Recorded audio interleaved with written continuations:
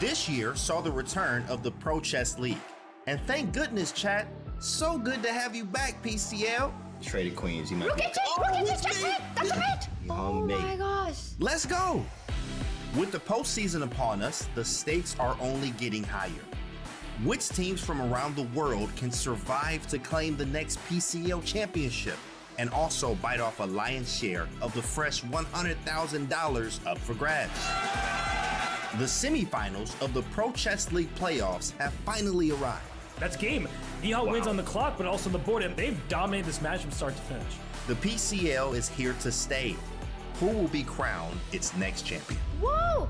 MGD1 takes it through to the semifinals. The Indian water is strong around here.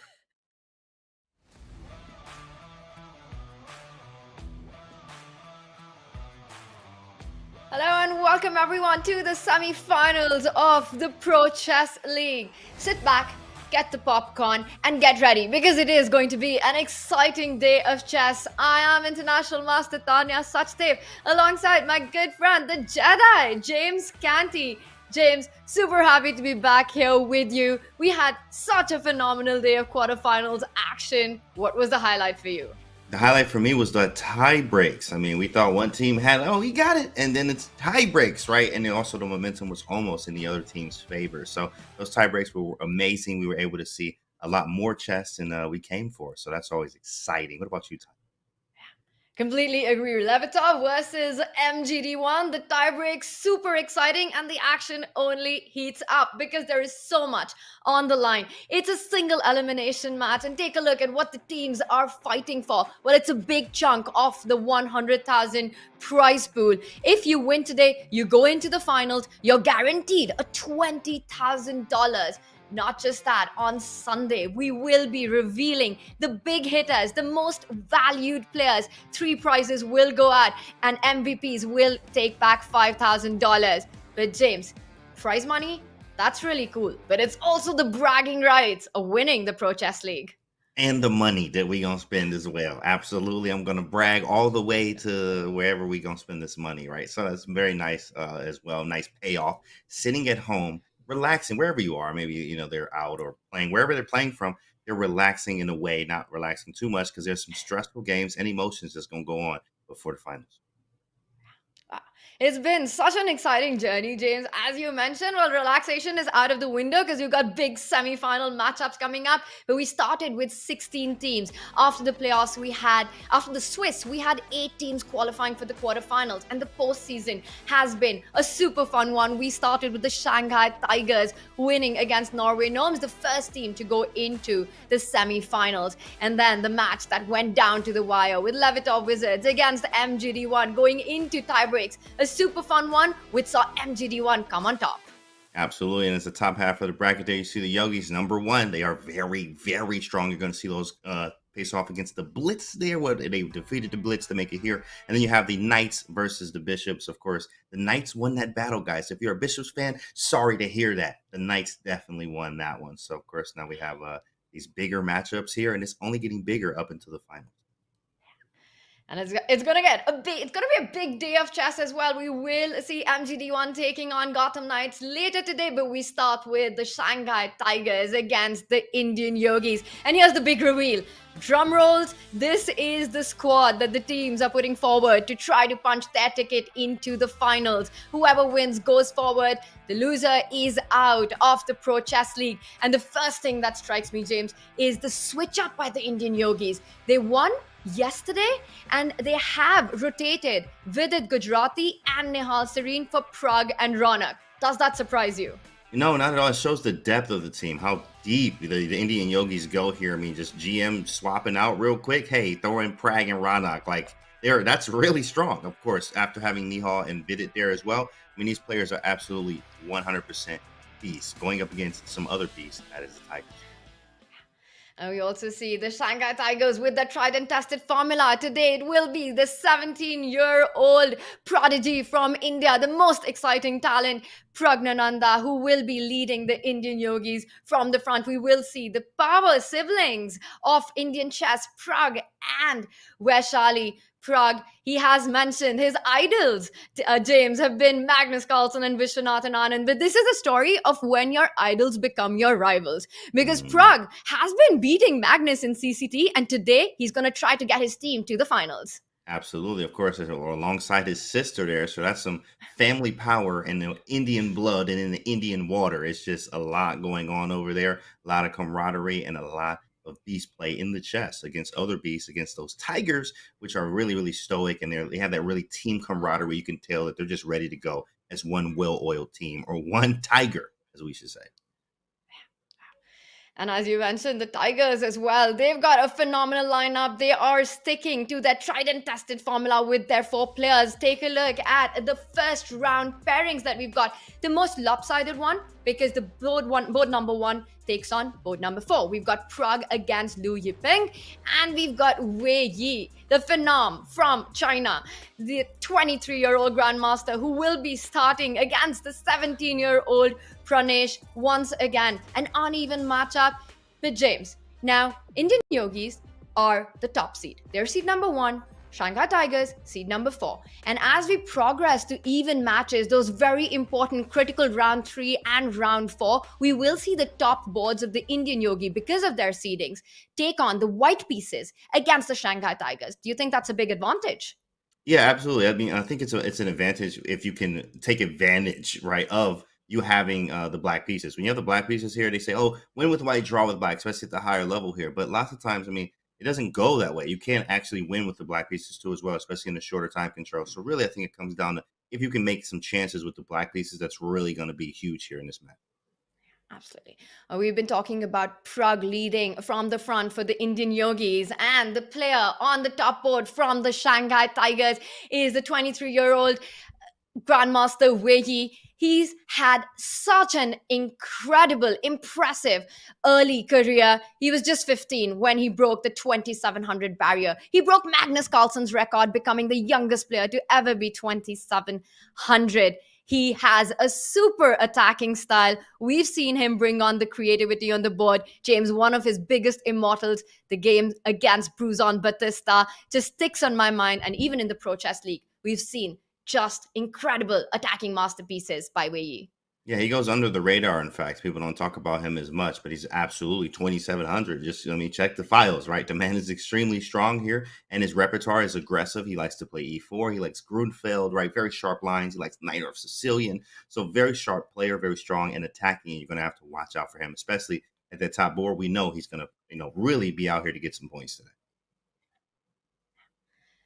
Definitely so much on the line today as the players try to take their team over to the coveted finals, which would mean so much in the Pro Chess League. Two teams today will be knocked out, 2 will advance, and Lu Yiping, the international master from China. Well, do not be fooled by that I am, because he's been playing like a super grandmaster so far for the Shanghai Tigers. And James, for me, it's so fascinating that since week 1, the Shanghai Tigers have stuck to this roster, to this lineup, and Lu Yiping has been a regular in this Pro Chess League season. That actually is quite amazing. Number one, he's out. He must be at obviously a hotel room, but playing in a tournament somewhere. That's what you see a lot of times with these players here. But to keep him in the lineup, especially when you have other players that you can swap out, is just amazing. There, it shows the strength of Lu here, and hopefully he's able to bring it today. I mean, they made it this far with this lineup. Something's working. They're sticking with it. They're sticking with the guns here, and let's see what happens with this lineup today. So great choice. Wow. 2 very different approaches by these teams. Shanghai Tigers sticking to their lineup, while the Indian Yogis showing super flexibility with rotating their own lineup after a great win in the quarterfinals. And this is going to be a big game. It starts with Pragnananda taking on Lu Yiping, Prag with the black pieces. But there is pressure.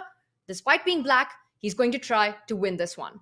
Absolutely, of course. I mean, when your chances are there, you try to take them. You don't have to take the risks there. You just play the board, right? And if it gives you the chances, then you take those chances every single time. Lu here actually is going to play his best game. You got the white pieces. You have to try to take advantage of that, of course, and with the first move advantage here and see what happens. With Prag is no joke. We all know how strong Prag is, and he's young. He beat Magnus a few times, right? So we know Prag is an absolute beast. So let's see what happens today. This is going to be a clash right here. I cannot wait to see what happens on this board for sure.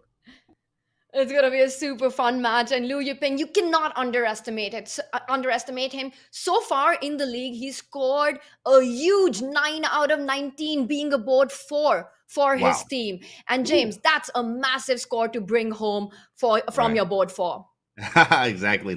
Yeah, we board 4 doing that. Well, against this field, when like 4th boards be GMs, right? So this is very strong. Good stuff here. We got a Sicilian on the board, Ronak Sadwani. Okay. Ooh, E6 line. Nice. Takes all theory so far. Nothing special. A6. Right? Usually bishop This E3. is the Taimanov variation of the open Sicilian. And of course, there are many ways for white to continue here. But the big approach will be, will Zhu Yi decide to go for a longside queenside castling, or will he Right. just simply develop the kingside bishop and go for a more saner approach, a more solid approach with kingside castling? James, are you surprised with his decision to immediately take on c6? Because usually white tends to delay that. Yeah, I am absolutely. I mean, because you know, as Ronak Sarwani showing here, you got the early D5 in. I'm more of a fan of the aggressive lines with Bishop E3, and after Queen C7, G4 is the move. You literally just G4 out of nowhere, right? So it's a very nice, strong move. It's fun and it's aggressive, right? When you get lost opponent there, here this is just more solid. I mean, of course, you still have your attacking chances. Move the Queen to E2, maybe Rook to D1. You're just playing chess here, but Black did get D5 in, and the Sicilians, a lot of times, if you're able to get this D5 move in, you're doing quite fine. Like you're okay, to say the least.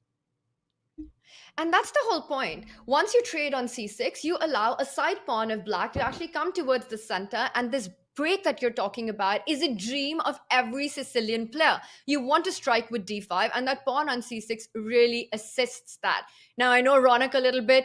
He's definitely enjoying this position that he's gotten out of the opening. He loves playing these faster speed chess formats. He really thrives in it. So it's going to be interesting to see how he tries to create his chances on paper. Ronak Sadmani is a favorite on this board. And we see Zhu Yi. He's got an interesting idea. Definitely some home prep there, because it's an offbeat way for white to counter the Sicilian.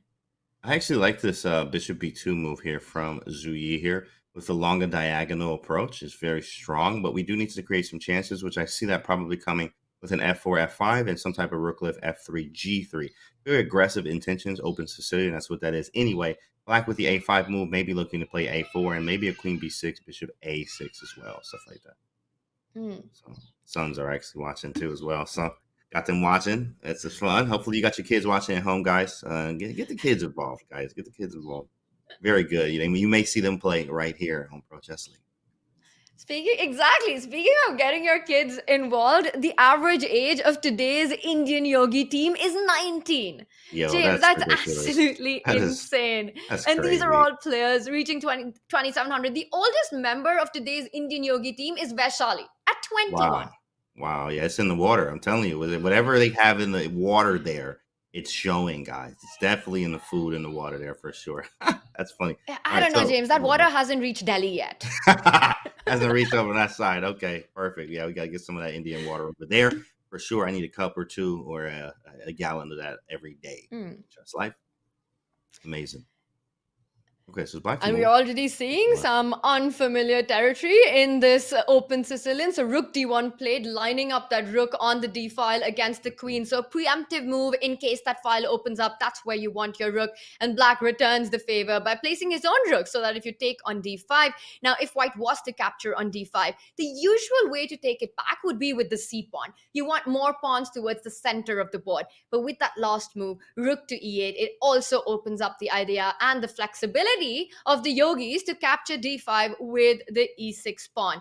So a nice little move played fast by both these players. They're continuing their development. And James, another fun fact about Ronak Sadwani. And I'm only saying that because I can kind of tell that you do love them tattoos. Ronak Sadwani has the coolest chess tattoo in the chess world. I just heard about that. I just heard that, Ronak Sadwani got tatted. I was like, what? Ronak Sadwani has a tattoo? Where? No, he doesn't. So I actually it's have his to say entire arm. Wow, he got a sleeve? Ronak Sadwani with a sleeve, chat. Can you believe that? I cannot believe that right now. I got to definitely see that.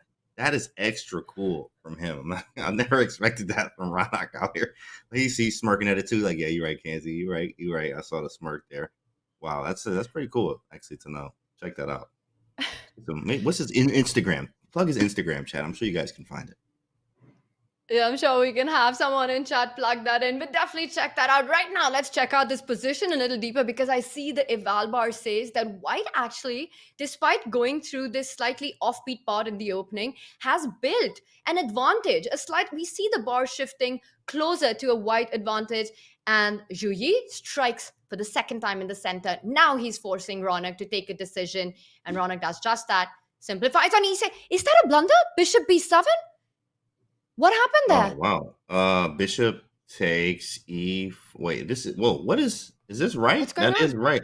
I'm actually checking right now to see. I have no idea. Bishop takes Queen H5. No. What is wrong with this position? Oh, going Bishop on? E5. Is it Bishop Oh my F6 goodness. and Knight C5? No, it's just Bishop E5. Because after Queen C8, there's Knight B6. And if you Oh take, my he found it. gosh. He found it. Oh man, Ronak's. Yeah, look at him. Look at Look at him. Ronak. Look away. Wow. Wow. It's just lost for black. Chat, this position is just lost for black. And you can see it. Ronak realizes it.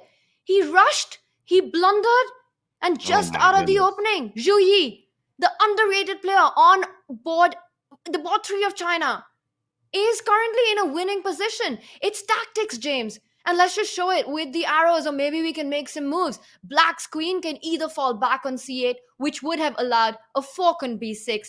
And now that would be completely lost. Actually, James, that wasn't even a fork. That was a queen trap. Can we just thought back about up that. for a moment? Yeah, We've got to I was like, back why up. did he do that? Yeah, he lost his whole queen there after Bishop E5. You're thinking, oh, hey, I mean, oh, that's cute. You know what I'm saying? Oh, you hit your tactics for breakfast, lunch, or dinner. I'll go back. Queen C8. But then Knight B6. Oh, it's a fork, right? But then also, your queen is trapped. I'll take that. Appreciate it. I don't care what you do. Okay, maybe I do. But I am going to take your queen, no matter if you like it or not. That's mine, big Oh fella. my Bishop gosh. E5. What a spot from Zhu Yi here. That's going to be a big game there. It's a big game.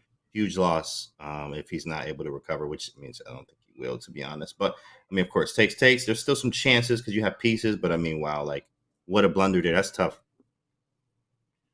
This is absolutely shocking what we've just seen.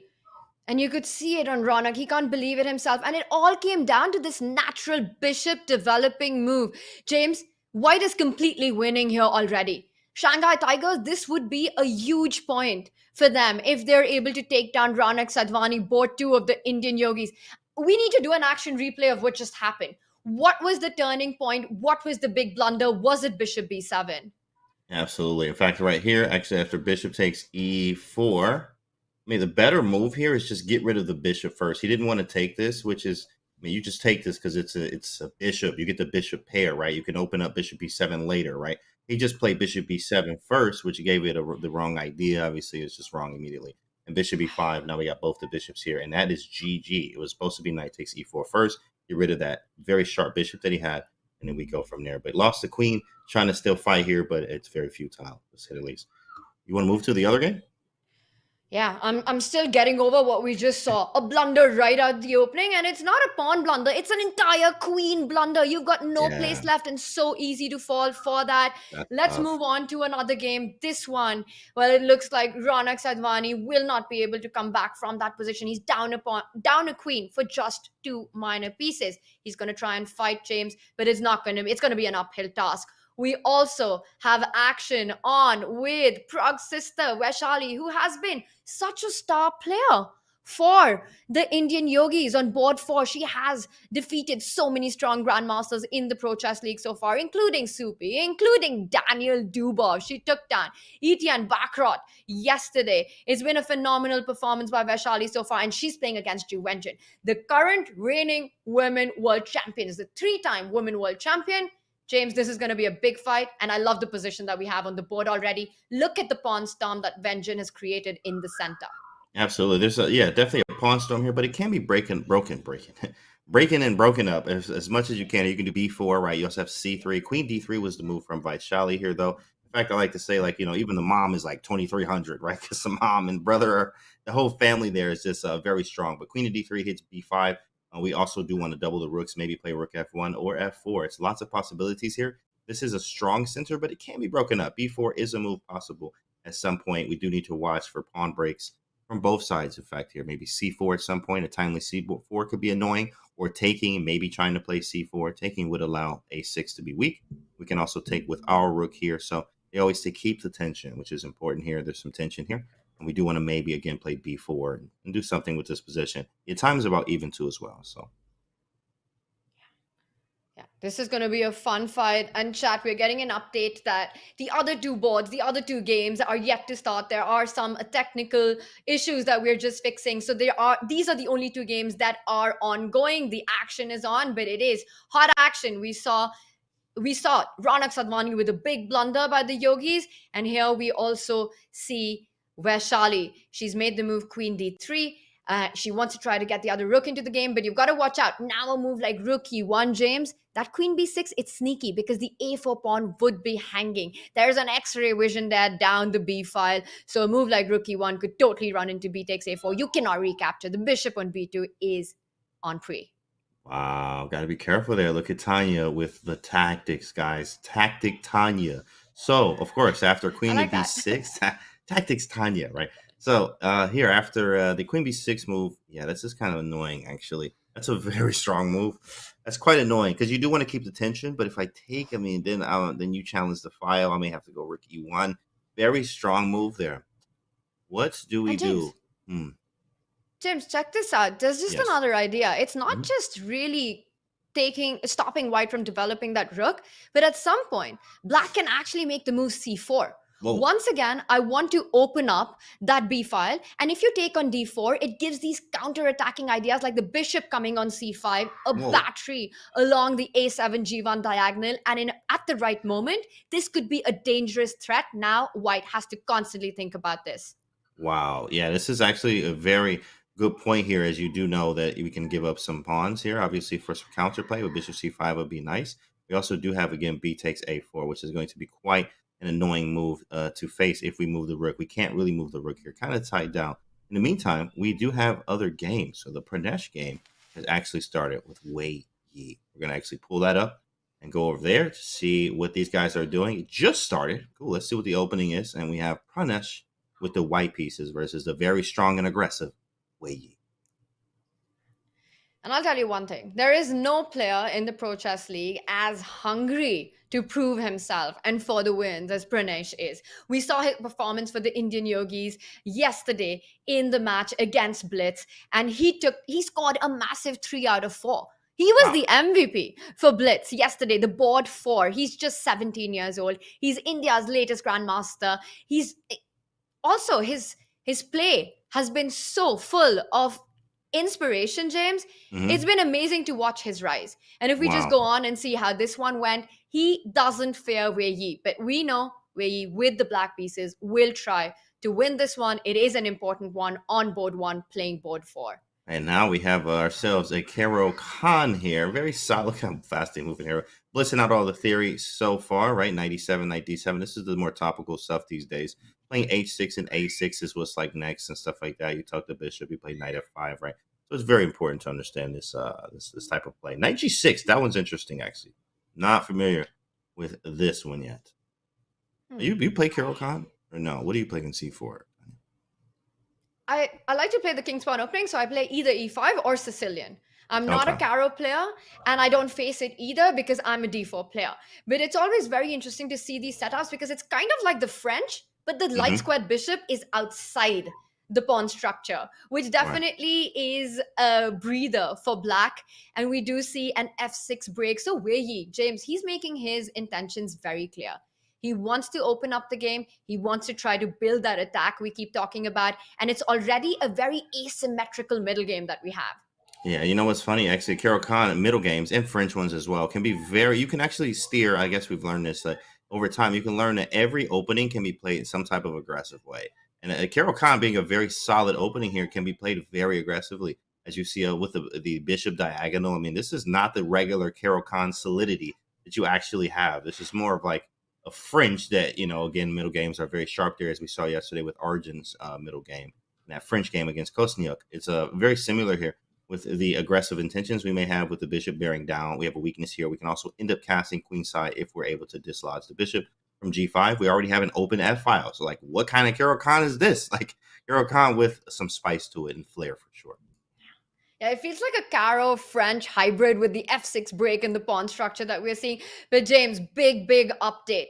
Zhu Yi did win that game. Ronak Sadhwani has already resigned after Wow. that opening blunder. He was down a queen for just 2 minor pieces, no compensation at all in that position.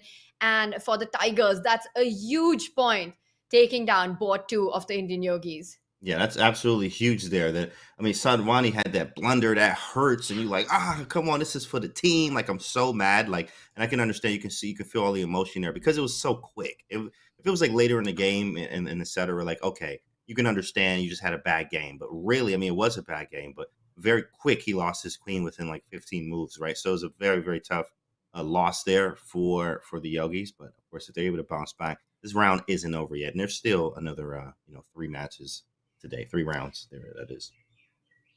Yeah.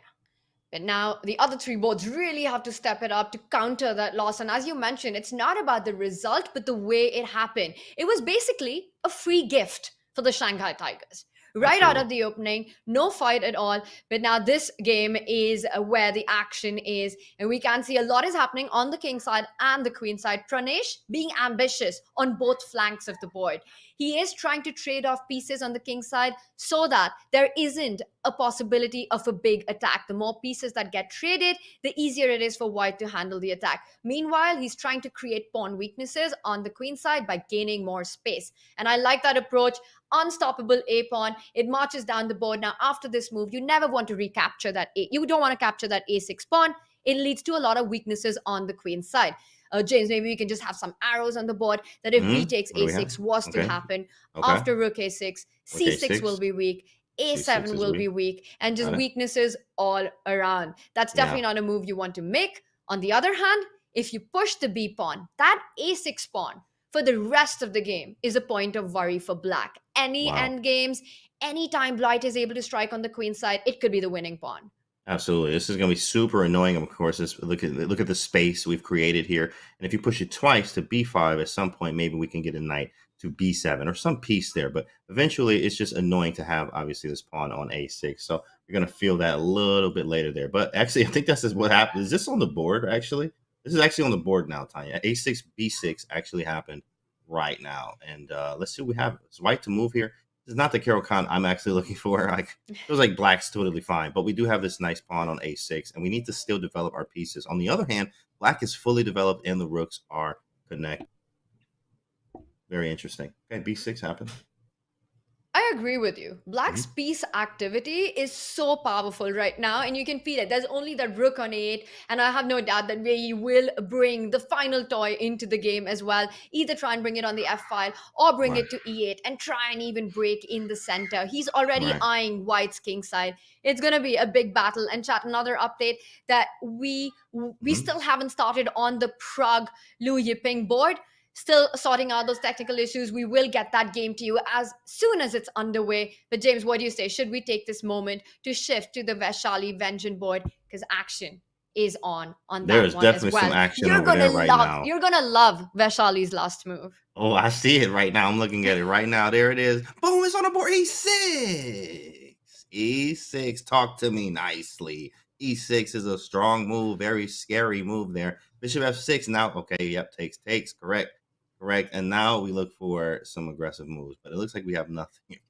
It looks great, but I think there's actually nothing. Correct. Queen F3 has to pin. The rook was hanging. And now I think we just do some trades, maybe take, and like it's just an equal position. But black's king is a little weak. That's about it. Exactly. And I think that's the point. Vengeance just needs to make a few accurate moves to make sure that there is complete equality. She can simply trade on b2 and fall back with that weak king, put it on a safe spot on g8, and everything is under control. And that move e6, James, if we just back up to that moment, also to show our chat that it really had a direct threat. You can't pick up that pawn on e6. For those of you who might be new to chess, there is a big battery along the diagonal. And James, we would have seen a checkmate, queen to g7, and that would have been game over. So this was not a possibility, which is why Vengeance very accurately traded white's most active bishop on the board. And the only bishop on the board. The only bishop, right? Yeah, the only one, right? So h6 actually happened here. This is a prophylactic move. Maybe we're going to go around this way at some point. Ju is actually saying, yo, hey, what are you going to do with the rook? Like the rook is not, okay, it's active, but you can't do anything yet with your rook, and the queen actually is a piece by itself, right? You have to do it more than just with the queen. So queen to c3, maybe rook to c1 is some type of possibility. If a rook d5, there might be some queen f3 possibilities. So king g8, he steps back. Maybe there's going to be a rook c1, and this is actually much closer to a draw than anything else. But the time is quite low for Vaishali. But the good news for Vaishali here is that there's such few pieces and there's very little margin to go wrong. With just the queen and the rook on the board, such few pawns in open position, the increment that she has, perhaps, hopefully at least, will be enough for her to navigate through it. James, as you said, I think draw is a very likely result. So we will zoom out of this one and go to the other board, the top board for the Shanghai Tigers, Wei Yi against Pranesh. If we can pull that one up, because that is anything but close to a draw. We were talking about a central e5 break. I mentioned that Wei Yi might bring his rook first. He doesn't even wait for that. He's gone for it immediately. We do see a break in the center, and now James, Wei Yi is bringing that knight from d7 to f6, closer to the attack. The dream is to land one day on g4 or on e4 and just continues to build pressure. Even though the eval bar says equal, James, is it fair to say that White is feeling the heat? That White is definitely feeling the heat here, especially as an attacking player myself, and like understanding Black has a lot of potential for attack on this side of the board. I mean, this knight looks like he's going the wrong way. Engine thinks the same thing. Where are you going? All the pieces on the other side of the board. And of course, you're hitting d4, but I'm never going to take this on d4. Maybe I'll play e4 first before I do anything else. But I mean, the knight is definitely misplaced here. The engine does not like that move by far here. And we have to figure out what we want to do if we are Wei Yi here. I mean, h5 even jumps out there. h5 to put the knight on g4 is a possibility. e4, put a knight on f4 possibility. There it is, e4, right? We can move the knight, play g5. I mean, there's so many attacking ideas here. One thing about the Caro-Kann, or the more solid openings, like we talked about the French yesterday, middle games are very, very like tactical. But the Caro-Kann is actually very the same. You can actually have very tactical middle games with this from either side. Usually it's White the one doing things, but if you're an aggressive player playing a positional opening most times like this, like Caro-Kann, aggressive player Wei Yi playing a very solid opening, found very aggressive intentions here, and he's now the one attacking. This looks like this could have came from a Sicilian. Obviously, there's a C pawn here. There's no C pawn. This would be more Sicilian like, but he chose a Sicilian type flavor as he likes Najdorf in this Caro-Kann. Very strong play here from Wei Yi. We're gonna have to consolidate and stop this attack from happening. Prevent it. Pranesh does. Maybe an h3. That's a scary move to make. Very scary. I'm too just many amazed weaknesses around king. at Wei Yi's ability to just out of nowhere, out of thin air, create these attacking possibilities and these tactics. We saw against the Norway Gnomes that brilliancy he played with 2 minor piece sacrifices and just checkmating his opponent. And right now, Pranesh with White, he hasn't been able to create his counterplay on the queen side. He is suffocated on the king side, which explains his last move. He's trying to get some air, but it just feels as if Black has more firepower on the king side to actually handle this break with this move f3, which has been played. And James, now Black has got some decisions to make. Does he jump with that knight to f4, the move that you were talking about? I really like it. It poses big questions to White. After knight f4, there are some lines to be calculated. White can take on e4, but perhaps Black just simply recaptures with the queen. Everything looks like it is under control. Also, the other way to counter this is simply bring your last piece into the game. You can make the move rook to e8, continue building that pressure, and after f takes e4, recapture that pawn with your own queen, really taking advantage of those 2 bishops on the e file. That actually would be big disaster for White.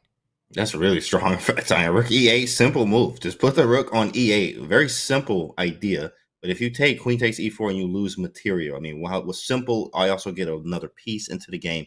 Use every piece here. I like knight h4. I mean, he was spoiled for choice. Knight f4, knight h4, rook a to e8. All these are great moves here. I do like this knight h4 move, though. I'm actually curious. You can't sack yet. Or maybe you can. Hold on. f4, queen g6, hitting mates. We had a lot of maiden ones yesterday. You guys remember that? Wow, it was like maiden ones, like 3 different games were some maiden ones here. So we'll see what happens. Yeah, and they were missed yesterday by the very best players in the world, but I do expect Pranesh to make the move rook f2 or g3 here, just trying to fight this maiden one. I don't see another way to do it. By the way, James, this round has been very crazy. with that move blunder, the queen blunder that we saw by Ronak, but things are just getting crazier. We're getting an update that Liu Yiping has forfeited his first round as he wasn't able to connect to the server. And because of that, Prag gets a point I without saw playing. that. I saw that. I mean, you know, he don't even got to play. Like Prag is just, I got to figure out what he's doing. He didn't even have to play, He and just he needs to won show the up. game. He just shows up, and good things happen. Well, Liu Yiping, he was just not able to connect, and we saw him earlier on the screen, so that is kind of annoying. That's tough to lose like that, but of course now it's level. It's still an even match now. To start over, it's 1-1. Let's see what happens at this point. But man, that was crazy. He couldn't connect.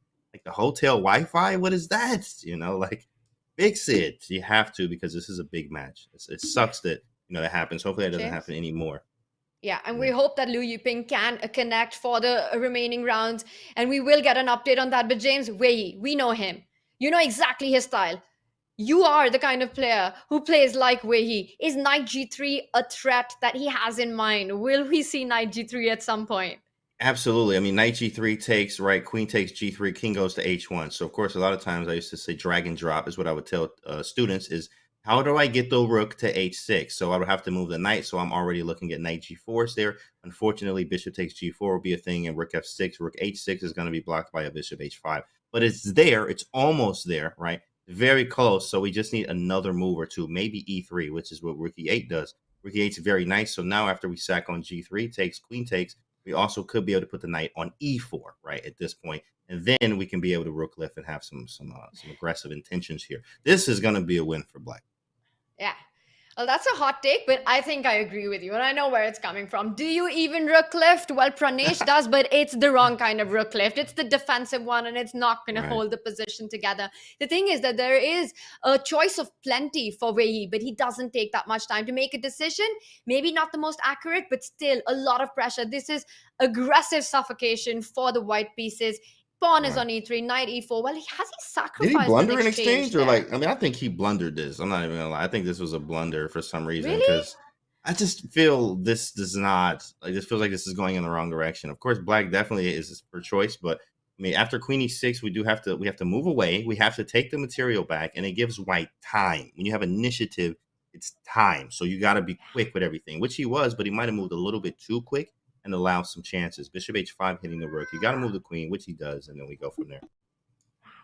Yeah, we saw the Valbar after 94. It looks like Pranesh is back in the game. He does pick up the exchange, but black's position is so powerful that the exchange doesn't give white the advantage. Compare every piece. That pawn on e3 is worth way more than just a pawn. The knights on e4, f5 dominating the position. White's pieces harmony is not existent. One rook on g2, one rook on a1. That bishop on c1 hasn't seen the light of day so far. James, the more I see this, the more I understand that you're probably right, that Wei Yi just rushed a little bit and maybe a complete oversight. But will he still be able? And look at him. You can tell that he realizes it. It was a dream position for black. Wow. After queen f3, and you just go crazy here. Yeah, counter blunder, right? Yeah, I was actually thinking of g5 at some point, but that hits the knight. So where do we go? e2? No. Knight h4? No. e6? Knight f2, queen h3. Okay, you went queen h3 and rook e2, and it's back to even. Wow, okay. Not anymore. Alrighty then. What is happening? Alrighty. I don't know. Maybe sacking on g3 is possible, guys. Are we going to do it or not? Tanya, do we sack or not? Tanya, do we sack tactics, Tanya, or not? I know you want it. I know you want to see all of that. Knight g3 is a big threat on the board, but perhaps after taking it, you take back with the knight. There is a move like rook h2. It just gets crazy. Rook h2, you got e2, wait, do I have bishop e2, right? And then bishop d2, just trying to keep things under control. So maybe black still needs to be a little careful. We do have a result on board 3. That game has ended in a draw. Vaishali, Ju, as we had predicted, finishes with a draw. Currently, the score is 1.5, 1.5, and it's been a crazy round so far. And this position continues to bring in the crazy. Oh, absolutely. In fact, I mean, look at the eval swing there. But, I mean, we have to try to understand, right? The eval swing. Is this just a pawn? Wait a second. Bishop takes e3. Knight g4. I block. Oh, okay. I see what you're doing. Knight g4. Bishop takes. Knight g4. Double up. Take on e3. Takes. Queen h2. King f1. I mean, it's like, I guess it's fine. Yeah, he does. He goes for it. Bishop e3. You just take it. Wow. Just take it, bishop e3. Wow, that's And very strong. Pranesh is winning now. All the attack has gone out of the window, and we saw that eval bar. And James, just back up for a moment because I think you were completely on point. It had to be the sacrifice on g3. And let's just Let's go see. back a move. This move, Okay. knight f6, very well could cost the Tigers this match. You were the one who spotted it first, James. Take on g3. Knight takes g3. Let's start with the e knight. And after h takes g3, the point is that if you take with the knight, I think white just goes rook h2. Yeah, And that's a strong everything is move. under control. Right. Maybe we have, I don't know. Queen g3 is not it. It's completely winning. It says knight g3, rook e6. What James, about knight. here? And on point. Boom, Oh, the James. And we queen. see the eval bar. It does approve because It you does, can't, the yeah. queen can't stay and connect with the g3 Oh, yeah, pawn. queen g3, yeah. You lose Wow, your that's sick. defense. The queen That falls is back sick. to h1, f1, h5. You simply pick up the g3 H1. pawn, and that's winning. Yeah. Dang, that's deep. That's deep there. Knight h4 is the hard spot there. That's what he didn't spot. He probably did look at knight g3. I'm sure he did. But he couldn't find knight h4, which is understandable. Like, that's a hard move to spot after you sack the knight like that, especially in this time control here. So then he backed up to f6, which caused some problems after bishop takes. Oh, queen g4. Wow, he said, trade them boys. Trade them down in exchange. I mean, what a game. What a game this is here. Wow. And white could do that. The only thing you have to be careful is if you take queen g4, the knight jumps into g4, and that bishop on e3 is pinned, James. That's why white doesn't have the possibility to trade quickly. You've got to watch out on that e line because you could end up losing that bishop. Oh, yeah, definitely. You could. Well, now he moves it out of the way here. And look at the time, by the way. Wei Yi might go down here. If that is the case, Yogis are really ready. They're ready, for anything. I mean, they already came ready today. Even match. But hey, if we can do this in the first round and, our board fours, they always say that if your board fours can perform, you're going to have a great day. If your board fours are performing. And Pranesh right now is looking to close this one out against Wei Yi right now. And look at him, James. He can feel it. He knows he's so close to it. And the way it started, it looked like Wei Yi was just dominating this game. We were talking about bad luck for Ronak Sadhwani, blundering his queen right out of the opening. But it looks like in this, the law of averages. From a completely lost position, Pranesh, with some inaccuracies by Wei Yi, has managed to turn it around. You make your luck on the chessboard. And right now, Pranesh is in control. Rook e6 played. He's up on the clock. He's up in exchange. The attack has fizzled out. James, this is ending badly for the Tigers. This is definitely ending badly. I mean, of course, he did have his chances there. Now you can't blame him. He had to find a very nasty sequence like knight g3, knight h4. But I think if he would have spent a little bit of extra time there, and he also had the blunder with bishop h5, which he blundered the exchange too. So he's just moving a little bit fast here, which is quite. It just sucks. You have to rebounce back after the next round, especially if he takes the L here. But 5 seconds on the clock is going down. Ooh wee. Wow. Woo. Woo wee. I don't know what's about to happen next. But right now, Wei Yi, it feels like it's a no way back here. Pranesh now playing in the center. He's creating more weaknesses. He is up on the clock. Wei Yi, he might just get flagged in this position. And we have seen drama with Liu Yiping not being able to connect for this game. Wei Yi from a winning position looks like he's going down, but there's still a little accuracy required. There is still a bit of work required. James, do you think Pranesh will pull this off against Wei Yi? Absolutely. 4 seconds on the clock too as well. Okay, yeah, he's very strong. He's 2,700, but at the same time is definitely a factor here. We also, if you can't even take, because we have the 2 pawns, we might have a king g2 here at some point. Now, king g2 is going to be queen h2 there. H2. But you want to get this rook over here. Maybe queen h1. Whoa, what a move. Trade him off. Get him off the board. This is clearly winning. Rook e8. Whoa, what a move. Relax. Tactics everywhere. Relax. Oh, Wei Yi. That's it. Oh my God, he got You can't take the rook because the bishop on f2 hangs. He's trying to disconnect the rook from the bishop. That would be a fork. And is he going to repeat? No, he has to find a way. But what's the defense here? I mean, I think you just have to take it and say, I'm going to grab, maybe not here, but I have to take and grab one of these pawns and try to queen. That's what he's doing. And he does it. That's what he's doing. Great call there by you. And the way he's shaking his head. He knows this is all over. Even though this position, black has enough material, but where he resigns as the a7 pawn would have fallen. Board 4, Pranesh does it once again for the Indian Yogis, taking down board 1 of the Shanghai Tigers. He defeats a 2,700 player. This is such a great start for this Indian youngsters. James, Pranesh, he comes from Such an inspiring story. He did not have a laptop till he became an international master. And that's his Wow. story. His determination, his grit has taken him places, and he continues to shine. He is hungry for the wins. And with this, the Indian Yogis take the first round of the semi-finals, winning 2.5 to 1.5. James, this was a crazy round all around. Absolutely crazy around all around me. You had a disconnection there. We saw he was there in the hotel. Everything was fine. Then couldn't connect, right? We had Sadwani with the early blunder, like it was not even like move 15, maybe around there. Lost the queen there. Lost that game. Wei Yi was winning, had a crushing attack, loses the game. I mean, you don't know what's going to happen. If that's the first round. Wait till we get to round 3 and 4 today to see what happens. It's really up in the air today. Crazy chess. But that's what we like, right? It's entertainment for the chat as well. Well, James, for right now, we can just hope that Liu Yiping makes it to round 2, because he was not able to make it for his game against Pragnananda there. And we see Pragnananda has left his chair. He's walked away. He hasn't even started playing yet. He just showed up for game 1, and his opponent, unable to connect, got a very important point. It's been a difficult round for the Shanghai Tigers, a very unlucky one with the inability to connect, and then Wei Yi from a completely winning position lost to Pranesh. Round 2, will the Shanghai Tigers make a comeback? We'll find out after this break.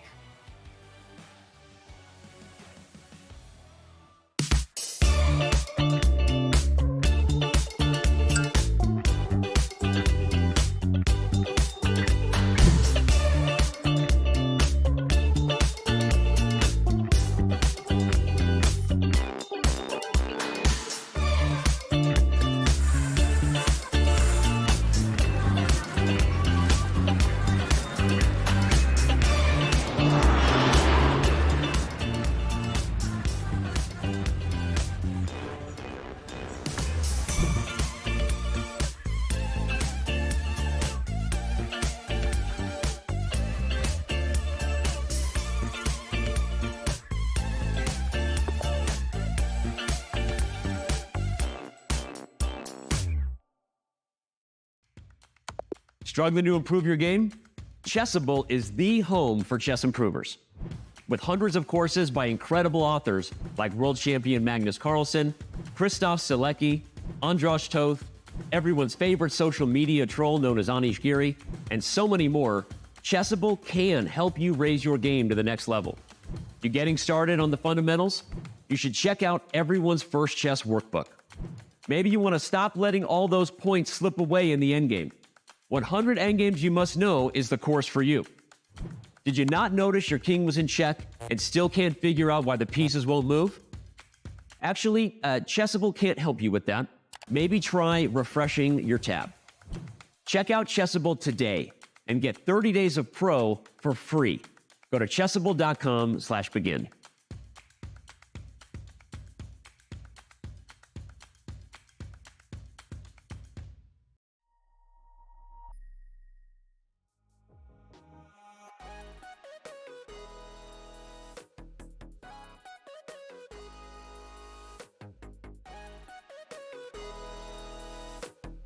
My name is Ethan Curry. We all have nicknames. Chicago is naturally where I'm born and raised, so that's how I got the name. I guess they call me the muscle. I'm the one with the passion. I'm always looking for a good fight, you know. Evidently, it don't make a difference, man. There's checkmate coming up. It don't matter. What we're trying to do is to let them know, hey, we playing down here in Houston, Texas. And if you come down here half-stepping, trust me, we're gonna beat you. You better bring your game.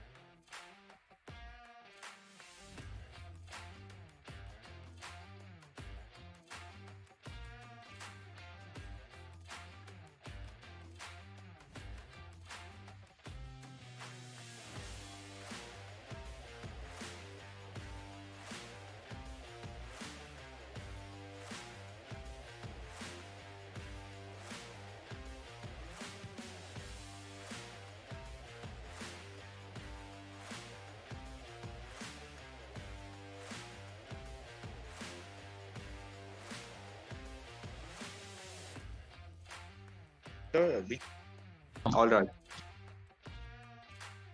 6 minutes breaks between each round. Okay, thank you. Danya, what just happened? She takes it all. Oh.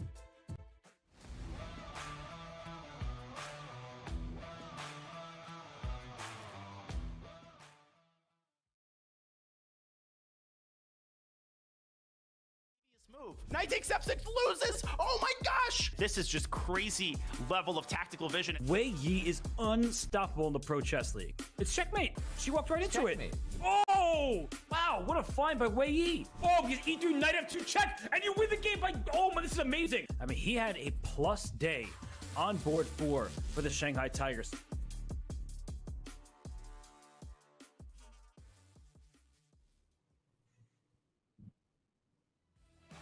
Welcome back, everyone. It's been a dramatic start to the semi-finals match between the Shanghai Tigers and the Indian Yogis.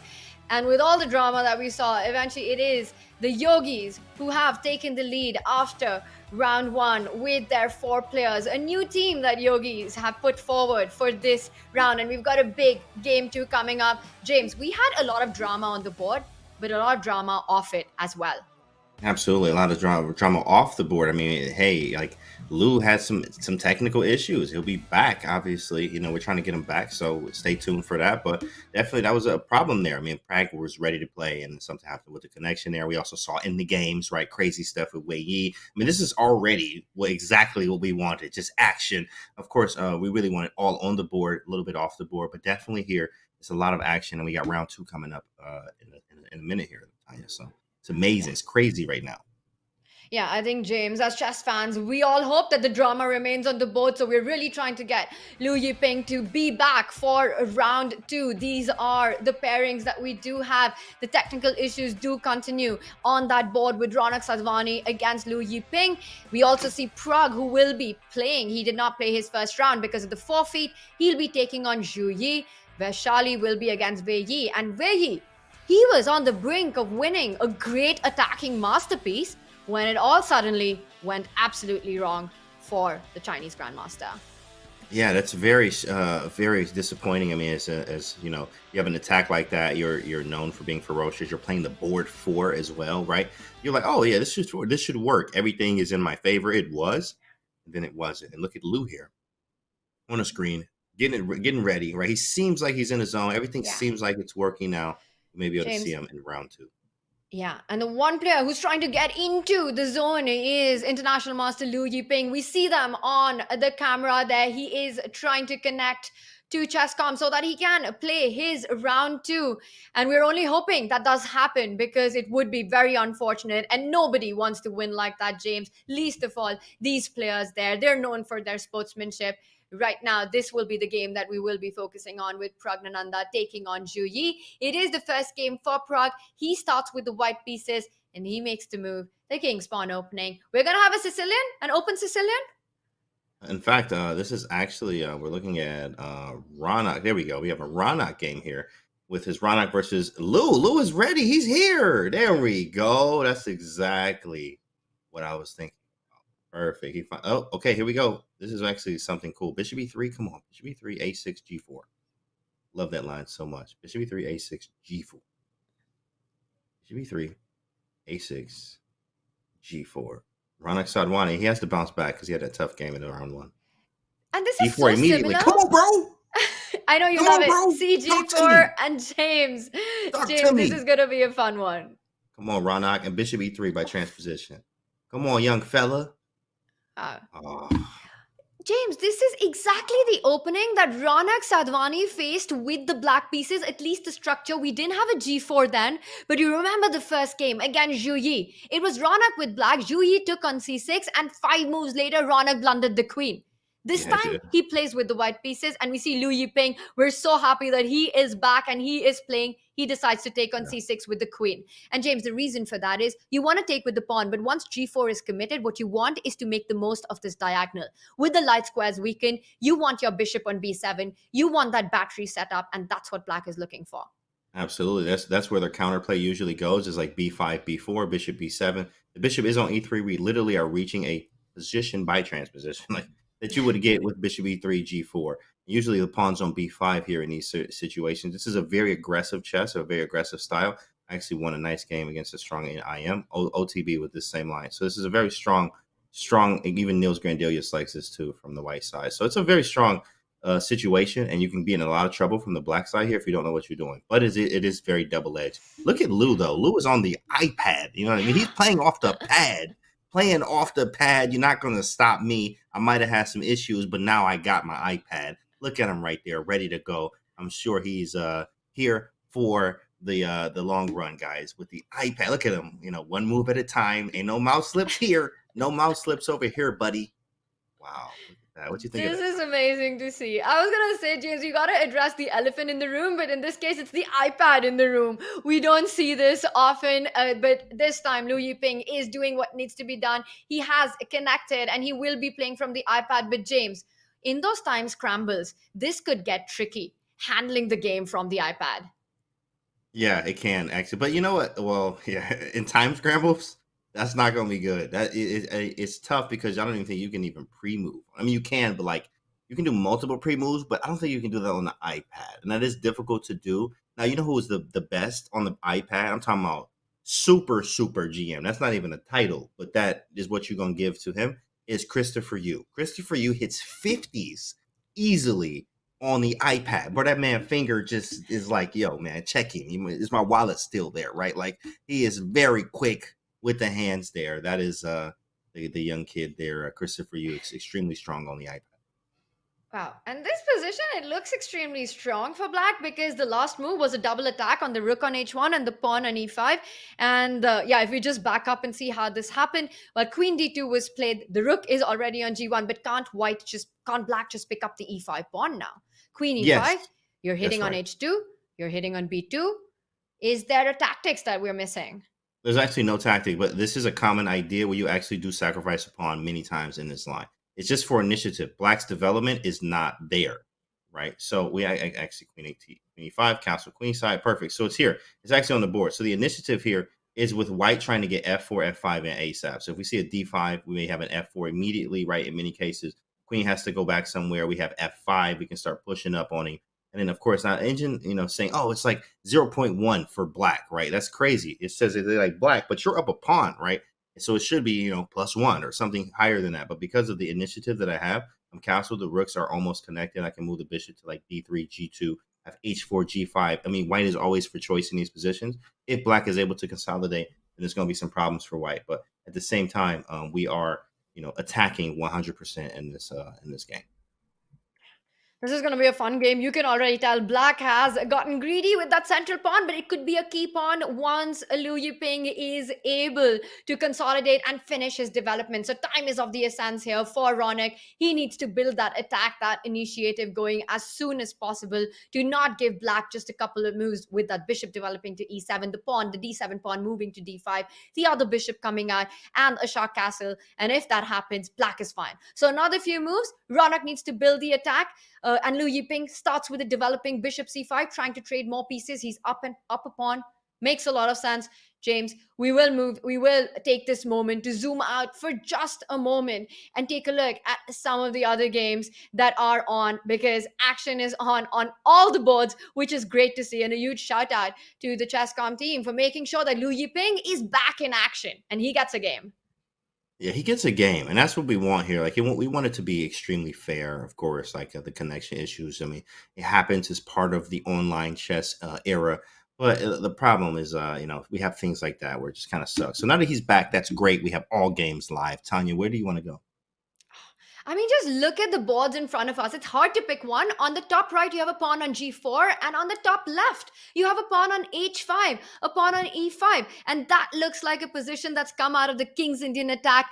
Pragnananda definitely happy with what he's gotten. There are all these attacking possibilities. We see the knight advancing towards the king side, a potential sacrifice on h6, and on the bottom left, his sister Vaishali against Wei Yi. So far, I can see that white is the one who's putting the pressure. Better pieces. You've got this battery on the diagonal. Watch out for that tender spot, f7, b7. Things could get tricky for Vaishali. James, what do you say? Should we go over to the top left with Zhu Yi against Pragnananda? Because that looks like a really fun one. Absolutely. Let's go there first. We haven't seen Prag in action yet. He was not able to play in the first round because of the technical issues with Luz. So now Luz back, we see Prag now on the screen, ready to go. Him and his sister are just very strong duo there, playing against Zhu Yi here. I do like this KIA that's going on. KIA meaning Kia, King's Indian attack, the reverse of the King's Indian defense. Black has done everything he's supposed to do. Hit C2, right? Play on the queen side of the board. Even Bobby Fischer says when it gets very close, when the pawn gets to b4, this is called the Bobby Fischer a3. Where Bobby Fischer, many times in the KIA, one of the practitioners of the King's Indian attack, is a3. Correct, there it is, Bobby Fischer a3. And he played it before b4, but usually Bobby would play it when the pawn was on b4. The a3 does stop b4 anyway, and then we're going to go with our knight g4 and just try to sack everything and go for mate. I'm loving it here from Prag. And as you're mentioning, for black, the play is all on the queen side, right? And for white, Prag is going to start focusing on trying to get a sack in on h6. Now, again, with such little time to make something happen on the queen side, it might be the moment for Zhu Yi to still push for b4. He needs to get those weaknesses that play in. And I'm just wondering, does he start with the move queen b6? Or does he get hyper aggressive and sacrifices the pawn immediately on b4 so that if you recapture, I can put an attack on that double pawn with the move queen b6, trying to create counterplay on the queen side? That's a cute move, Tanya. b4, but actually, I don't have to take it at all. In fact, I'm just going to sit there and let it happen. Queen b6 is the move that he chose, in fact, with the b4 idea. But again, I don't have to touch that pawn at all ever in life. Now, there's actually a game with Karyakin. I think it was I don't remember who we played or where, but it was a King H1, KIA, Bishop F3, and Rook G1, and playing G4, G5. It was an idea that I haven't seen in the King's Indian attack almost ever, which is really cool that Karyakin or carjacking, right? King H1, Rook G1, playing Bishop, moving the Bishop and playing G4, G5, which is quite cool. I thought that was pretty cool idea. That's something I haven't seen yet. So, right, he has to clarify Kia. Yeah, exactly. Fractures. So, what do you think, Tanya? Well, one thing's clear. Whatever is your next move, black's move is simple. Zhu Yi wants to go b4 next. That's right. And again, we've been talking about these ideas of trying to create a sacrifice on h6. So knight g4 would be a move that I would consider.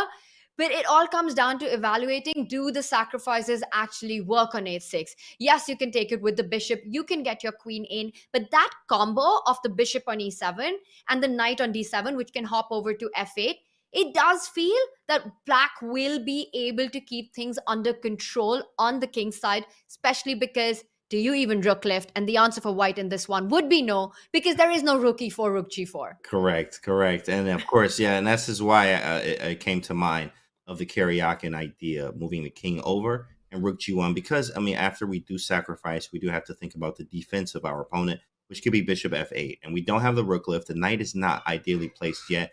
Maybe, yeah, even then that doesn't work. Yeah, because the knight on d7. That's crazy. These are placed well. If knight is on g4, right, and let's actually just make it move here, knight to g4, just to show an idea. Let's go like b4. And you sack, and pawn takes, and queen takes, right? And then we do queen takes h6, and then bishop f8 happens, right? With the bishop f8, we did have a knight f6 here, which we would like to play at some point. This is why the knight's on g4, but the problem is he just takes it. After knight f6, then you have to take with the queen because your queen's hanging, right? And then we don't have the right material yet, and we just kind of sacrifice everything for something that is not working. Calculation is required, and also on top of that, the right piece play. We need more material on this side of the board. Hence the idea, again, king h1, g4, g5, trying to play rook g1, and just really abandoning this side of the board, saying, hey, you can have the extra pawn over here, but you got to be quick, and it has to be fast, and it has to be accurate.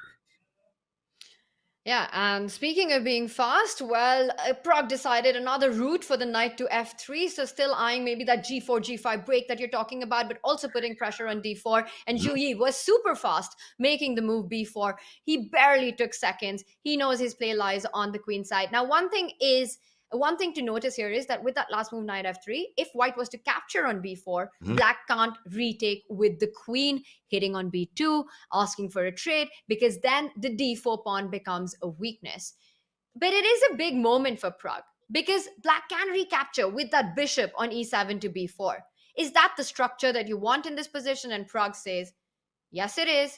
He goes for a takes b4, bishop b4 on the board. You could not have taken with the queen. And now expecting the queen to fall back, what square? Queen c1 so that you can still i8-6? Absolutely. Play on the board here. So this is not exactly the King's Indian attack that we want. So this is kind of a win for black, to be honest. But in that sense, but of course, it's still a lot of play left. In fact, black doesn't have the ideal King's Indian attack set up. You would like to have usually your pawns here and here and like pushing everything this way, but which you don't actually have. You also have the double pawns here. And as you pointed out, the weakness on d4 is pretty evident. So you do have this pawn on d4 that's weak. The bishop is actually blocked. So, I mean, it's quite level, I think, says the engine 2 as well. It's quite level, quite equal here. White does have his chances of sacrificing at the right moment. So really, there's lots of moves that can be played for both sides here. Maybe even starting with like a bishop f8 for black. That stops, you know, a bishop h6 threat and just trying to push as much as I can on this side of the board so far. So quite equal, though, I think. It's a dynamic equality though, right? When we say equal, it doesn't mean that the game is going to end in a draw. It just means that both sides have their own chances. We see a play on different flanks. Now, one thing that black needs to watch out for is that 8-6 sacrifice and a tempting move like knight c5, James, because you know you're kind of you have your own targets on the queen side. You're hitting that pawn on d3. You want to jump with your knight on b3. If Zhu Yi was to move that knight from d7 to c5, taking all his pieces on the queen side, notice how there's nothing around the king to defend. Bishop h6. I'm not sure if it works or not, but knight c5, bishop h6 would be a scary, scary option for white. Correct, especially because the time that you need to get the bishop back, which he does move it back immediately, and then saying, all right, you're right, Tanya, let me put my bishop back there first, then put the knight on c5, and then we might have something here. Now, if we're playing King's Indian attack, you're supposed to attack. It's definitely a matter of time before we start pushing this pawn over here. I think Prag just probably wants to maybe make a couple moves over here. I don't think there's nothing that you worry about, to be honest, though. What is black's next move? Okay, it is knight c5 for sure. g4, there it is. I understand, young fella. g4, it's time, brother. It's time. Knight c5, and maybe we just put the queen on d2. This is just amazing chess. So much play on the king side, on the queen side. But James, there's also so much play on the other boards. And I want to zoom out for a moment because there is fire on the board, or should I say fire on the iPad, because take a look at what is happening on the top right board. Ronak Sadhwani against Liu Yiping. F5 has been played. We gotta go That's there right a now. pawn that can be taken by two different pawns. Liu Yiping decides not to go for either, because if we just move one move back instead of rook c8, if he would have taken gf5, rook g8 comes in, and that is an absolute disaster on the board. You can't go in for this. And if you take with the e pawn, white has got so many pleasant choices. You could think about a trade, but you could also just sidestep with the queen. I love that move. Queen f4, hitting the rook, going in with the tempo, and then rook to e1. That would be a mouse slip. Yeah. That would be a heartbreaker. Queen f4, great spot there. All right, queen f4 is nice, right? Okay, let's refresh there, and let's see what happens. So after f5 move, we got a few moves. After f5 was rook to c8, hitting c2, c3 stops it, and then queen to c5 says trade them, but I don't think I'm going to trade these, buddy. Queen f4, wow. Oh, queen f4, rook b2, is that a thing? That's a draw, huh? Rook b2 takes check, check, check, check, check, check. Wow, that's a draw. But where's your check, check? Oh yeah, there is a check. Queen f4, check, rook b2 is a thing, I think. Rook b2. Oh, wait, it's winning. Oh, it's winning. What? How is this winning? I'm Queen curious. C3? Takes King B1. And maybe rook C4. Oh my goodness, Tanya. The engine said, okay, let me actually see what it says. Wow. Check maybe first, rook then C4? rook c4. It's check and then rook c4. All right. Oh, but how is that? Wait. What? No. Maybe now rook Queen C4 B8. before a check. Oh, yeah, that's what they want. That's curious. What is it? What? Rook c4 and rook b4. Okay, that makes sense. All right, let me turn the engine off now. Wow. Yeah, that's interesting. That's quite interesting. Yeah. Oh my gosh, he needs to watch out then. He needs Yeah, to be a that's little careful. crazy. So So you have no to queen take. f4, he plays rook d4. Dang, yeah, rook d4 is probably a good move here. It blocks. At least we don't have to worry about rook d2 anymore. E5, I don't like. I still like white's chances. I mean, you have to be like you're attacking. The rook is loose. G6 is a thing. Rook G8 is still a thing here. So I mean, there's all kind of stuff. Can I take on E6 now? Wow, that's crazy. The engine just defends everything.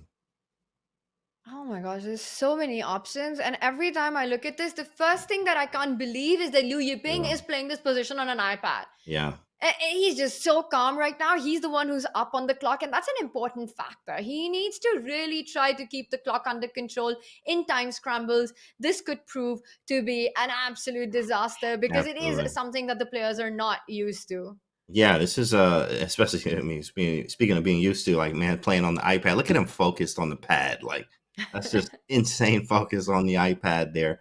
Pretty nice. Now, of course, if it does get down to pre-moves, that is going to get tough because you can only pre-move like once on like the iPad. So he plays bishop g2 to block this queen b2 idea. He takes on f5.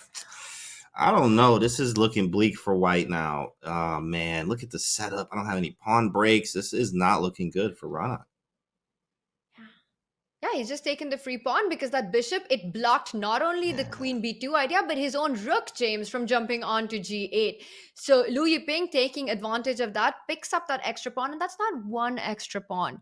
He's up 3 pawns in the position. Liu Yiping has 3 extra pawns.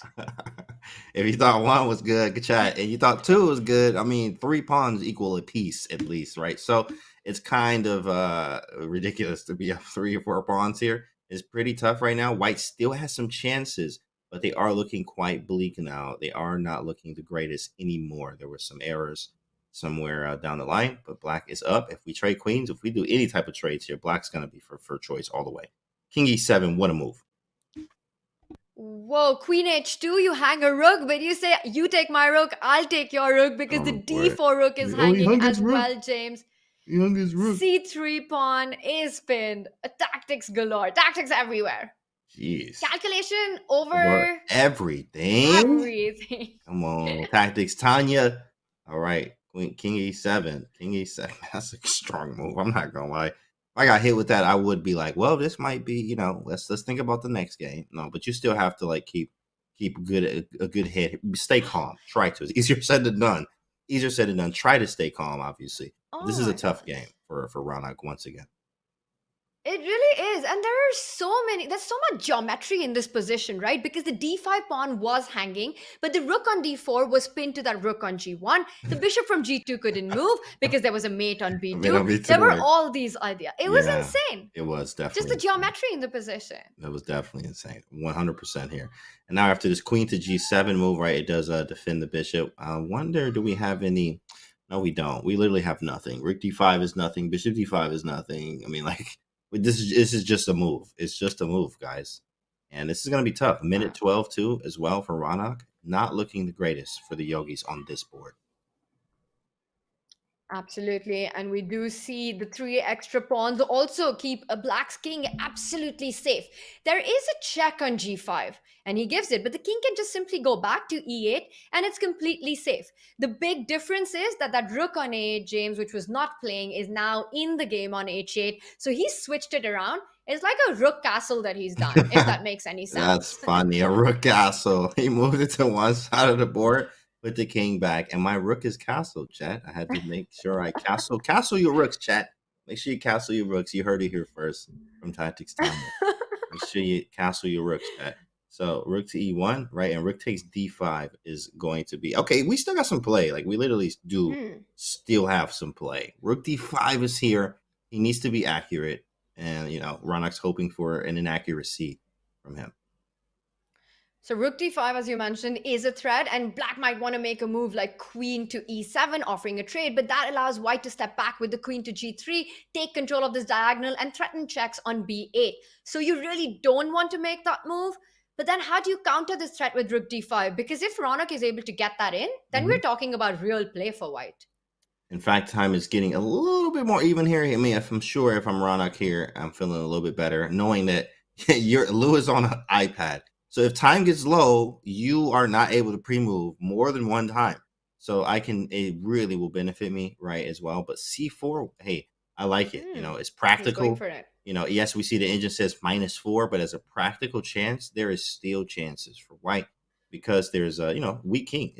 We are attacking. There's obviously piece Wow. play, activity. So there's precision involved here, really from both sides, because there could also be rook G2 stuff. Now the rook's hanging. Look at that. And the eval bar goes all the way down. What is the move, Tanya? I don't know what the move is here, actually. It's not Queen, bishop maybe? d5 because the b2 pawn, always watch right, out for B2 this spike, checkmate. yeah, But maybe right. you just, and also the eve on rook is hanging, right? So you can't take on d5 with any of the pieces. You still have to spend some time defending that rook. He sidesteps it. Queen g3 was also not a possibility because black could have picked up that bishop on g2 and Right. now renewing the threat on d5. Chat, this is the moment you ignore the eval bar. It doesn't even matter what it says. Wesley said it. He put it so beautifully that often it gives an inhuman evaluation. With Oh, this yeah. position, playing on seconds on the clock, on the iPad, Lu Yiping is feeling the heat. His king is in the center. He falls back with the queen. Queen g3, the idea that we looked at, queen b8 is a threat. Look, this could go either way. It's 50-50. Yes, eval bar says, oh, black's up a piece, but you got 30 seconds. I'm on an iPad, and I'm trying to defend this position, right? I only can pre-move one time. CD5 is on tap. We could actually take with the bishop too as well, and take with this rook. Rook is still covered in the back. He plays F4, gives a pawn back. Wow. That is strong. If queen takes, there's E5. Woo! Heat from Big Lou. Heat. Do we This take with is the rook? amazing. We have to. What else is that? That was a great move, by the way.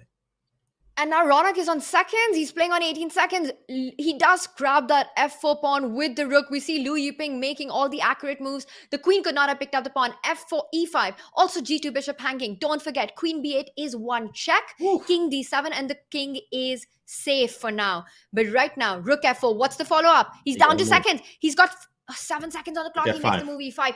And it's a bad move. Yeah, it's definitely bad. Because, I think he has to go back. F6. Oh, pawn takes. White's back in the game all the way. Bishop d7. He moves the rook back. Wow. Okay. And then 5 seconds. He doesn't have time. Got to move the king. King b1 or a1.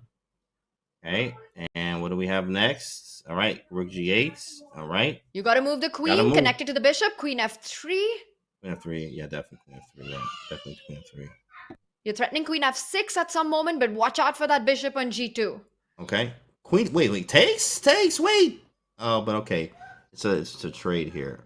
5 seconds. Oh my god, and Lu Yiping is on the iPad. Let's not forget he is playing with 5 seconds on the clock. We see him how he's making a move. He does trade. He picks up that bishop on g2. Black is out of danger. Yeah. Black's king isn't getting checkmated. That's a good practical decision by Lu.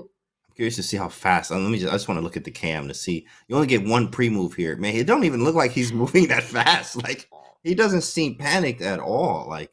And James is winning right now. He's got these 2 central pawns that can start marching down the board and they'll be unstoppable. But will he be able to make the moves in time? Wow. It looks like it. He's just so calm. He got 7 seconds here. He was down to 3 at one point. He was down to 3 seconds at one point here. And Wow. Oh, yeah. Another crazy update. We will stick to this, but Pragnananda lost on the top board to Zhu Yi. What? He lost? Oh, wow. He lost. I can't believe that. What is happening in this match? Wow. Yeah, nothing. Okay, that you can't a-pawn. predict anything. That a-pawn needs to be stopped. He does it. He's going to get that rook to a8. And Lu Yiping, he's going to play it now because rook b8 is a big threat. Now the other 2 pawns, the central pawns, will just march down the board, assisted by the king. James, but I see this has been a mistake. Right. Was he supposed to just start pushing the pawns? Probably, but at the same time here, yeah, there's the eval bar. This is, practical sense. You're playing white, you're like, bro, I could lose this so fast. Look at this, right? This seems like the right move. King d4, put the king in the center is completely wrong. You got to be kidding me, right? Chess is such a hard game, especially in games. In games are the hardest thing. I think rook d8 might do it. F4? Yeah, he just pushes e2. Now rook a7 is a threat. Rook check maybe. He can't take. There's rook e3. Watch out. If you take on a7, rook e3 check, picking up e2. But rook e3 check? Yeah. Oh, but this is. Yeah, you go. Oh, now he might have a Philidor though. He might have a Philidor. Because oh my I goodness. think he missed rook e3. And he got a Philidor position. It's a draw. Philidor position. Oh my goodness. Oh my god. He got a Philly. He got a Philly out of nowhere, and now he put the rook on the back rank when you push the pawn. Make sure you know your in-games Devoretsky draw. Oh my goodness, what a game. Oh my gosh. And Liu What a Yiping, he game. knows, you can see the frustration. He did everything right with the black pieces, but the tension and the pressure of meeting that time control, of playing on seconds on the iPad, not able to be accurate there. What a miss by him. We have one more game remaining. In this match, expect the unexpected, chat. Prag has lost on the first board. Ju, Wenjun loses to Pranesh. Pranesh on 2 out of 2 so far. Let's quickly dive into Wei Yi and Vaishali. This is the game that matters the most right now. Wei Yi has to win to equalize this round. Wow. Yeah, this is a win for Wei Yi. Looking like a win. Looking like a win. He got the pass pawn. G2 is defended. Yeah, time up time here. This is all looking good for Wei Yi. James, it's not over till it's over. We saw what happened in that last game, but I agree with you that this is an end game. There aren't so many complications. And Rook G3 check played, Knight blocks it. Those queenside pawns will decide the game. They're absolutely unstoppable. 2 connected passed pawns, and they're just going to roll down the board. Yeah, this is over here. Last ditch They ever. can just Do what take we on can. uniform. Yeah, and you play it out. You play it out for your team, right? I mean, many times you will resign, and also like you just play it out for the team. You have to. You have to until it's over, because it's not over. It literally until it's over. Yeah, okay, she resigned. And it is That's over understandable. now as Vaishali does resign. There's nothing stopping the king from coming in, the pawn being assisted, and a queening there. With that win, the Shanghai Tigers take round 2, equalizing the match. They lost round 1, and they have managed to strike back after an absolutely, once again, James, what is going on today? This has been a crazy round as well. Every round is very crazy. I mean, this is nice. This is great. Going into the finals, this is exactly what we wanted. The chaos, the what is going on, the oh my goodness, did you see that, right? You see a lot of that, and this is only round 2 here as it's like tied up. That's crazy out of all this chaos, right? I see it says in the chat, it's going to be 4-4 at the end of this chaos. That's correct. Look at that. Out of all this chaos, Tanya, it's still even. It's been absolutely insane. I feel like we're in an episode of Keeping Up with the Pro Chess League. The kind of drama that we've been seeing today. It's just insane. We've had action on the board, action off it. Ronak Sadhwani there surviving against Liu Yiping. He was down 3 pawns. Liu Yiping fighting it out in the semifinals on an iPad there. Vaishali went down to Wei Yi. Wei Yi, after a tough round 1, does come back. And Pranesh, he's been the star once again for the Indian Yogis. 2 back-to-back wins, this time taking down the Women World Champion. And Prag loses to Zhu Yi. James, what's been most shocking for you? There's so many right here. Like, I mean, the connection issue, and then like, the win here, and look at the pump. Look how pumped. Look, he walking around. He don't even know what to do. He don't even know what to do. Flexing. He flexing right now. Wow, my guy. That's how I felt that. I felt that. I'm sure you felt that at home. I love that kind of pump and that energy. Yeah. Zhu Yi there celebrating his win against Pragnananda. Definitely a big moment, not just for him, but for the whole team as well, because that has managed to now equalize the match. And this is where we stand after 2 super dramatic rounds, chat, at 4 each. And we've seen some great chess by these players. The top boards at 50% score. And then we see Pranesh there with 2 out of 2. And Zhu Yi is the star player for China, again with 100% score. Yeah, that's great. I mean, 100% score, man. Going crazy here, doing his thing, right? But also, there's these weird games, and then tactics, and then misses and blunders, and everything that we actually really want for entertainment, of course. Now, of course, they would want less of that as players, but definitely it's very entertaining to watch, and there's still 2 rounds to go.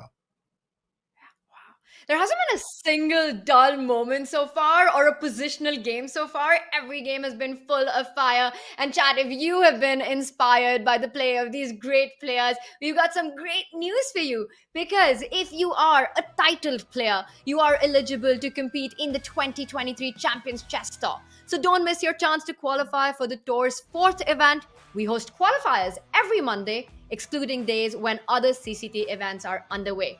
And your next chance to join the action is next Monday, May 15th. For details, use the command qualifiers in chat. And with that, we're going to a break. And when we come back, we have round 3 of this exciting match between the Yogis and the Tigers.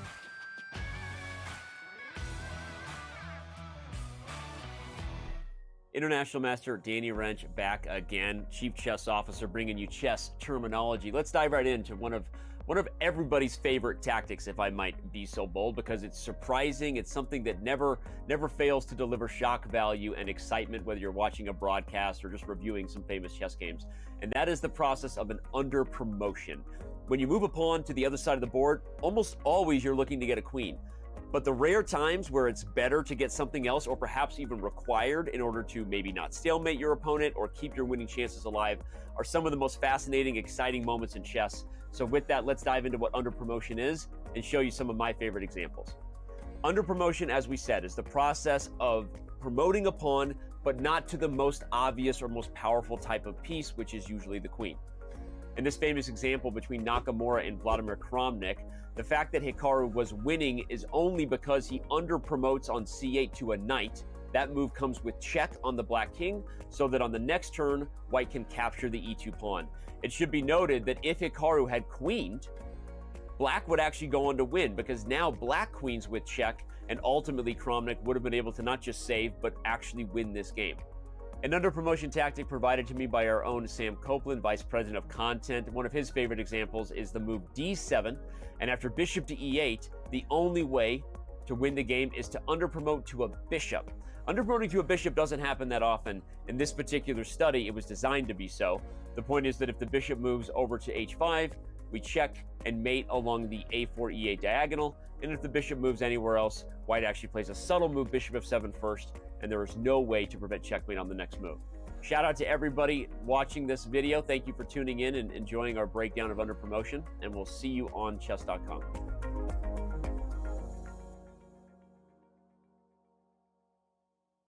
Your subscription makes shows like this possible, which is why our Twitch subscribers will never see ads on chess.com. Connect your chess.com account and Twitch account at go.chess.com/connectaccounts, and bang, boom, voila, you're done. 100% ad-free bliss forevermore. Whether you're following our events on site or on stream, type the command connect in the chat, and thank you for helping bring these shows to life.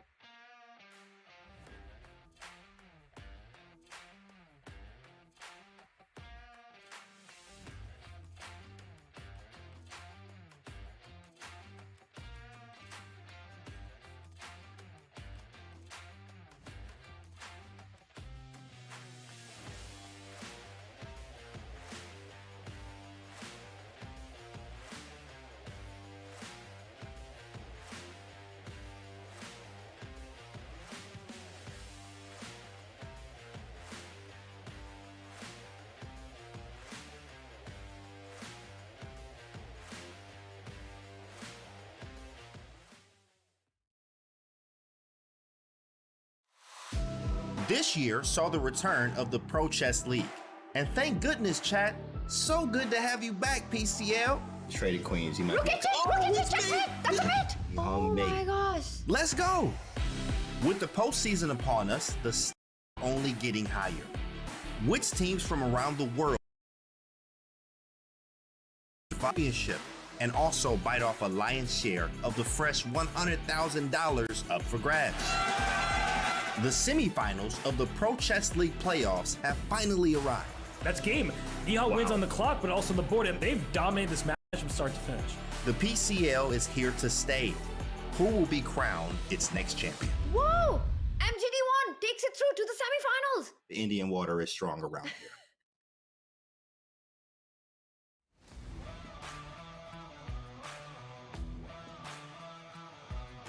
We are seeing one of the most dramatic matches in Pro Chess League. What action we've had from the very start. And after all of it, this is a super tight fight between the Indian Yogis and the Shanghai Tigers. The score is level. There have been hits and misses. There have been twists and turns. We've seen disconnections. We've seen players playing on the iPad. Just everything that we want and more from the Pro Chess League. James, the drama, the action continues, and we see there that the top boards are at 50%, and it's been the bottom, the third and the fourth board for these two teams that have been doing the trick. What's funny is I've said this many times, and we see this since the beginning of the PCL, is like if you can get your third and fourth boards to perform, it's going to be a great day. But what happens when both teams have that? That's what's happening today. So maybe the top half, of course, maybe they can get it together and like try to get like their third and fourth boards today. But we got to see what happens. There's 2 more rounds to go. 2 more rounds to go, and we will be kicking off round 3 very soon. And of course, we've got exciting games all around as we get closer to those marquee matchups, which are going to be super even. Well, for now, we see Pragnananda taking on Zhu Yi. That's board 1 against board 2. And Wei Yi will be playing against Ronak Sadhwani. James, Ronak, first round disaster. Second round could have been another loss for him. He was down 3 pawns. He needs to switch it up. He needs to get back into form ASAP. Yeah, of course. In fact, Hikaru says, I remember he said this a long time ago, isn't it? When losses are like, it's not going your way, you have to have short-term memory loss because you have to forget about it real fast and you got to go right into the game like it's a brand new game, which it is. It's a brand new game, brand new day. You have to forget about the past here. You have to really just play your game here for the team and play the best that I can right now in this round because that could help. I mean, this could be the round for them. Or it could, if you're still in the feelings or emotion there, the emotion can cause you to make mistakes and lose a second game there, which is really going to be tough for the Yogis. He needs to do it. He needs to do it fast because game 3 is about to begin. And of course, even for Prag, we saw that celebration, that expression of emotion by Zhu Yi. Such a big moment for the Chinese player, taking down one of the biggest talents in the world, Pragnananda. And Prag will be taking on the women's world champion, Zhu Yi. Wenjin has been a powerhouse for the Tigers. She has taken down Maxime Vachier-Lagrave. She has taken down several grandmasters in this Pro Chess League. And we see Prag. He's getting ready for this one. It was a tough game the previous round. James, you said it. The players need to keep it behind them. Absolutely. I mean, and it looks like Prag has already done that. I mean, you actually see that he loses the same way that he wins, which is very nice. When you have a player that can do that, I mean, they're unstoppable, which you see Prag is in these days, at this day and time. He definitely is very unstoppable and so much potential, and he's still growing. He's still getting better. He's very young. So it's very, good to see that. It looks like, as you can see from body language, he's just like, next game, let's get to it. I lost the last one. It is what it is. Let's get to this game. And we have ourselves a sort of counted on like, or maybe even ready, like position so far. Knight of 3, G3. Let's see how Prag responds. He usually goes D5 here. Positions, E6, D5. E6, Queen's Indian. Okay. The pawn might move to d4, then we'll have, and it's on the board. So now it is a proper Queen's Indian.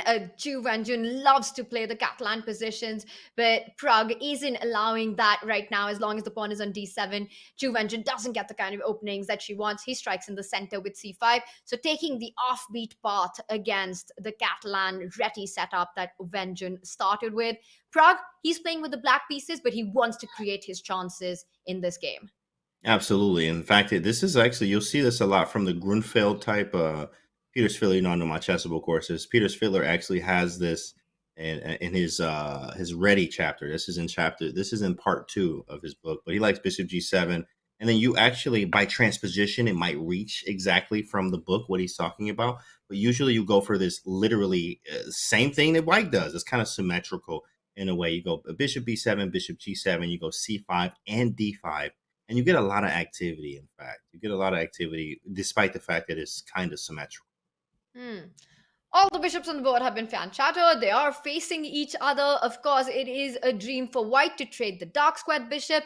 Meanwhile, Prag wants to try to trade the light squared bishop, and that would be favorable. Knight c3 played. At some point, that knight can land over to d5 to try and force these trades. Absolutely. Knight d5 is going to be quite annoying at the same time. But, I mean, hey, you know what? We can just make some trades here. I'll be fine with the black pieces. It looks like everything's quite equal, though. It is. Knight d7, knight d6 is an idea, too, as well. Maybe move the queen around. I'm curious to see how Prag plays this position because it is quite symmetrical. And you want to create some chances somewhere if available. If not given, like you don't want to take any risk. It's not necessary to take any risk, especially how strong Zhu is. You do want to make the best of your position. So it's knight c3, last move. What do we play? What do you think, Tanya?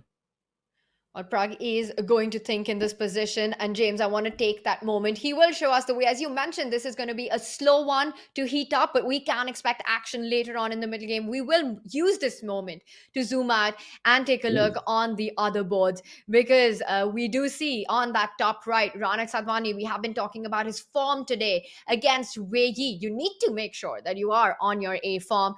Well, he started with an anti-marshal, I think this was, with the move a4, where he goes into an anti-marshal. We've been seeing this in the World Championship matches, and so far it looks like a level position, but I do like that white has managed to trade on e5. Black's knight is on e5. There's a lot of pressure on that f3 knight. You don't want to allow black to ruin the pawn structure on the king side. The last move, bishop g4, threatens a capture on f3. Knight f3 is in the air. Now a big decision. Do you go knight d2? Or do you take the knight on e5 with the bishop? That's a great question. I'm a big fan of my bishops. Yeah, so knight d2, correct. Knight d2, and I want to keep the tension. I'm a big fan of keeping tension as well.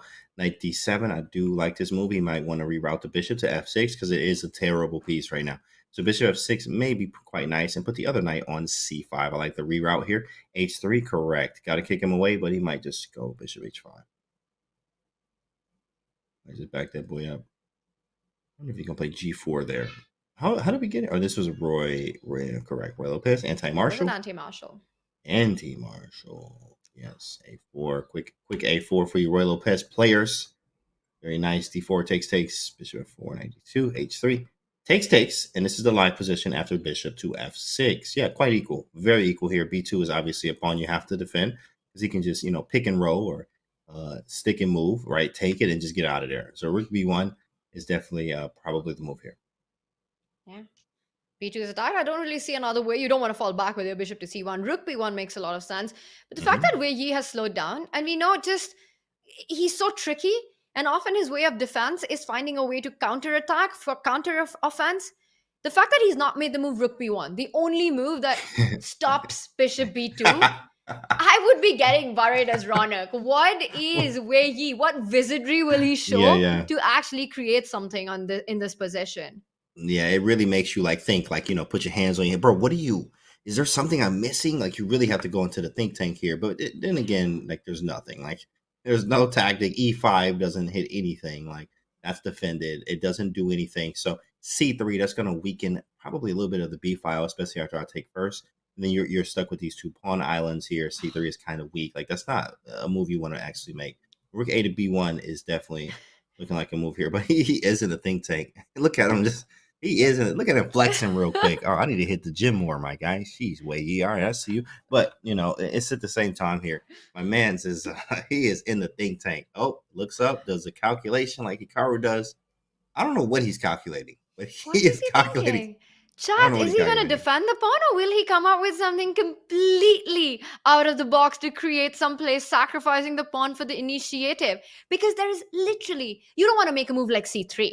You block that diagonal, but you create so many weaknesses, James. After c3, black would just trade on c3, the open b file. That pawn on c3 is a big weakness. That's not a move that's even on his radar. Did he just play that move? It's not even on the radar. C3 played immediately.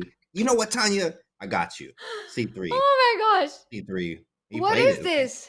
I don't understand chess anymore. Yeah, he just didn't want to defend. I guess, I get it in a practical sense. He doesn't want to defend this pawn with the rook. He wants to use it later for something else. He wants to probably move it here and never have to, because rook b1 keeps it there to defend for a long time. But you do have, the issues of these pawns being weak. James, the last time this happened was Tingleron's rook g6, where I was like, rook g6 is never a move that you consider. And immediately it was played in that tiebreaker. We see c3 right now. And as you were pointing out, c3 pawn is a weakness. The rook on b8 takes control of the open file. What Wei Yi is relying on is the a pawn being a weakness for black. We'll see how this one develops. I was really surprised by that decision, James. We'll move across to the other board. We'll see how Wei Yi handles that and take a look on all across our 4 boards. Top left. Chu Vengeance, queen, has arrived on h6, but for now, it looks like there isn't an assist that the queen has. Your knight can jump to g5, but black's knight on f6 keeps everything under control. Pragnananda looking safe. He's looking for a counterplay on the queen side. Knight g5 has been played, and now the question is, can black continue with the idea of the a-pawn march? First place, queen c8, a level game so far. Meanwhile, bottom left board, Prag's sister is playing against Lu Yiping. And once again, Yiping with some ambitious play on the queen side. He is going for it in this one. Right now, I see that there is a threat on the board. Queen g6, do you want to take a deep dive into that one? Because that knight on g6 is hanging. Absolutely. Let's take a look at it, Vaishali. Let me click on that. Okay, here we go. Perfect. So it is white to move? No, can't be. Queen g6 is the thing. Okay, so maybe a4 or just move the knight. Yeah, that's probably the best. Just move the knight, right? Let's move away, 97. King h8 maybe even.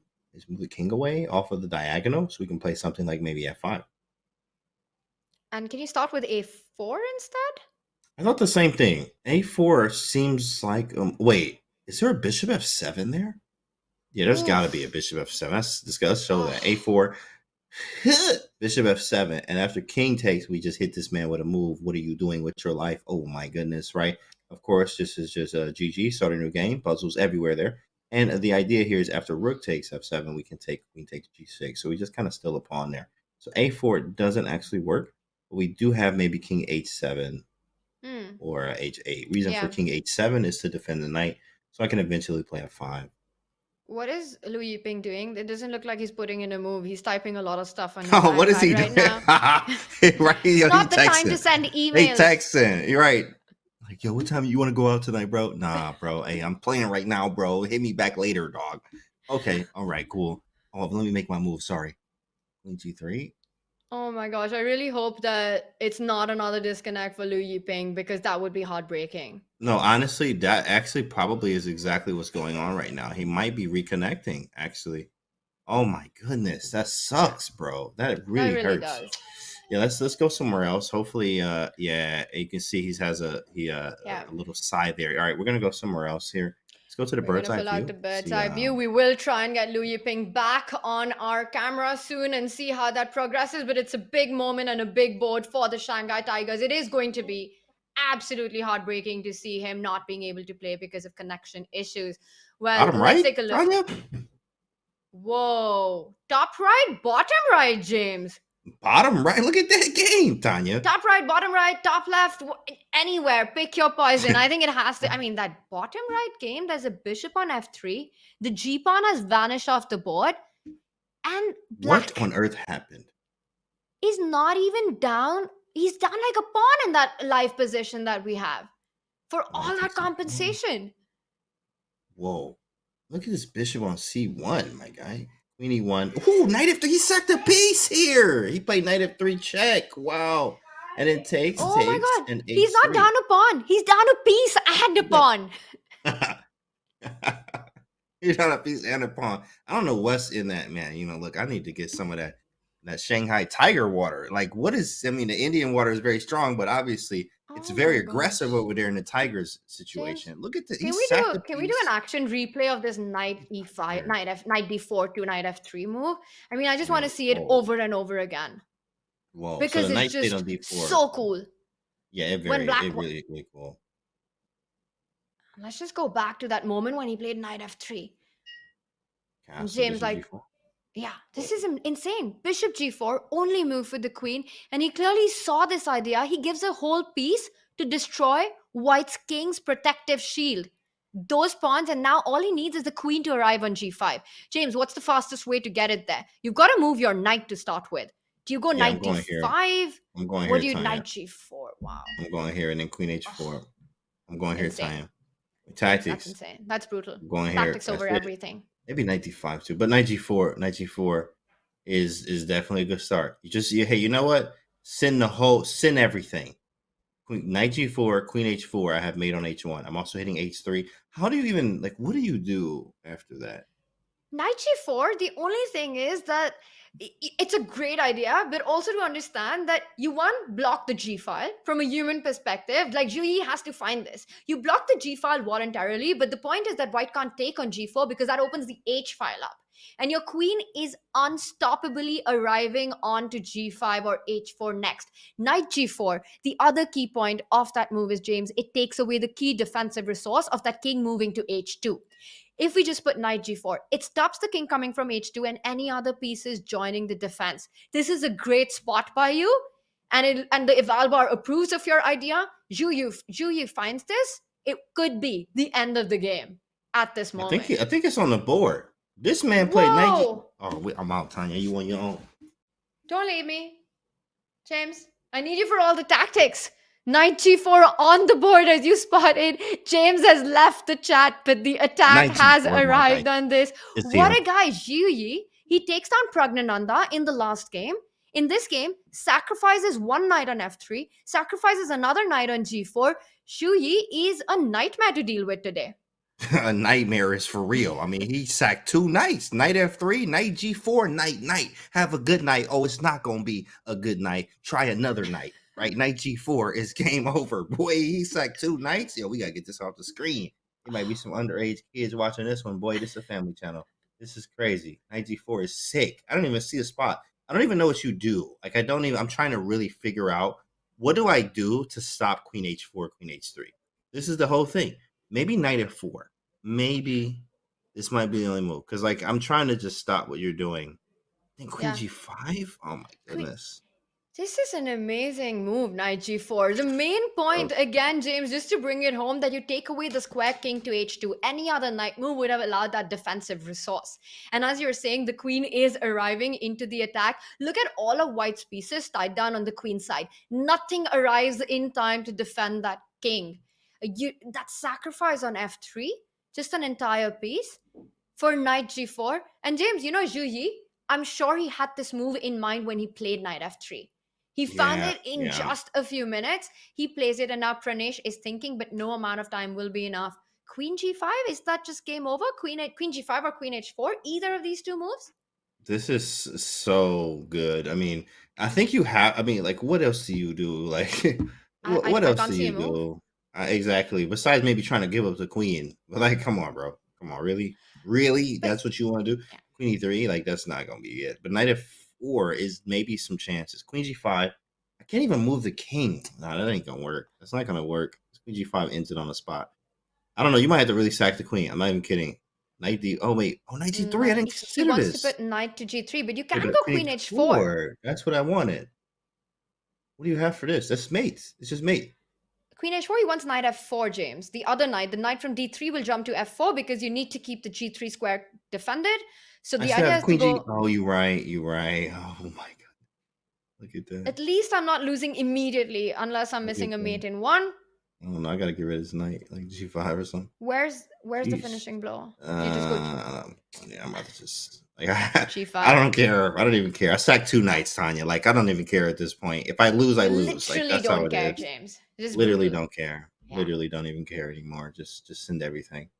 Oh my gosh. Okay, this looks like the attack is absolute fire. James, we will use this. And queen h4 on the board. Maybe we don't even have time to move because he's just finding one great move after another. Now, once again, queen h3 is a big threat.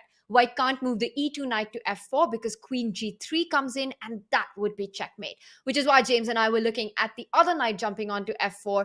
But all you got to do with black is kick that knight out, and it's on the board. We might be seeing a g5. If he plays g5, James, would this be an absolute masterpiece by Zhu Yi? Absolutely. This is probably best game of the Pro Chess League, right? It's one of those, you know what I mean? This is, posterized for people to watch basketball, and you get dunked on, and it's oh my goodness, that was the dunk of the year. This is exactly what this feels like right here.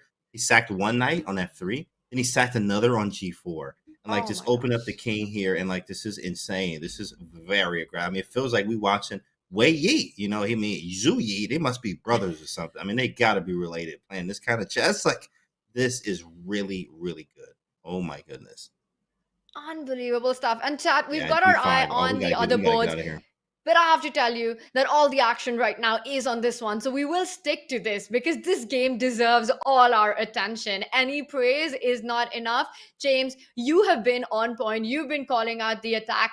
G5, as you mentioned. Black has that much time to make a move like G5, just hitting and getting that defender out. D4 played. So Pranesh hanging on. He's going to pick that pawn up with his knight now because he's blocked that bishop. Well, can he? Because after knight f4, there's also bishop d4. And you just renew your threat of queen g3. Yikes. I mean, really, finally get some pieces out, though. Like, man, finally I can breathe a little bit, but bishop d4, there it is. And how do you stop queen g3? Look at all these pieces around the king. This is so sick, man. I'm not even gonna lie, I learned so much with this attack today. This is very strong. Very strong. Now, do we just do bishop e3? No, he has pawn bishop e3, there's queen e3. Or even pawn what e3. A defense, my guy. I'm not even gonna lie. Bishop e3, there's fe3. You can't take... Yeah, correct. Bishop e5, calm. Okay, literally playing Very the best calm. moves on the board.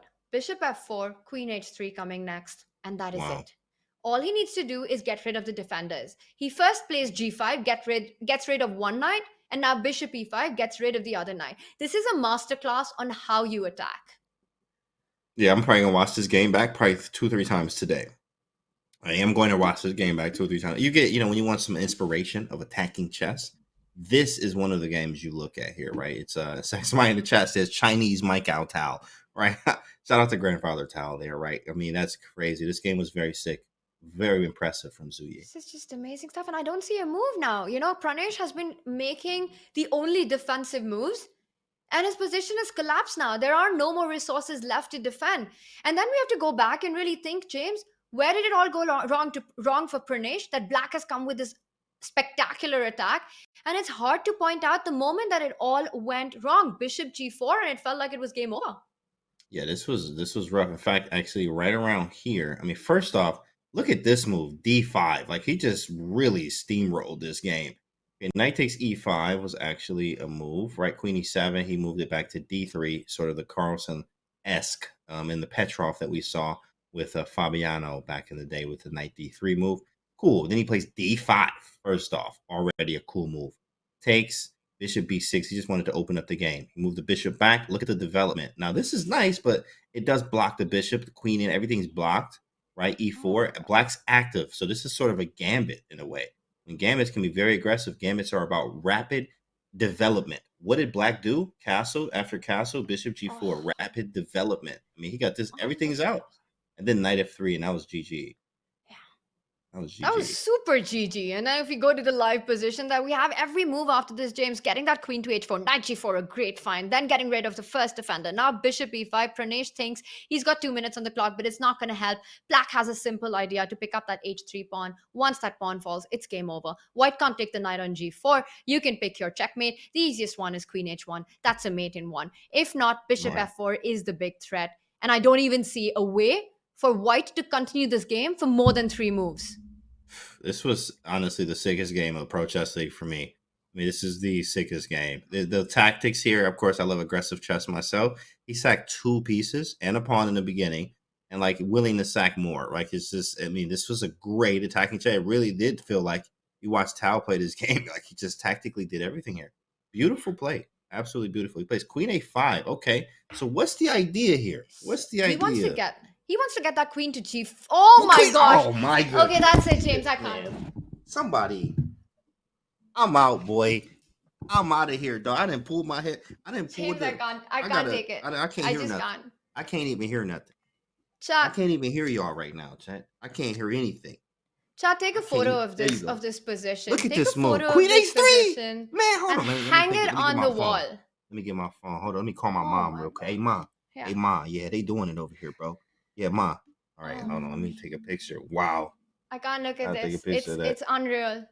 This is just incredible stuff, chat. Sacrifices a piece, sacrifices a queen. Whoa. If White picks up the queen, James, we got to show the checkmate. Look at the walk away. Knight takes h3. Look at him on the Bishop cam. h2 is checkmate. He's got reasons to be proud. Look at this, sacrificing a queen and checkmating with the minor pieces. Pranesh also somewhere in his heart has to know that his opponent just played the most brilliant game.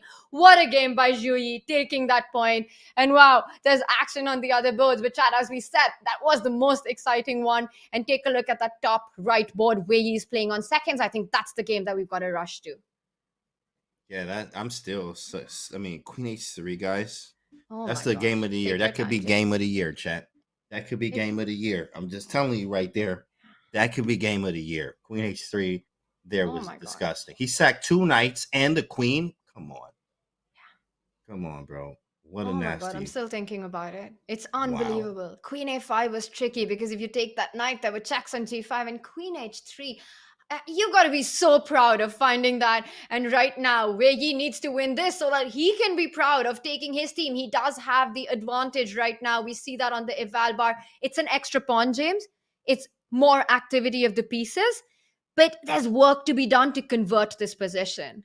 Absolutely. Still work to be done here. We do have 3 pawns versus 2. Of course, I mean, even if, whoa, bishop b7. That's a nice move. I am a fan. So- Takes, and we have some 7th rank issues. We still have the pass pawn. I mean, white's definitely for choice. Man, Ronak's having a tough day. Tough day for Ronak. Very tough. Tough day. And he's been one of the rotation players today. He has he's substituted for Nihal. He's taken Nihal's place, and bishop e7. It was a forcing trade. Takes away a key defender once again in Ronak's position. That g7 pawn now is tender. But for black, you need to find play on c3. Does he start with rook c8? Already putting pressure on c3 so that queen c3 will defend g7? That's a he went queen c4, but I actually did rook c. Yeah, that was a good move. Rook c was But James, really nice. Rook That was c8, really nice. queen g. Oh, James, if we rook c8, queen g4, queen c3, that was rook e8. Mad stuff all across. Whoa, that's crazy. Yeah, that's some crazy stuff. Okay, what happens here? They're moving on seconds, I'm assuming. Oh, wait. Wei Yi has 4 seconds here. I didn't actually pay attention to that till now, but he has no time really. 2-second Wow. increment is not a lot of time when you have only 4 seconds. So you have to move very fast here, almost instantly. Wow. And James, we're getting some amazing update that you were mentioning that the game we saw with Zhu Yi, game of the year, literally game of the year, the accuracy in that one, 94.5% by Zhu Yi. That 94.5. attack is Wow. one for the ages. He had 5 brilliant moves. I had one I can flex. Like I have a flex of like 3 brilliant moves in an OTB game. I have never had 5 in one game. I don't know how many. What's the most? Can we get a Chesscom like what's the most in the game? I know somebody That's has a that great stat. question. What's let's the most let's in see the if game? production can get that for us. Let But me get this that. one had 5 brilliancies, chat. He had What we 5 saw by brilliant Zhu moves. Yi. Oh I don't my ever God. want to play that man. I don't ever want to play him. I'd rather play Magnus Carlsen before I play Wei Yi. I mean, Zhu Yi. It's the Yi family. Okay, I don't want to play either one of them boys. You know what I mean? Either one. Okay? Wow. Wow. So That's now we're going to crazy. see, is that a repetition that Wei Yi? He's not going to repeat. He's up a pawn. Yeah, he doesn't. He goes rook d4. It makes absolutely no sense. But right now, how does he improve this position? He goes queen f4. He's got to start targeting g7 somehow. Queen e5. Yeah, rook this g is F2 saying f2 is hanging. You can't F4. go rook g. Whoa, that is committal. That is super committal. Definitely. Rook h6. James, rook h6 Oh. is coming. Oh, but it's probably draw. It's probably draw. I mean, like, what do you do next? There's a lot of checks and like, I mean, yeah, it's probably draw. But he doesn't go into the rook pawn ending immediately. So Ronak Sadhwani will have to earn that draw. He's down to 12 seconds on the clock. Both players barely any time. But this with 2 versus 1, it's just all about if he can get any attack on the king. If the queens are traded off, this is an easy draw in the rook pawn ending. Right. James, do you think this is a moment that we zoom out and take a look on the other? Or do you want to stick to this? Because I think Oh, yeah, now this is the draw the now. dust has settled. Absolutely. Correct. Let's get the Wow. bird's eye view up because just as we were moving, Ju Wenjun scores a big result for the Shanghai Tigers. She takes down Prag Nananda. It's been a disastrous start for Prag after winning that first game. It was not even a game. That was a forfeit. He's lost 2 games in a row. We have the Vaishali action on. Let's jump over to that. It's a king's pawn ending and Vaishali wins immediately. No time to jump that. Let's go to Wei Yi and Ronak Sadhwani, the only game remaining. And if Ronak wins this, it will be a level round. But Ronak isn't winning this. If anyone is, it's white. So And as I said it, g5, you can't take on f5. That's king g6. You hit the rook and you're threatening a check on b8. Rook f5 runs into king g6. Yep, and you check and you take. Wait a second. You can't take yet though. It's kind of. But there's check, and then you go rook g8. Oh, rook g8. Yeah, rook g8. Yeah, rook g8. And now you pick it up with your rook, and this is a technically winning game. Wei Yi knows his end games. He knows the Dvoretsky manual. He starts with rook a8, but I'm sure he's gonna pick that pawn up with the rook. Gives another check. I'm surprised he hasn't gone rook g8, rook g7. Right. I mean, okay. Hey, he's gonna try to play this boy rook g8, correct? He's got to pick up that pawn, but then king f8. I see what you're saying. Yeah, king f8. I see what but you're this saying. is winning, James. This is winning. Right. This position is H6. Dvoretsky manual, and that will tell you how. No, you want to go rook a8, drive the king away first. So he stops it. He goes rook b8. Nice. Beautiful, and push through. That's it. Don't push immediately. You get mated. g6. King comes back to g7. And that's it. Ronak doesn't even play it out. What a match by the Shanghai Tigers. Wei Yi takes down Ronak Sadmani. It has been a nightmare for the top two boards of the Indian Yogis. And with that win, the Tigers take a 2-point lead. James, 3-1 victory. But again, it all comes down to that game with Zhu Yi. The game of the tournament, the game of the year. That is game of the year, 100% game of the year. I mean, he's the man sacked the queen. He sacked both the knights. He sacked the pawn. What didn't he sacrifice there? And 94.5, 5 brilliancies. I mean, he should sit out the last round type thing. Like, it's like, hey, guys, that game, that should count for 2 games, to be honest. It was such a great game there. It was amazing. He definitely showed up, right? So that was great time. Just amazing chess all throughout. Let's take a look at how the players have been performing so far. These are the overall scores. And going into that final round, the Indian Yogis have 5 points. The Shanghai Tigers have 7 points. And James, we can see there. Look at that. M to the V to the P there with Zhu Yi. 3 out of 3. The guy has been on fire today. He took down Prag. He took down Pranesh. It's not just about the result, but the kind of chess he's played. Attacking style, he's unstoppable. Meanwhile, the top 2 boards of the Indian Yogis have been struggling from the start. And James, going into that final round, they need to win by 3-1 to force a playoff. Honestly, the Indian Yogis, I mean, both the Indian teams are 100% super strong. I mean, like, whatever they doing over there, whatever they eating, right, the Indians are very, very, very strong. They pop out GMs every week. You see another Indian GM, right? So it's really strong here, but today is just not their day right now. They're going to have to pick it up in the 4th round. It's still a close match. You still have 2 points. It can be doable. We saw that yesterday, actually, making it to a tie break. It's very possible, but they're going to have to do it now. They really do. It all comes down to this. The Shanghai Tigers can, in fact, afford to lose, but only with a margin of 2.5, 1.5. They need only 1.5 points. The Tigers will make their way into the finals if they score 1.5 in this final round. It's been a fantastic performance, and it all comes down to this man on 3 out of 3, Zhu Yi, with a huge win over Pranesh. But this match is still very close. We'll take a quick break. When we come back, we'll see which team can be the first to punch their ticket to the PCL finals.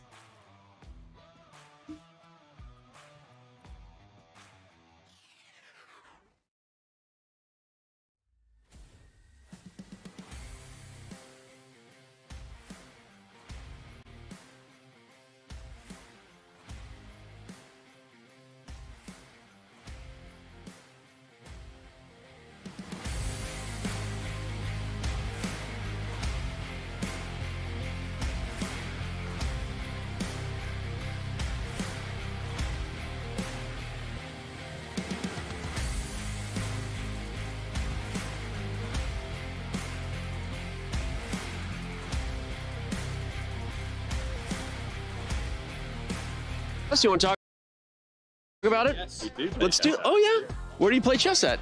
In our room. Okay, when I say chess, the first word that pops into your mind. Protect my queen. Hikaru. Intelligence. Strategy. Tactics. Toby Maguire. Oh my God, you saw Pawn Sacrifice? Yeah. If you're on Tinder and you're scrolling and someone has a chess player on their profile, is that swipe left or swipe right? Swipe right is good, right? Yeah. Then yeah. Instant swipe right. Okay, super into that. Right, I'm into it. Yeah. You're into chess? Yeah. Okay. Probably whatever the swipe is, not So interested. you're not interested in chess players? I'm not interested in chess players who are on Tinder. Oh, I get that. In fact, that checks out. If I ask you to name one chess player in the world, can you name a chess player? Yep. No, I cannot. Anna Taylor-Joy. Capablanca. Wow, name another one. Oh, Kasparov. If you name 5 other world champions in the next 15 seconds, I'm gonna give you $50. Karpov, Spassky, Holgar, Carlson, and Anand. Holy shit, he did it. You get $50, dude. Oh my God, we just lost $50. Whose idea was that?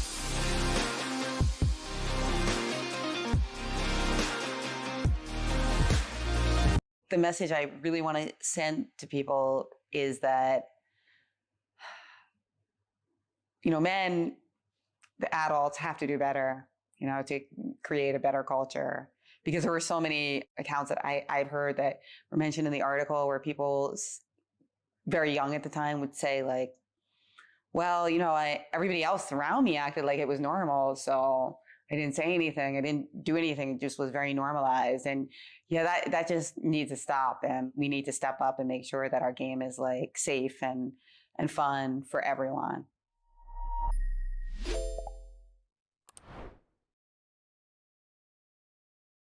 Hey, so what's your rating these days? About 2100. Wow, that's amazing. Puzzles. What?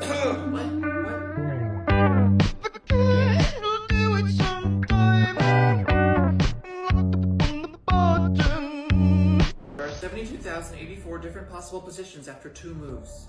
9 million different possible positions after 3 moves. 318 billion different possible positions after 4 moves. I'm gonna play the London. Seriously? I'm sorry.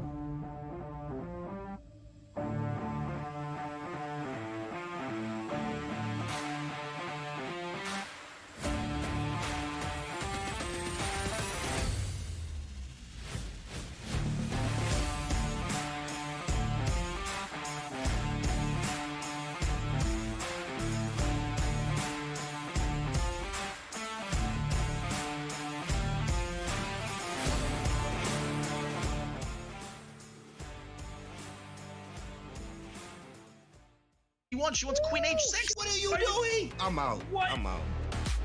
That was brilliant. A comeback. Huge win for the Indian Yogis. What a crazy game. Oh my gosh, he got in with his queen. That's game. Vinny Gujarati about to win with black against Magnus Carlsen. This is an hitting pattern. This is going to be the classic queenie for rook c2. Vaishali defeats Dubov. That is a big win for the Yogis.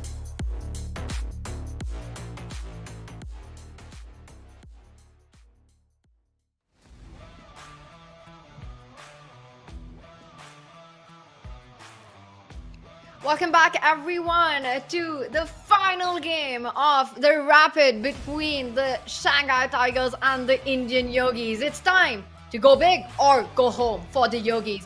They need to win this round 4 on demand, and that too by at least a 3-1 margin to force a playoff. Let's bring up our scores, and this is where we stand going into this final game of the semi-finals. And there we see James, a big round coming up for the Yogis. This is their time, or it is time to go back. Pragnananda takes on Wei Yi with the white pieces. It's been a shaky start, but if he makes this one count, all will be forgiven.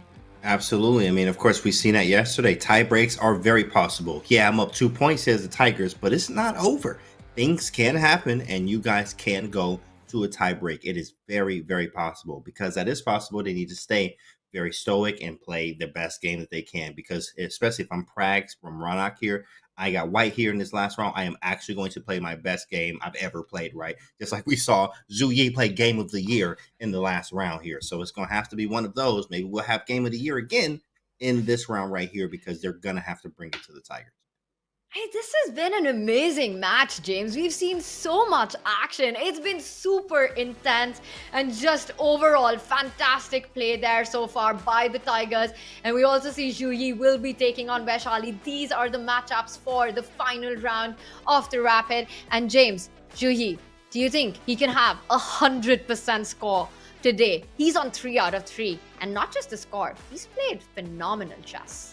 No, he's trying to. In fact, he's trying to do 4 out of 4. I mean, he's pumped. You see him every time he wins. He like walks around and like, he doesn't walk around with the flex, but you can tell he's like in his head, like, I did that. Let's go. Fist pump. He's amped, walking in circles in his room. The man is pumped out of his mind. After playing that last game too as well, he feels almost invincible. That's a scary Zhu Yi to face right now, but there's still one more round left.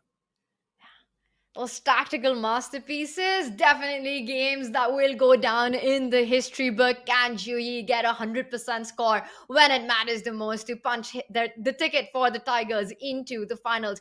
He'll be playing against Vaishali, and Vaishali's brother, who has been shaky today, Pragnananda, after 2 back-to-back losses, faces the top board of the Tigers. He will be playing against Wei Yi, and this is not the first time the two have played against each other. In fact, Pragnananda is the one who leads in their head-to-head with a point. But James, this is going to be a close battle for them. Prag is white. Wei Yi is a rating favorite. What's your prediction for this one? Yeah, Prag is definitely going to bring his best. He has the white pieces too as well. Prag, especially when he's on form, he can be unstoppable. We've seen that before. He's beaten Magnus multiple times, to say the least, right? That says a statement in itself, right? He looks very calm, and that's a very good way to be. Even his sister has that same thing. Now he's like, bro, what's going on? Like, he just had a quick something he's looking at.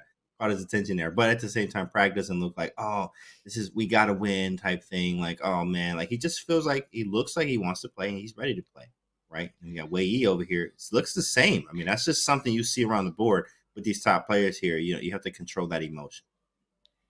Wei Yi right now doesn't look like a believer, as we saw on Prag's t-shirt there, which does say believer. Wei Yi looking super calm and confident himself. Right. He's ready to go. He's played some fantastic chess today. Even the game that he lost to Pranesh, James, with the black pieces, he was completely winning in that one. Just a little bit of rashness there, saw that one slip out of his hand, and now it all comes down to this. Once again, the Tigers lead with a 2-point margin. This is the final round. Prag has to do what has to be done for his team with white. He's going to start with the King's Pawn opening. Absolutely. And Prag is actually in the think tank. He's like thinking, how do I hit this man? What do I hit him with? Oh, something's happening. Interesting. I see some words there. Yeah, we will try and get an update on that because we see that his clock, his timer has started, but we see Prag is going through some technical stuff on this one. And James, once again, I think I speak for all of us that we don't want any off-board drama, especially on the first board in this very critical game. Yeah, hopefully we have everything on board in this last round here. We don't want anything out of the ordinary. Of course, the first round happened. Whatever it is done. Everything's been fine to this point. So hopefully Prag's whatever's going on there is fine. This is the last round, guys. I mean, look, 2 points as you see it there at the bottom of the screen there. Tigers up 2. It's the last round, and the Yogis do have a very good chance, as we saw yesterday, to make this to a tie break. But it all comes down to this match right here.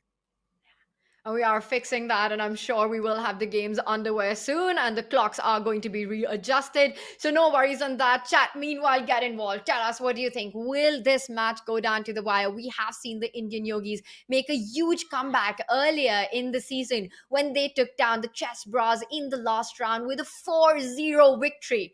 So they have done it in the past. Can they do it again? James, I keep thinking about the rotation that they've had.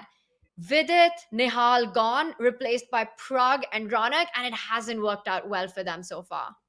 Yeah, but the thing is, like, everyone's strong. Everyone's very strong on the team, and it's good to have a very, good depth, like we talked about before, but they switched out, and it just didn't work, and that's just, it could go the other way around, too, as well, like with Nihal and Vidit. Maybe it could have went really bad there, like, who knows, right? At the same time, The Indian teams are extremely strong. There's 2 of them in the playoffs here, but of course, Indian Yogis are gonna have to show up right now. There is no other way than right now. You have to show up or you go home. Win or go home. It's a very simple, and of course, easier said than done, Tanya, but that's it. It's very simple. You have to win or you go home.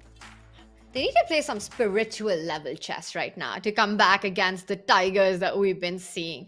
It's been an amazing show so far by the Tigers, with their fangs out, with their claws out. But once again, I think the top 2 boards is going to matter so much in this round, James. Prag and Ronak need to find their form really quickly. It is really now the time for them to shine. And as you mentioned, in hindsight, everything makes sense. But once again, coming from that quarterfinal victory where they did have the winning team, and right now taking this risk of placing two very strong players to exceptional players, well, right now it hasn't paid out, but it all comes down to what happens in this final round. And of course, Pragnananda is not even a risk when you place him on the top board. He is the 5th youngest Grandmaster in history. James, he became a Grandmaster when he was 12 years old. How do you even do that, Chad? How do you become a GM at 12? At 12, right? I think I was going into high school. I was 2000, right? And that's like 13. I was 2000. That's like 500, way less, right? It's a different caliber. The boy is swinging. Okay, very, very strong. The guy here lifts a very heavy weight, as you can tell. You can see on the screen the man be in the gym, the chess gym that is, every single day, right? Okay, Prag is a household name. We already know that. And his sister, he's beaten Magnus. I mean, the accolades speak for itself.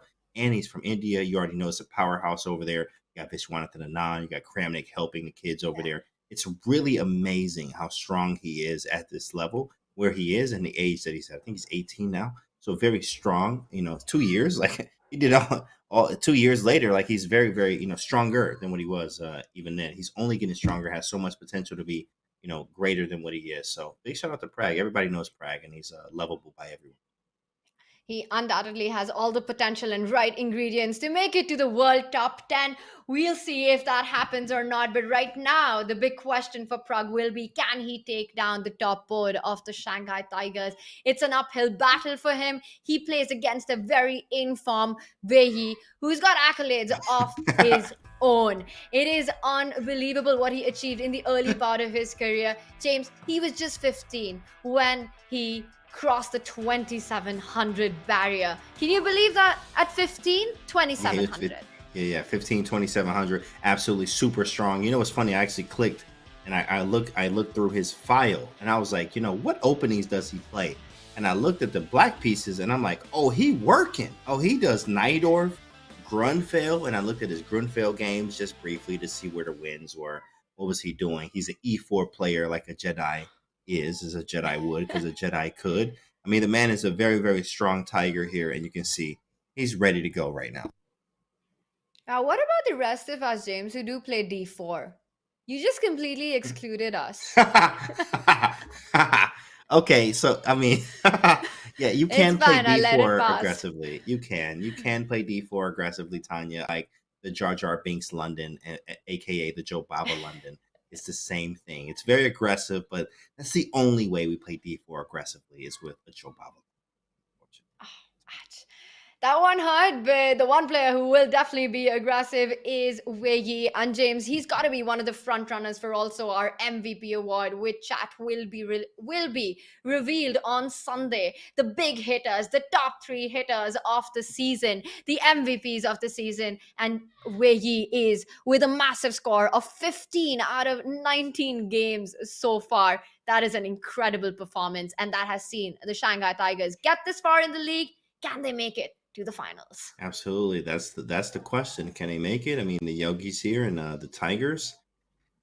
Guys, what do you think, chat? We got to give it back to the chat. What do you think, chat? Who is going to win? There's only one round left, right? 5 and 7. We've seen tie breaks yesterday. What do you think is going to happen, chat? I'm going to put this on you guys. It's up to you now. You're going to call it, chat. What is it? What is it? Now, we need chat predictions. Will this go down to the wire like the Levitov MGD1 match that we saw? And that was also an epic comeback by Levitov in the final round, the Levitov visits. will the Yogis be able to pull this off today? They That's need right. to win with a minimum margin of 3-1 to take it to the playoffs.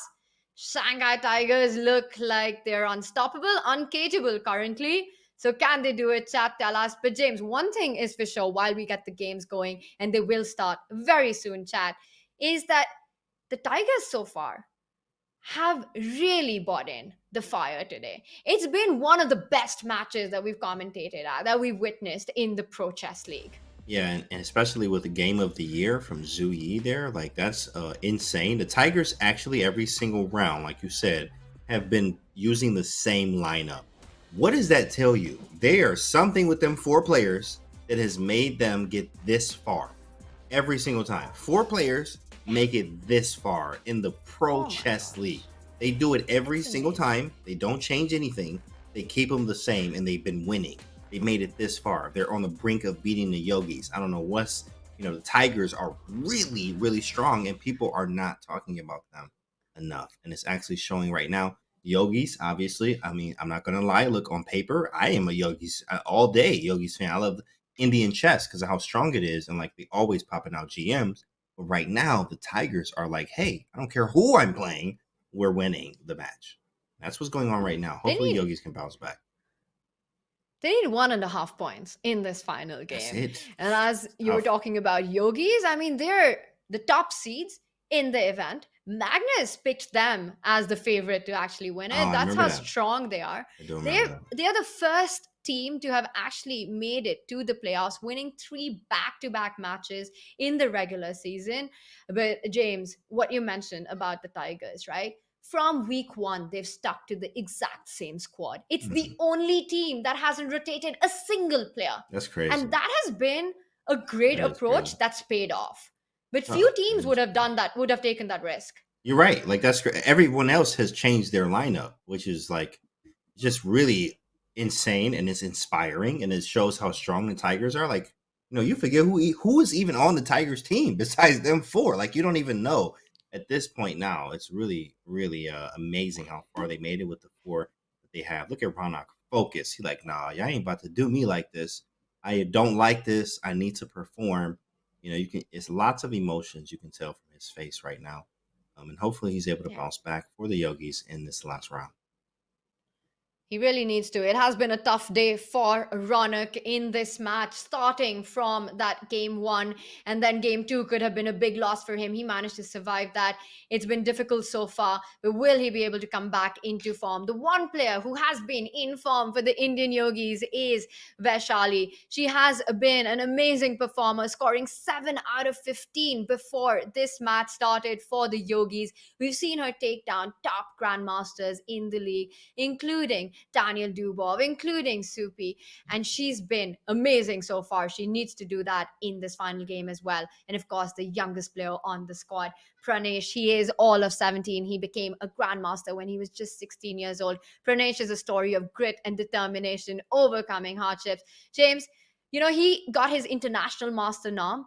I think it was back in 2020, and he made his first grandmaster nom in 21. Wow. And then the Indian community came together to actually sponsor his trip to go play in Sitges, where he scored his final nom. Wow. I mean, what a strong kid there. And you also mentioned he didn't get a laptop until later, which is insane. It tells you, of course, guys, you don't need, chess online has changed things. So you can do it much faster, but the books are never played out, ever. Yeah. So it's good to understand it.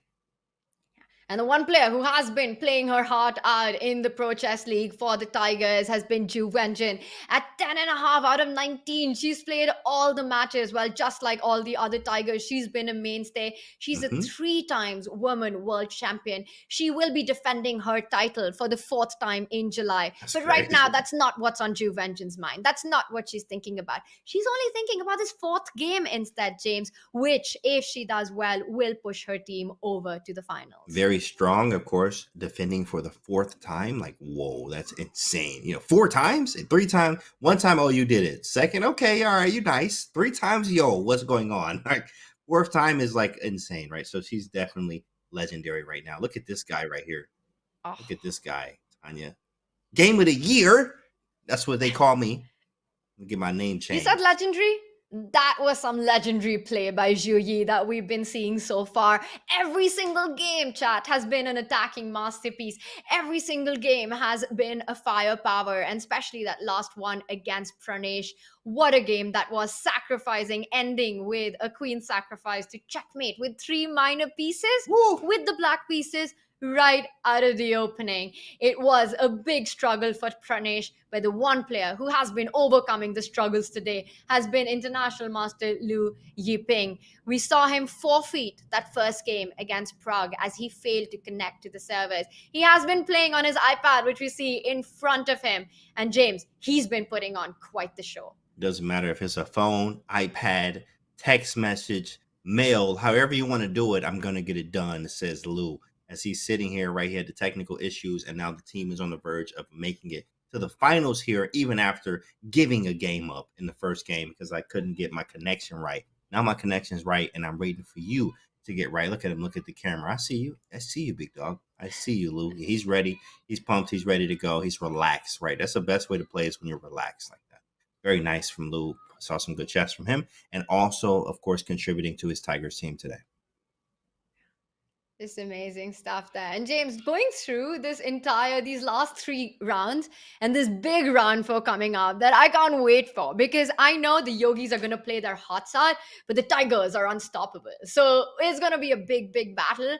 And all I can think about is that for this match, I was here. That we witnessed it, chat. Chat, you were here to see some of the best moments in online chess that have happened. You witnessed it, chat. You did. Did you see Game of the Year? You were here for Game of the Year. That's it, chat. You were. You were. How does that feel? Bring it in. Bring it in. Everybody bring it in. One time. I know. That's love right there. You feel that? That's love. That's love. I understand, chat. I understand. You ain't got to say nothing. Understand. It's all love for all these players, chat. We are getting ready to get the games going. In just a few moments, we will start with this final round. Let's just reset the table, James, for anyone who's joining us right now. Tigers, the Shanghai Tigers, are at 7 points. The Indian Yogis at 5 points going into this final round of the semi-finals.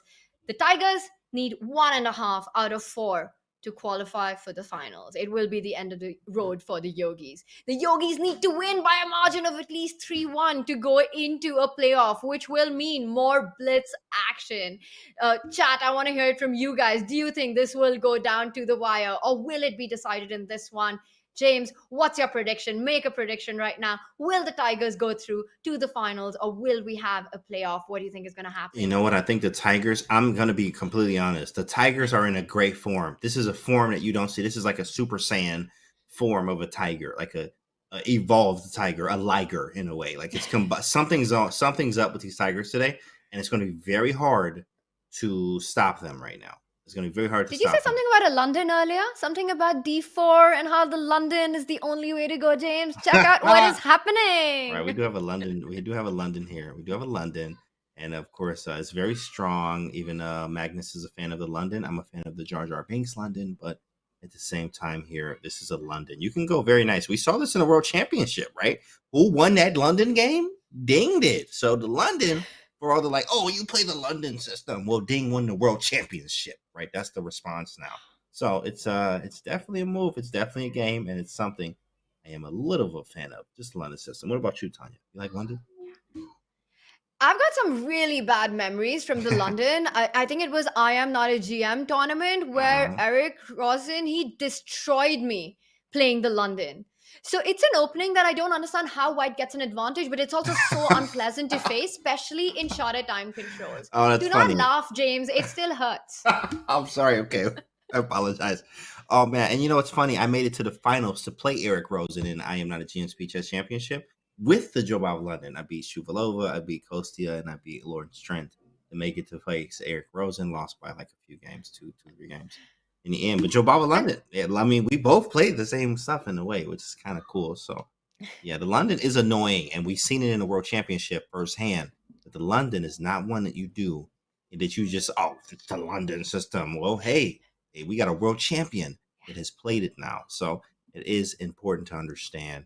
But here, this is a different kind of London. I actually do like black because of the possibilities of the pawn breaks. Like E5 looks good.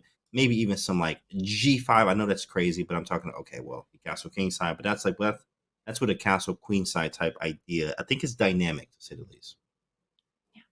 Yeah, definitely. Traditionally, London was expected to be a more positional approach, C3, E3, knight D2, but we do see with Jabava London and these kind of openings as well, what we're seeing with Prag employ taking on C5. He's won that extra pawn. There's definitely a lot of dynamic power in the London. Currently, White has an extra pawn. Black still needs to spend some tempos and some time to win that pawn back, but the drawback has been that White also has two doubled pawns, one on the C file, one on the F file, and a lead in development. James, we will zoom out of this one. We know Wei Yi loves to play for the initiative. We will come back to this and see how this develops, but let's get a bird's eye view on all the action that is going on in this very crucial round. What catches your eye? In fact, let's take a look. Let me see. Okay, that one. Okay, let's go to bottom left. That's Zhu Yi and Vaishali.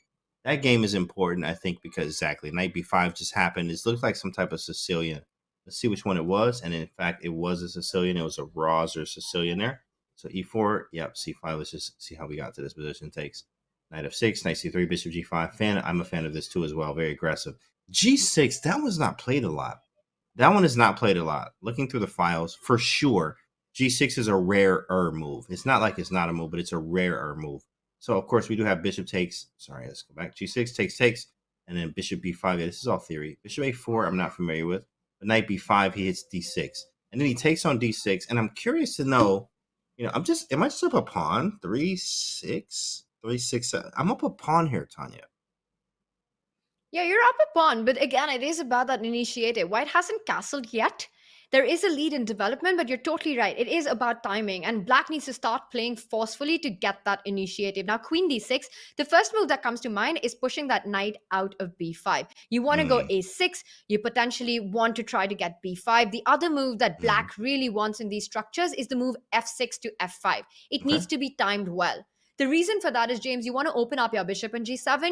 You want to dissolve the problem of these doubled pawns, the f6 and f7. Right. But once again, that's an idea that needs to be timed perfectly. Queen d6, my first question to you is, where do you go with your knight after a6? You know what? I was actually considering knight c7 and didn't go to knight d5. I'm a big fan of the tempo. I worked with a coach that says, like, he always would say, I just love the tempo. So, like, of course, when you hear it, we all know what the tempo is, or like you get game time. I'm always a fan of looking at the tempo first because of that, just working with a Russian chess coach. So knight c7, hitting the rook c8, and then you go to knight d5. It's not a tempo here, but I do reroute. So a6, knight c7. Right? I don't see anything. Maybe, is there any weird knight moves? I don't see anything. So, okay, rook c8, and I go back to d5. And I get this knight to d5, and then I can end up casting queenside as well. I may have a knight f6 on tap. Tactics now start to arise here from this position. So it's very nice. I actually do think they did play a6 in the game. Is that we might see this being played out, because knight c7, I really like it. Knight c7 is really nice. It's on the board. And on rook board, c8, James, great knight call. to d5. Knight to d5.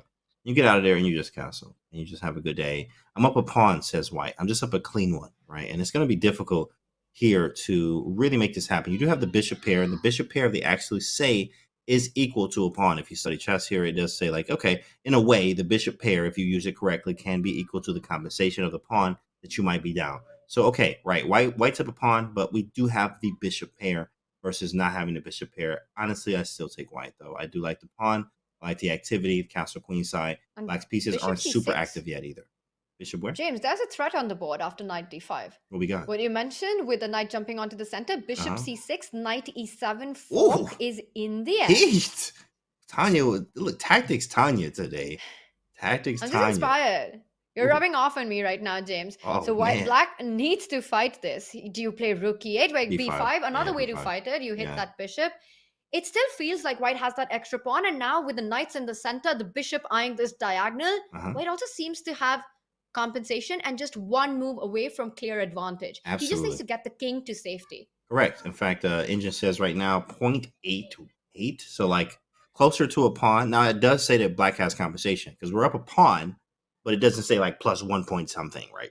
Like it would say when you're really up a clean pawn. It says Black got some compensation, but you are a human, and a human here. In fact, I even saw something from Wesley today, actually in the super bet after the game with the draw with Fallujah. it was something like that. But it was he was saying like, yeah, the engine line is like no humans kind of finding this thing. It's inhumane is the word he used there. And that's kind of like, here as a human, I'm up a pawn. Like I see it, I'm up a pawn. It is what it is. And here's your F5 move, by the way. The bishop actually opens up. So I can feel a little bit of compensation for black after this move. It had to be played, right, James? Because we were talking about how white is one move away from castling and getting all the initiative and the extra pawn. So you want to aim at trying to open up the e-file. White could not have taken e takes f5 because of a check, an intermezzo check on e8, which would just disrupt white's development completely. So Zhu Yi quickly takes the decision to bring the king to safety, goes for the queenside castle. But James, again, this is one of those moments where we take Wesley's advice. Do not look at the eval bar. Absolutely. With the c line open, with that bishop on g7, firing down on that diagonal, there is still so much activity for black that one can feel the compensation in the position, and the eval bar doesn't matter. Oh, 100%. You can feel the compensation from black here. You do have, in fact, Sicilian compensation, which just came from a Sicilian. What does that mean? The rook on c8, very aggressive, right? Now, what's weird is this knight usually is on f3. So reason why I do like white is because only that. If this knight was on any other square, I would actually take black in like every situation. And she plays bishop e5 here, which attacks the queen. What's a strong move? I'm not even gonna lie. Woo-wee, you got only two moves, knight e7 to like take on d7. Or queen c5 and put your queen right into that right there.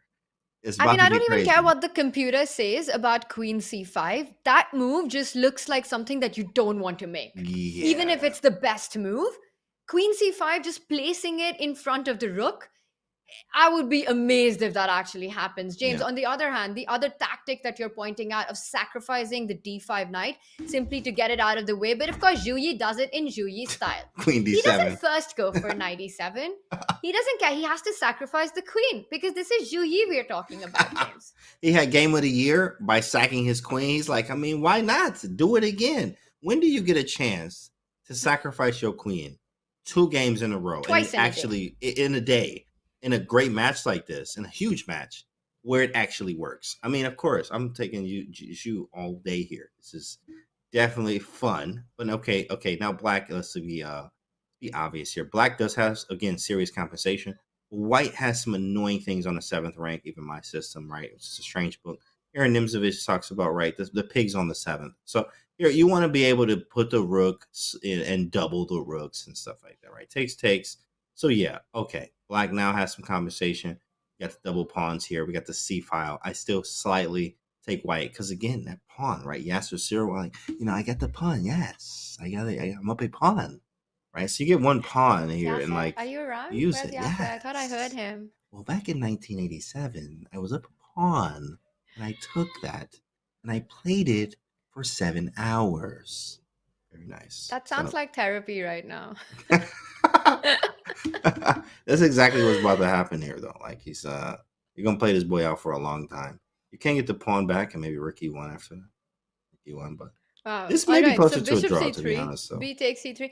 James, it might be, but also, as we were mentioning, that rook on d7 and that bishop on b3, f7 is a weak spot, so white still has the trumps, gives back that e4 pawn, but the point is that how are you going to defend this? You can't move that rook from f8 to e8 because f7 falls. If you bring the other rook to e8, that's super passive. White can start targeting the queen side now. Moves like rook d6 come to mind. You simply go after the a6 pawn, and with all these ideas, it's going to be super difficult for black to keep all the pawns under control. So rook e4 is coming up next. I still think it's an uphill task for Vaishali to defend it. I think she makes a really good choice. She wants to get rid of that strong bishop. Knights versus bishops. Well, in this case, the knight wants to trade the bishop. Yeah, this is actually really draw-like, I think. I think Vaishali is playing really good, even being down a pawn. With knight takes b3 being in the next move here, and just obviously gonna get the pawn back. So cool. Good stuff. All right, where are we going next? That one, it looks like it might be headed to a draw, but the other games are far from it, James. Look at that top right board. That pawn structure that Ju Vengeance has looks super nice for black, but it has created a lot of weaknesses on the light squares. That is going to be an interesting fight. It's level material, but it's far from being a level game. We see Zhu Yi is back with the advantage on his iPad on that bottom right board, James. And once again, it comes down to the pawn structure. 2 doubled pawns for Pranesh, one on the king side, one on the queen side. White with the control of the open C line, the only open file in the game. All the strategic advantages are with Zhu Yi. Meanwhile, on the top left board, the big battle, the clash of Wei Yi against Pragnananda. James, this one, to me, it looks level, although I see the eval bar prefers White's position. Where do you want to jump to? That's a great question. In fact, let's actually go to, I'm looking for some action here. And it looks like they all look, you know what? I'm actually surprised at how solid everything is. I actually thought there would be more like risk taking, especially from the Yogis here, because you have to win. Like you have to win, and which may require sometimes taking some risk. But here, everything seems extremely solid on every board. Let's take a look at Prag. Let's go there. We haven't been there in a minute there, so we'll go check that game out. Prag and Wei Yi. And it feels like there's some chances. And in fact, that's why I'm up a pawn. Prag's up a pawn. And okay, like pawn doesn't say game's over, obviously. But you do have a pawn. And if we can make some trades and obviously, put some pressure on our opponent, maybe even take another pawn, things could be different, especially as time gets lower, things happen. So White is up a pawn. I am always a fan of being up a little bit of material. So let's see what happens. I'm surprised to hear that, James. I thought you were a man for the initiative. You love the attack. Who cares about material? Sack first, think later. But James, I also like what Wei Yi is doing. This is the minority attack in chess. He is down a pawn, but his aim is that 2 versus 3 against the queen side. He wants to break with b4 if he's given the opportunity, which is exactly what Prag stops with that last move, rook to e4. A move like b4, the minority attack, would open up that bishop on g7, the c3 b2 wall that is stopping the activity. You want to get rid of that. So that is a threat that White needs to watch out for. But rook e4, make sure that didn't happen. And rook e4, queen f5 here. I mean, I have simple moves. Very easy chess. Simple chess, right? Simple chess, rook a to e1. Sometimes, I had to work on that myself, in fact, because I just love aggressive chess. But simple chess, right? Rook a to e1 is going to set you up for more tactics later. We may be able to there it is, rook a to e1. It doesn't even do anything. It just gets another piece into the game. Improving the position is what we call it. How do you improve? By usually moving pieces or pawns to better squares than what they on before. Improving sometimes is difficult to understand. So rook a to e1, it just improves the position. We double the rooks, not even threatening anything. But just the fact that we double the rooks here gives us a more of an advantage now. We are up a pawn still. Knight d4, and if we do have a trade at some point, we may be able to run the pawn. It is isolated, but you have some problems too as well. White's definitely for choice in this position.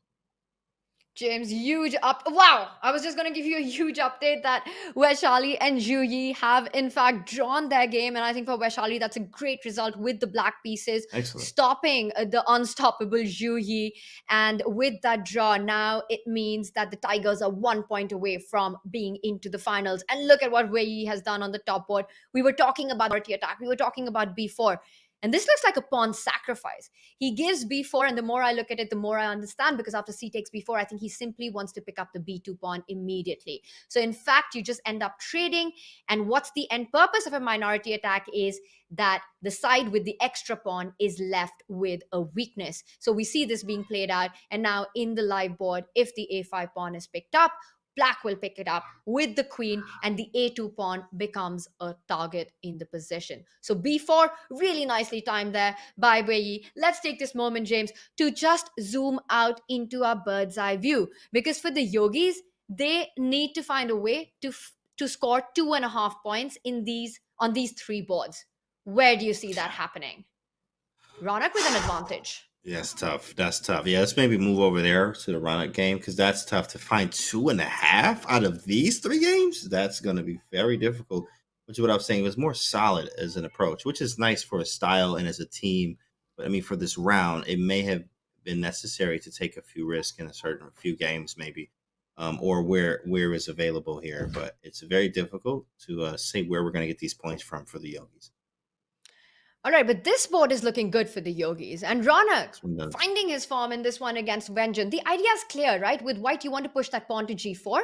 You want to start advancing these central pawns. Meanwhile, what white's king and knight have done is make sure that the b4, c5, d4 pawn structure, it's got no movement. They've been perfectly blocked by white's pieces. So all the mobility in pawn structure lies with white. You want to start pushing those king side pawns. And that's what I'm expecting. The only thing you need to calculate, James, is that after g4, the trades happen. Black will perhaps trade the rook and then take control of the h file, looking for a counter play. And that's what you need to time well, that if black does get the rook to h8, it could mean trouble, which is why Ronak doesn't rush with g4. He's controlling the position completely, plays the move e5.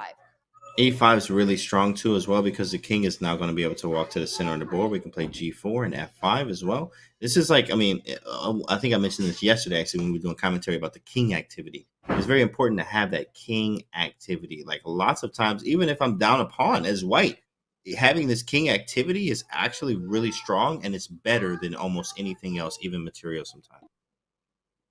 Really nicely pointed out there, James. And I don't know if you have a little bit of time to actually pull out that analysis board, because I really want to show the resources that we were talking about. Instead of e5, had the move g4 happen in this moment where we are getting moves in king e6, g4. The problem is that black-white takes, and we see the eval bar still gives some advantage, but why give this counterplay to your opponent? Now the rook slides to h8, and there are these problems that you can start thinking about. So definitely like Ronak's approach of keeping everything under control. He goes for e5, and after the king moves to e6, he advances his own king to e4, taking opposition, and rook h8. That's a preemptive move. That's a preemptive move that if you play g4, I have my rook where I wanted, g4 on the board regardless. Anyway, yeah, takes. And it's probably going to be a rook f8 to stop f5. Oh, but you can't even do that. Wow. And then now I have this. Wait, rook take. Oh, I was like, why didn't he? You can throw in f5. He wants to play. He's considering which was better, f5 or rook takes, which probably doesn't matter really. James, it's an important decision because you end up keeping the h pawns alive, which could matter a lot. You know, the more pawns on the board, the better for white. If you would have allowed hg4, then one more set of pawns would have been traded. So this is a nice move, and black couldn't have taken on f5. That's why he moved back with the king. Finally trades on g4, so gets that final outcome that we were talking about. And now once again, you've got to take on f5, or do you keep the pressure with g5? It's starting to look very bad for Wenjun. Absolutely, of course, especially with king coming in f6. I mean, rook check is possible everywhere at some point. Well, pinning, of course, because there is going to be a check on this file here with e6, knight, even a b6. King in, yeah, this is, I mean, look at this, guys. This is winning every single time. f6, king f7, yeah. So maybe you king take. F7 Wait a second, she might sack it. But king f7 is e6, so you have to maybe think about giving up that knight already. He goes king d8. You can't push e6 now because f6 is hanging. So does he give? He could also just make the move. I was going to say push that pawn to f7, but that allows king e7. He starts with king c6, threatening a mate with rook to a8. Mating idea. Very strong. Can you stop it? How do you stop this without giving material? That's true. King c8, but this is prolonging the inevitable. Yeah, king c8, you give a check on a8, you give a check on d6, you give a mate on b8. Right, exactly right. You know, just prolonging the inevitable. Maybe knight b8 is check, you know. A nice little check. You can give a check, and white can just get super greedy and grab the queen side pawns with king c5, yeah, king c5, b4. b4 yeah. James, this is exactly the result that the Yogis need from Ronak. He's going for the kill. He doesn't care about the pawns. He goes king b7, move knight d7, rook a8, check is game over. That is how this will end. And I think Vengeance is going to throw in the towel and resign at this point. Yeah, at some point. Yeah, it's just definitely getting very close to that. Want to play on, obviously, as we go to the bird's eye view here. Let's see. Where do you want to go? Whoa, that Prag game, Prag has 5 seconds. I don't know what's going on the board, but I just know he has 5 seconds. And I think that's a great idea to go there. So we see top right, Ronak Sadhwani scoring for the Yogis, which means that the Tigers on the Prag board and the Liu Yiping board have to score 1 point. They need to keep those games under control. And we see Prag there in a level position, playing on mere seconds. Knight e5. And James, this is not easy for white. It's not just the seconds, but that a3, a2 pawn structure on the queen side. It is a lot of pressure. Absolutely. I mean, you have to be precise against Wei Yi, and you have to not flag. I mean, what a task that Prag has here. I mean, it really is difficult to another level here. I mean, it's very understandable if he blunders in the next few moves here. He has no time when Wei Yi has literally like almost a minute more, which, okay, now he's under a minute now. 2-second increment. It's not a lot of time. So there are some now, okay, I'm feeling better if I'm Prag here. Like you're under a minute. I can try to make some moves here. I have to survive. He goes king f7 and rook f1 is always in the air. Rook f1 would actually just pick up the f2 pawn. I don't see a way for white to actually defend that pawn. It's on the board now. Prag plays knight d4. All right, that's a move that does still keep things under control. You block the bishop. Rook b4 coming in, rook b2 coming in. Oh, rook b4. Yeah, I didn't see that one. Rook b2. Take. Yeah, I'm queening. That's it. Wow, you have to move the king back? Yeah, he does. He does. And now, do you want to trade? Do you want to trade and start advancing with the king? That is a big decision, and Wei Yi needs to take it in seconds. Does he go into a king and minor piece ending? I think he can also afford to just keep the pressure, although rook e7 is a threat on the board. Absolutely. Rook e7, threat. Okay, moves it back. Moves back. No check. And a mistake by Prag. e5, yeah. You kind of see it coming, though. He has no time. I mean, he's living off 4 seconds here. James, it all comes down to this. Ronak Sadhwani has won his game against Ju Wenjun, and there has been a draw on the other two boards. It is all this. It's all that matters. Tigers need to hold this. All Wei Yi needs to do is draw this game to go into the finals. Wow. Oh, just don't lose. Just don't lose. Easier said than done. 6 seconds. They have the same amount of time here. Bishop versus knight. Tanya, what's going to happen? This just looks better for black right now with the king advancing, all these weaknesses on the board. Prag needs a miracle to win this one, but the knights can be super tricky. James, it's not over till it's over. Prag knows that he has to just keep playing. It doesn't matter what happens. He can't give up. The good news for Prag is that all his pawns are on the light squares, which means Wei Yi's bishop cannot attack them. The knight needs to find its way to get active. Knight is going to f5. He'll pick up the 8-6 pawn, but Wei Yi's king is super fast. Yeah, he gets 2 pawns there. That might be it. Well, it might be a draw, but then the Tigers advance. Tigers advance. Looks like a draw, I think. Anything can happen. Knights are extremely tricky. We do know this. Knights are so tricky, obviously. But man, unless black blunders a bishop. Wei Yi would have to blunder a bishop to lose this game, James. Yeah, there's no way around it. And Devereaux's in-game manual says that the knight needs to be somewhere else. In fact, it's too far away. Yeah. c6. Okay, wait a second. He's still got some play. Oh, that's a lovely move. He just stops the knight from returning into play. He's going to trap the knight, James. Oh, my goodness. King g6 wins the knight. Knight 8-6 was the only move. He plays king g5. And next, king g6 would win the knight. Yeah, that is it. Pragnananda resigns. And with that, Wei Yi has done it. The Shanghai Tigers move on to the finals. The Indian Yogis are knocked out.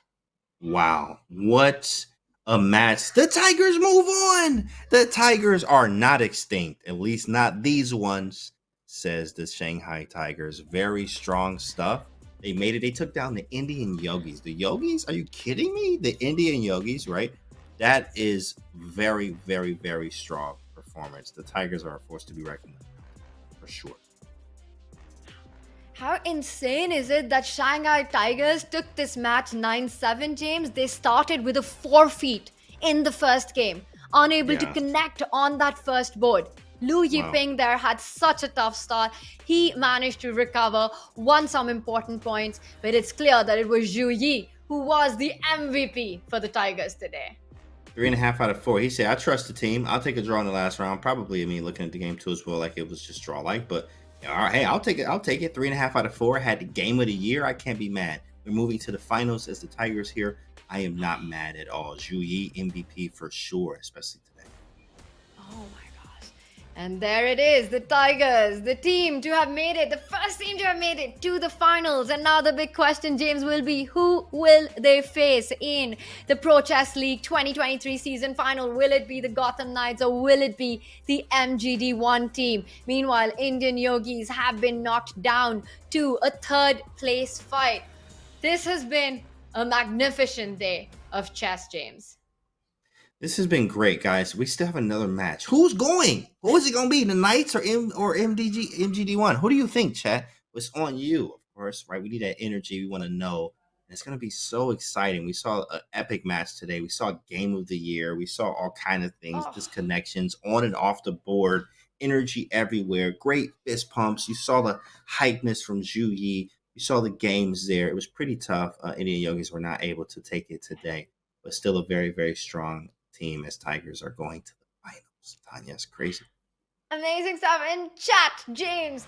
You and I, we were all here witnessing one of the best matches of the Pro Chess League, but the action doesn't stop as the fight goes on with the MGD1, the second Indian team, with Arjun in the front taking on Hikaru Nakamura-led Gotham Knights, who have been unstoppable.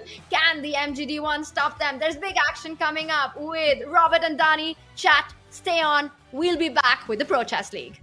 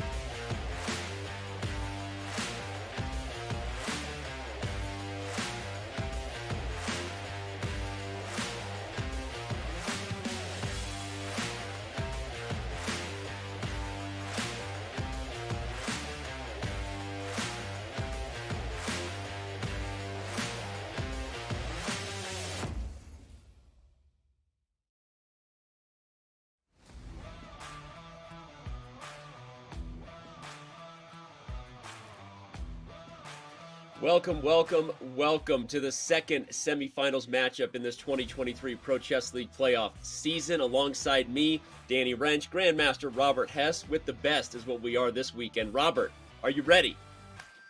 Oh, I am certainly ready. If semifinal one was any indication, we are in for an epic match here in the second semifinal of the day. On that note, let's quickly take a look at our bracket where, yes, in thrilling fashion, the Shanghai Tigers take the spot in the final match. Of course, the India Yogis will have a third place match against the loser of the match on the right side. The Gotham Knights and MGD1 are the call that Robert and I are about to have. And just like that, we take a look at the lineups, the boards they brought to the table. I think the biggest storyline here, Robert, is these are the same two teams that got them into the semis just a couple days ago. Yeah, no, these are the same exact lineups, and they're super strong. And I think the thing we must note is that board 4, while the Gotham Knights, Hikaru Nakamura, Fedoseev, and probably Vokitov all have a slight edge in the top 3, but board 4, Harika is 400 points higher rated than her opponent. Yeah, I think that's going to be a huge storyline, because if the Knights don't have a lead heading into that round 4, that is a matchup that is a mismatch, and there's no other way around it with Dronavali being such a favorite over Nurmanova. So, all right, let's talk about the board pairings, because speaking of Harika Dronavali, before she gets to that last round where she will be the favorite against Nurmanova, she's got the big dog right there at the top, Hikaru Nakamura. She does get the white pieces. We're probably going to start focused on that matchup right there, Robert. Yeah, it makes sense. I mean, you look at these mismatches, let's call them, in the opening round of actions, board 1 versus board 4. And when I look at these matchups, I assume that board 1 wins most of the time. But the middle two, that's what it comes down to, Danny. Yeah. Can a board 3 take down a board 2 for the opposition? Can you get 1.5 out of 2 for one side that will give you the upper hand? Yeah, and those board 2 versus board 3 matchups are nothing to turn away from. You've got the beast Adiban Bhaskaran taking on Vakitov, who in many ways was the star for the Knights on Thursday, right? Hikaru struggled on that day, finished with 4 draws. Vakitov was a big part of helping the Knights punch their ticket, improving that Knights are better than Bishops. And then you have the big fish Fedoseev taking on Ghosh there. I don't know who I have favored in those. I think I lean the Knights' way in both the board 2 versus board 3 matchups, but your thought, Robert? No, I have to agree with you there. I just think the Knights have such a powerful punch on those 2 boards, and Hikaru did not show his best stuff on Thursday. He drew 4 games. If Alice Lee drew against Hikaru, that means that Harika, maybe she feels she can do the same. Well, let's take a quick look again at Hikaru and the Gotham Knights, their entire team.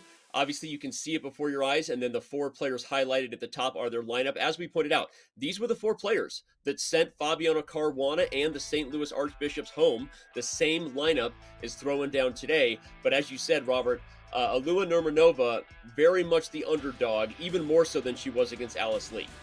Yeah, she is going to have tough task ahead, but I know that over the board in rapid chess, she did quite well when Kazakhstan took on the rest of the world. So she's had some good successes. Yeah. She can't take down high-rated opposition, but look at Team MGD1. They are strong from board 1 through board 4. It's going to be a really long day for her. Yeah. All right. Well, it's fun to see. The Yogis and the Tigers had slightly different lineups than they did when it comes to comparing the teams that played in the quarterfinals to get them to the semis. But the Knights and MGD1 are bringing the exact same players, and we'll see if that pays off. Maybe a little bit of experience, right? You've worked out some of your nerves that you had when the playoffs started, Robert. I wonder if that might help both teams play their best chess as we kick things off. Yeah, we don't expect to see Hikaru Nakamura draw 4 games again. He had not drawn a single game all Pro Chess League season. So it was an aberration. It was an abnormality. But what we know from Hikaru, what we see from him time and time again, is winning chess. I thought you were going to say what we see from him time and time again is a pineapple neon light in the background, because that's what we see from Hikaru time and time again, along with that U.S. Championship ring on his finger right there. So, yeah, no, that's the streaming setup. You know and love it well. Hikaru Nakamura is eagerly waiting for a chessboard to explode on here. He wants these games to start. You can tell that he's poised. And yeah, well, just like that, we are rolling in. Harika Dronavali at her seat. Hikaru Nakamura as well. The scoreboard flies in. Everyone working super hard. Welcome to the weekend. We've got a bunch of star boys here, including Robert Hess. Take it away. Well, I can feel my face even though I am with you, Danny, and I love it. But we're looking at this matchup where Hikaru, I mean, is he streaming right now? He's yawning, that's for sure. But he needs to focus. I know that some players, they do play better while streaming, but he cannot have a repeat of Thursday, Danny. That's unacceptable for this team. He needs to score more than 2 points. That is a given. I think that's the biggest thing, right? It's not to say that the other players on the team don't matter just as much as Hikaru. Everyone's score counts toward the total, but I think for sure Hikaru would say the same thing, right? He wants to have his absolute best chess to kick things off for the Knights, and here we see a Scandinavian on the board. Regardless of the move order that got us there, we see a Knight C3, Knight F6, kind of decline Scandinavian. Take that, John Bartholomew. Well, you're always poking fun at John. This is the second show in a row where his name has come up, and he does like cramped positions. And black, as you can see in the top left, lacks space where white pushes all the pawns forward. Yeah, and it's a big center. a lot of space with the pawns on the dark squares, but it's one of those awkward centers too because it blocks your own dark square bishop. Black is going to go for one of these grips on the light squares with e6 and g6, and you try to say, look, I know I'm a little worse with black, and the eval bar says so, but I'm going to shut down the studio, and you're going to have a hard time breaking through. Yeah, it's not the easiest position to play for either side, but Hikaru, he's choosing these aggressive, kind of questionable openings because he wants to win. We saw Vidya Gujarati do that with success yesterday. He was on the verge of losing, it seemed, at points, but he in fact won his board 1 versus board 4 matchup. And, well, there's a knight on the side of the board here, Danny, attacking this bishop on f5. Knights in the rim, typically seen as dim, but if White can just start throwing all the pawns forward, I was going to worried. say. I like that you pointed out, obviously the fundamentals always matter, kids. Don't overlook them. But the knight on the rim here shows that Harika, Robert, is ready to play, right? She didn't go against Hikaru's kind of dubious opening and say, I'm going to passively develop. She's like, no, if you're going to do this, like, let's go, right? Knight h4, I'm going to get rid of that light square bishop. I'm going to punch through f5 and maybe break open the king side before you get the king out of the center. Yeah, but she had to back that pony up after the e6, so that knight was under attack with check, which is why it came back to f3. And the eval bar suddenly saying that Hikaru may be the side for choice. I won't be surprised if/when, and now is the answer to when. He plays c5, knight c6 to follow. Did you say this often, right? The knight goes behind a pawn while attacking the center. But if it's okay, can we back up quickly and just see what was better besides knight f3? Because there had to be a move there for Harika. Why not just play g3, I guess, to support it after bishop g4? I don't know. If that was the idea, perhaps I'm wrong. Maybe this is already trickier than I realized, and that's why Hikaru makes a lot of these openings work for him. Well, it looks like bishop e2 was actually the mistake, so maybe just queen up to d3, something like that was better. It's an odd move to play, putting your queen in front of your bishop, but we see that the position is just messy, and as we get back to the live position, it's getting messier. It looks like a French defense gone completely wrong for White. Where's that bishop? It's outside of its pawn chain. I was going to say, this is like a bunch of people waking up who play the French, and they're like, how does Hikaru do it? That's not legal. The bishop is gone. For those who don't speak French, both the language or the opening that everyone knows I'm not a huge fan of. The bishop is normally the Achilles heel for black, right? Black gets this super strong pawn chain, f7, e6, and d5. Black gets the space on the queen side, but all of that is supposed to come in exchange for a blocked bishop, but not so much for Hikaru, apparently. No, and actually Hikaru can bring his knight up to c4, attacking bishop, attacking pawn. There's already danger in the center for Harika. You see minus 1.8. Hikaru knows that he is on the verge of winning this game. He just needs to be careful, because I think a lot of players would be tempted to go knight c4 and take this b2 pawn, but there could be a situation where this queen slides over to b1. And let's not forget that black's king is in the center, so if you start giving up your queen side, that can backfire. I don't think he'll take on b2 unless he sees a tactic that pans out for him. No, he instead takes on d4. That seems much more practical. Yeah, and he might just eliminate White's dark square bishop, even though the knight is good there. But if you put a rook on c8, you threaten to take d4. The bishop is coming to c5. It's almost impossible for White to play b3 without other problems occurring on the c file, starting with that tender knight. So that knight on c4 doesn't need to be in a hurry to take b2. This is the start Hikaru Nakamura was looking for, and with all due respect to MGD1, the start that they did not want to see. It might mean Hikaru has corrected his form that may not have been on cue on Thursday, and he's ready to play today. He is, but in this position, he needs to be careful, because look at this, Danny. Just to note, in the long term, presence of opposite colored bishops. That means some endgames, if we get that far, could have some equalish tendencies, but also for an attack. The white king looks very safe on g1. Where exactly is that black king going? If you go queenside, I don't think so. I just push my pawn to b4. And if you castle kingside, excuse me, your pawn on h5, that should probably be back on h7. So I just want to note that while Hikaru clearly is in the driver's seat, he has some things he needs to work out. Yeah, fair. All right, well, speaking of things we need to work out, it's time for us to check out the other 3 games in progress. We head back to our bird's eye view. Remind everybody that URL in the right corner is not just for show. You can check it out. The games are on a slight delay due to fair play concerns, as usual. But so is this broadcast, and you didn't even know it. That's the magic of Hollywood, boys and girls. Robert, where do you want to go next? Well, I'm just going to look across the boards. In the top right, we see Diptai Ghosh with the white piece against Fedoseev. That's too early stages for me. So I'm going to take us to the bottom left, because Shamsina Vokirov was the hero for the Knights in the match on Thursday in the quarterfinals. He gets the white piece against the beast in Adivan Bhaskaran. But Danny, if we dive into this position, isn't Black playing some kind of modern where the pieces are all over the place? White should be better in some of these lines, but you see the eval bar saying Black's doing A-okay, and this E5 pawn can stick out like a sore thumb. Yeah, and if Black can make sure E6 doesn't happen, right? That's the move I tactically go to right away. You look at E6, you also look at moves like, I mean, even Bishop takes F7 with Knight G5 coming, right? There's all kinds of threats on the table, which is why Adibon is being careful. Those are tactics he'd love to play himself, being the very aggressive, feisty player he is. So double checking things, because if you play E6, Robert, we can highlight that, yes, that makes the pawn on E5 stay put and kills those tactics, but now you got long-term dark square problems, right? And you got to worry about that. So there's some trade-offs here that he's double checking. That's why we see him with Thinker's Pose number 9, the head in double fingers. He didn't go full Birdman where you clasp him at the top. Some say that harnesses the energy better, but we'll take it. Well, he went full Rodin. He is the thinker right now. And, well, you couldn't sculpt, I think, a better looking position for White. I love the look of this. Look at these pieces on very natural squares. Black's knight on G4. At some point, you can even play H3 to boot that pony back over there to H6. Yeah. So there must be something in this position, tactically speaking, that allows Black to stay afloat. I wouldn't be surprised if there's some kind of bishop F5 and like a knight D4 to get that queen activated. Sometimes you need tactical measures to solve some positional issues, and that is what's coming to mind. But he castles, and you see the eval bar go all the way up. And Danny, you were mentioning E6, dude. That looks like a possibility as well. It's gotta be E6. I mean, if we want to bring up the analysis board to check it out, the only thing you're spying, of course, is that ninja bishop on G7 hitting the B2 pawn with some X-ray goggles. But I'm gonna guess that E6 can be played anyway. I just got a feeling that that's the idea. Maybe I'm wrong. Let's see if the B2. I'm wrong. Classic. Okay, so show everybody why I was wrong. Bishop takes B2, and the point is there isn't enough. There isn't enough here. The rook actually is a problem. So what is the move then that Adibon and myself missed? You know, it happens to the best of us very strong chess players.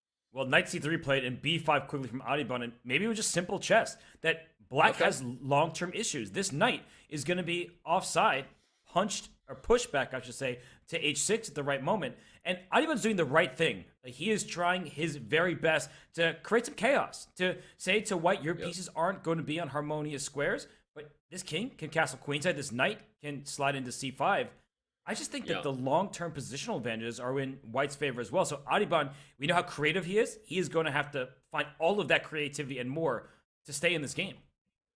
And we see Vakitov sitting up there. I still don't know exactly what Vakitov looks like because he was born in the darkness and he stays there. Batman. He lives in the darkness. That light is interesting.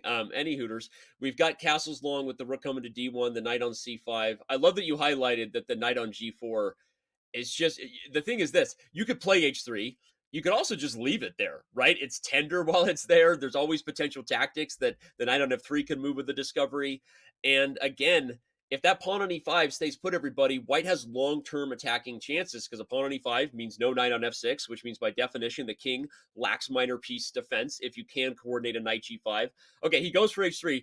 Not a bad idea. And maybe E6 is even following. There's so many potential tactics here. This looks very dangerous for Adibon. But you made a good point that H3, it wasn't completely necessary, and it's a time-consuming move. Look what just happened. Yeah. Bishop B5. You're not castling kingside, and guess what? You're not castling queenside either. You can't castle through check. This knight on A4 is also almost trapped. We're talking about the knight on G4. The knight on A4, that could be targeted as well. So all of a sudden, Black's pieces have come to life in a way that is not easy for White to deal with. Where is this queen even going at the moment? If you go up to E4, there could be bishop C6, take F3, give me your E5 pawn at the right moment. Yeah. And queen E4 well, you're going to do it, though, because A5 is hanging. I was looking at a funny line where queen takes B4, bishop takes F3. I can take G4 first, and both the knight and the bishop are under fire. You do have knight C6, but what a weird world. Oh, and knight takes B3. Okay. Yeah. Yeah, but you're right. That, like, all of a sudden there are going to be a million captures, and who's calculating better? I actually think Adibon has the upper hand here. I don't like this king in the center. I don't like the threat of bishop takes F3, and this knight, as we're talking about, can get rid of itself by taking this bishop on B3. And it feels like the game is just going in Black's favor. By the way, bishop B5, we could see a draw. It's amazing at one tempo. We were just highlighting that H3 wasn't necessary, and then White does it.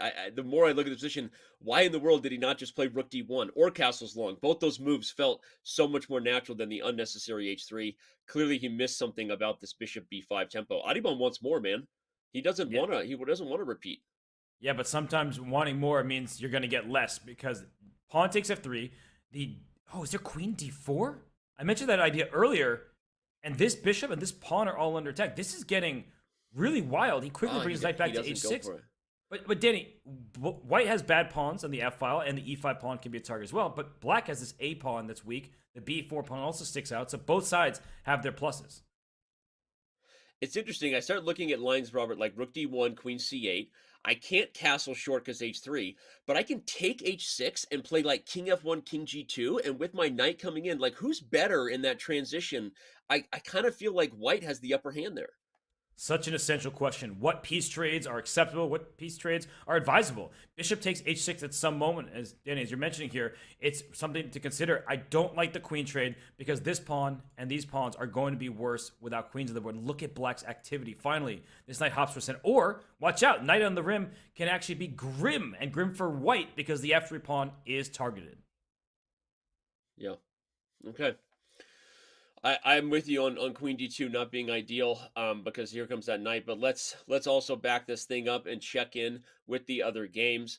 Because speaking of not ideal, as we look at the bird's eye view, you can see Hikaru Nakamura has put Harika Dronavali in a not ideal position to start things off. Hikaru has shown up. He is ready to roll. No draws to start his campaign here in the semis.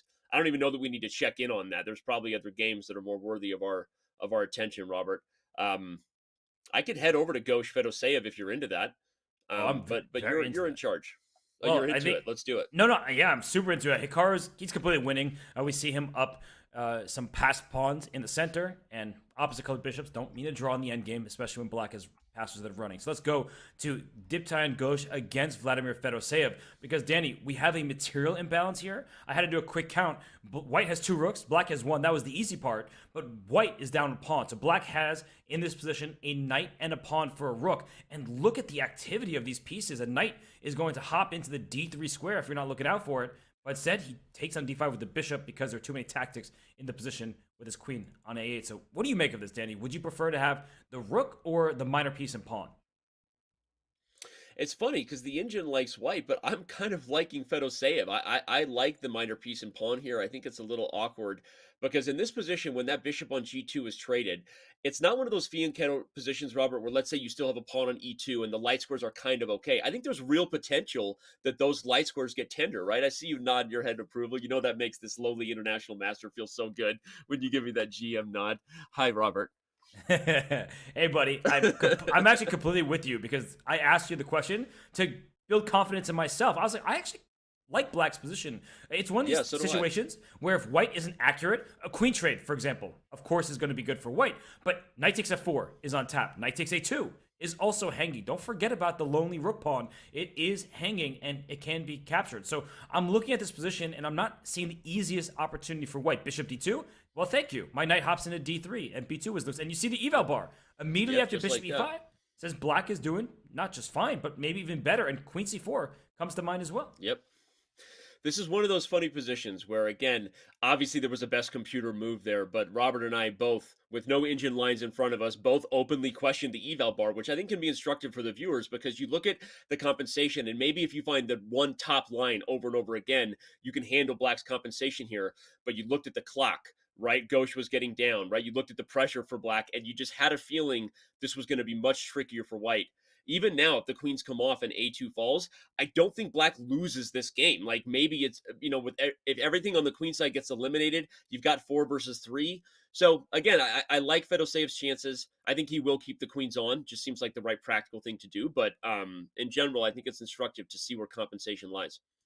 Yeah, I actually think this was a brilliant response, though, by Diptai Ghosh. Queen d4, you're threatening g7, and the queen trade is what we're talking about. The queen trade is what white wants. And if you take on a2 at the end, after a swap of queens, knight takes a2, there's rook a1, chops a7, and that's why he slides the queen back. Watch out, knight c2. g7 is hanging, but black has some tactics of his own. a2 is also loose a couple of times. Knight c6, Danny. Balls.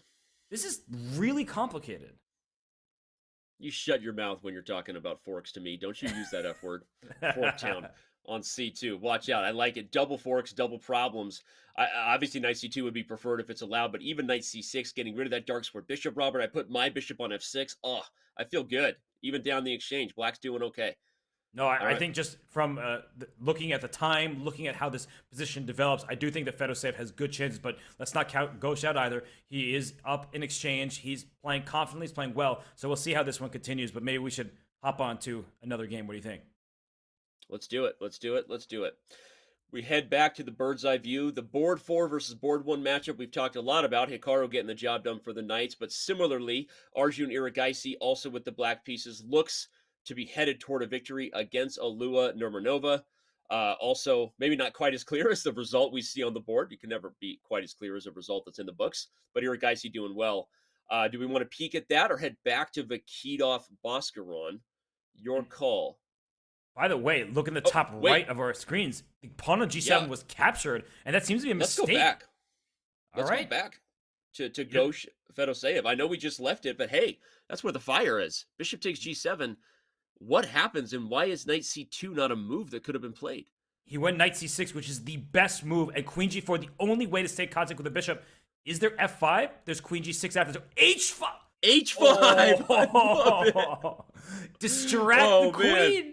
Oh my gosh. Where is Canty when you need him? H5 and we live, and the queen cannot hold on to defending the bishop. You can move that bishop for discovered check. You know, my daughter just recently discovered check at 7 years old. She's very into discovered checks right now, but this would be a good lesson for her. Not every discovered check works. No, this queen is in a light square, so there's no way to attack it. And this queen is distracted. You take H5, black takes G7. We have 2 minor pieces for a rook and a pawn, extra material for black all of a sudden. And Danny, I mean, we called it from as soon as it happened. We did feel like black's position was a little bit easier to play. There were some immediate threats. And taking on G7, taking a pawn in front of your opponent's king, that typically does not backfire, but here it does. Yep. No, this is dangerous. We felt the pressure. Again, yes, best play, probably the exchange worked, but that was a position that many humans do not handle that well. And I think Fedoseev gets that bishop. You look at the clock, he doesn't have much to worry about there. I'm expecting 2 victories for the top 2 boards of the Knights after this first round of play. Yeah, so this one looking really good for Fedoseev, but let's go back into our bird's eye view because we're going to check on some other games. And I think there are some critical things happening, and good news for Team MGD1. Yeah, good news because Boscaron has flipped the script against Vakitov. A lot of victories for black looking like they're in store, right? Hikaru already won. Fedoseev on the prowl. Arjun Iragaisi getting the job done. And if Boscaron wins, it's all black all day. Let's head over to that lower left board and check out Vakitov Boscaron. And what's so important about this matchup is I know Adibani is board 2 and Vakito's board 3. You think board 2 should be higher rated. They're about the same rating. They are quite evil, excuse me. They're quite evil. I mean, clip it. They're quite even in strength. So if Adibani can take this game with black, that would be huge for MGD1. But Danny, we just talked about how eval bar can be misleading. White is down 2 pawns here. 2 pawns. But this doesn't look that easy for black because this knight on d3 holds everything together, and white's rooks are very active. Yeah, how do you stop rook dc5 here? Like, just ask the question. The next move is rook dc5. What are you doing? I'm winning at least 1 pawn back, and who's better? If I win the c pawn and the c3 pawn is passed, you can have your 4-on-2 on the king side. I know the h3 and f2 pawns look ugly, but endgames with passed pawns, it tends to be who queens first, not how many you have. I have an idea, and I was about to say f6. Ben Feingold says never play it, but knight e5 is the threat, distracting this knight on d3 away so you could take on b2 with check intermezzo, and then black keeps the material edge. So I think f6 is a great move. Inducing f4 should be something that black wants because you want pawns to be extended, and now knight e5 for sure. Interesting stuff there. Super instructive to highlight that white didn't want to play f4 because the reason you want your pawns extended when you have a majority, everybody, is it increases the time to trade and get a passed pawn. It makes it faster, right? So that was a really interesting thing for white to avoid. We are in a rook ending now where I think white's okay. So, I mean, I feel like Vakitov can hold this. e5 is weak, c7's weak. I know rook f8's a move, but I'm liking Vakitov's chances for a peaceful result here. Yeah, rook f8 is a really good idea. I think you're playing to win, you make that move. But I'm with you that black, especially after king f7, seems like is not much better. So you're right. It looks like the trouble is not over, but it feels diminished. So why don't we hop on over to the games? There's still 2 others. Let's go back to our bird's eye view here, Danny, because the action does not stop in the Pro Chess League. Iragaisi is still rolling. Look at those 2-pass pawns. I mean, we should probably check in on it just to make sure we got all of our 8 players on camera at some point in the first round. Let's quickly take a look at Nurmanova Iragaisi. Also, it's a beautiful position when you've got 2-pass pawns marching up the board like that. I mean, hey, hello. And white has pass pawn, but unfortunately checkmate wins the game, and e2, e1 checkmates this king on g1. The knight on g4 takes away any escape squares. It's just forcing. You could take on d2, but then you're down a full rook. Yeah. 2 pawns on the second rank. That's how you start your day, right? Crab cakes and football. That's what Maryland does. 2 pass pawns and queens coming to the board. That's what Iragaisi does. Although now you got to deal with the a pawn and those pesky knights. Okay, that's nice. Queen f5, a double attack. Although that's a simple way to get the job done too. Just threaten checkmate on the first rank. You know, I like to say when you see checkmate, look for better. He says no. Checkmate ends this game. So queen e1, you have to be careful though, because do you really want to trade queens? I don't think so. There are some knight c7 ideas. So you have to be just on top of things. I guess the knight can't move because of bishop d4 check, but there's just a little bit to work out for Arjun. He is going to win this game. Yeah, it's funny. I think queen e4 probably feels the best because you guard a8 and you threaten bishop d4. That was my idea. And once you get bishop d4, things do fall. I know it walks into the fork town on d6, but I guess I made the lazy assumption that bishop d4 check would probably be enough. Maybe I shouldn't do that. It is. Yeah, yeah. Yeah, you're correct. The white king is going to be checkmated. As soon as the white king gets pushed to the corner, then you play queen e1, and there's going to be a back rank checkmate. So this looks like Arjun has this one in the bag, and that's great news for MGD1. Especially because, oh, wait, now hold on, it could be wrong. Let's head back to the bird's eye view. I was about to say, especially because we think Vakitov is going to hold that position, although not so fast, says the beast, known as Adiban Bhaskaran. Again, Iragaisi is going to get the dub. Looks like Fedoseev follows suit. So 3 victories for the black pieces. Will it be 4 or will we have peace? Let's head over there. Vakitov, Bhaskaran. It's coming down to that, whether we're going to have a tied match after 4 games or not. I'm looking at the clock, Danny, and look at the lead on time for Adiban. That's huge, and that might be the reason he wins this game. The eval bar says minus 1.5, and you and I could translate computer terms. Considering black is up 1 pawn, that could actually be closer to a draw than a win. But we look at the practical elements. White's pawns are all split. That's not fun. Black can create a pass pawn at some point, and an outside pass pawn, an H pawn. Those are always really dangerous. And then the clock, that plays such an essential role. As James Kennedy likes to say, the clock is the 17th piece. Yeah. The 17th piece, like the 11th man, or the 12th man. Sorry, I forgot that they're actually the 12th man. That was an American football reference for our international audience. Apologies, it'll never happen again. All right, we've got rook e5, rook e1. I like this. Again, you keep the king split. Now you got to figure out how to make progress. You like king e5? No. I'm wondering. No, okay, you going all in? King f5, rook takes c6, king f... Might as well analyze it. I don't think we're going anywhere else. Not Fisher, the big fish is going to get it done. So I think we're going to be here. You said Fisher, and I was like, wait, what is happening now? Bobby Fischer again Bobby Fischer. doing Where something? is Bobby Fischer? No, that was an SNL skit. R.I.P. to the world champion. Okay. King d6. Can white move? Like, if you go rook f7, you drop h4. If you go king f2, I'm already sliding my rook back this way. So here's king e4, but you see the evaluation bar, it's kind of going up a little bit every turn for black. Yeah, you're shuffling to hold, but if black can find some way to make king e3, king d3 untenable, and again, it would make sense if somehow you just had your king on e5 also hitting the rook, but then white has rook e4 check anytime that occurs. So I'm with you. This looks good for black, but I'm not seeing the breakthrough either. And you got to give Vakitov credit that he is holding here. I'm wondering if at some point you play g5 to spring free this passer. The h pawn could do some damage, but you don't want to give up the pawn for free. So that's the one difficulty. So Vakitov playing this really well. I think the king could slide back. Well, and every time you try to get to the king side to play your g5 idea, white pokes at the c6 pawn, as we saw Vakitov do just now. So again, I think Adiban pushes this one for a minute. Don't be surprised if we're living off the increment. I'm going to make a prediction this game doesn't end for another 3 whole minutes. That sounds bold, Cotton, but I see that white down to 15 seconds. He's playing on that increment, so he could make a mistake at any moment, but he's playing great defense right now. Yeah, agreed. Playing great defense. Don't get too aggressive. Yeah, because now rookie 1 c.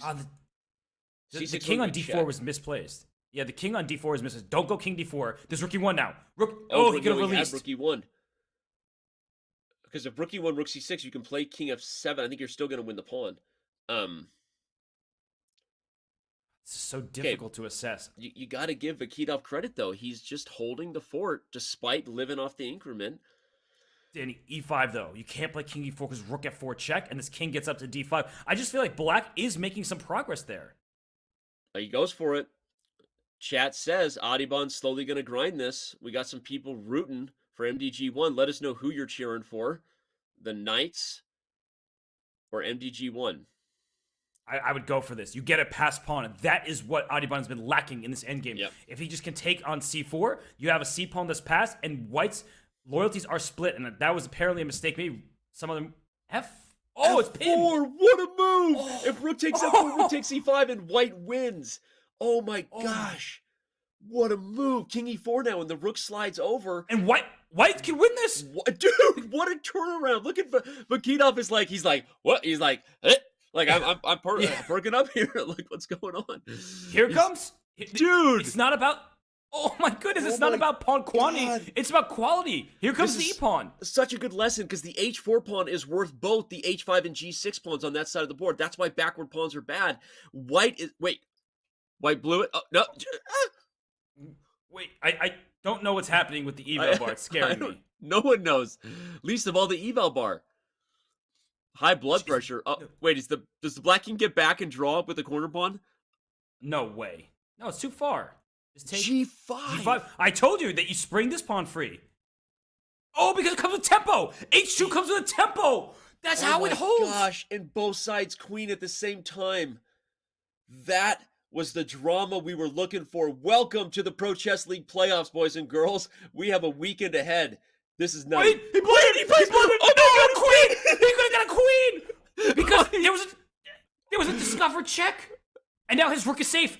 The rook is not on a checkable square, so you get to promote safely now. It whites now. up a queen. Vakitov wipes off the sweat. He might as well brush off his shoulders while he's at it.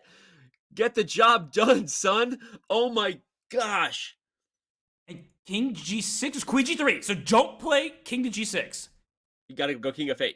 No, but then queen d8. Oh, king f6 was the only winning move, and he found it with no time. Oh, queen c6. Dude, king f6 was the only move there. What geometry was that? This is unbelievable. King can run. No checks. Run anywhere now. Now he's got it. That was the most ridiculous game ever. That was so insane. How often is white down a pawn in a rook ending, starts playing for the win? Oh my gosh. It's over. Queen d5, rook g5, resigns. And so he just gives in the towel. Oh man. Vakitov. Brush your shoulder off, young man. You are helping lead the Gotham Knights. Will this be looked back on as a game that ultimately helped punch their ticket to the finals? He's a happy guy. And he's probably analyzing it, but he was jousting. That's what knights do. And he wins in the end. Heath Ledger, R.I.P. It was a Knight's Tale, and the Knights are up 3-1. What a great film, by the way. Knight's Tale, underrated. Made me want to learn how to joust. I'm not going to lie. 3-1, the Knights take the lead after the first round. Not what we saw coming. It was victories for black, besides on that keyboard with Vakitov taking down Bhaskaran in a rook ending. A rook ending for the ages, Robert, but this might end up being a match for the ages if that is a sign of things to come. So don't go anywhere, ladies and gentlemen. The weekend is here. The Pro Chess League playoffs are rolling on, and we will be right back.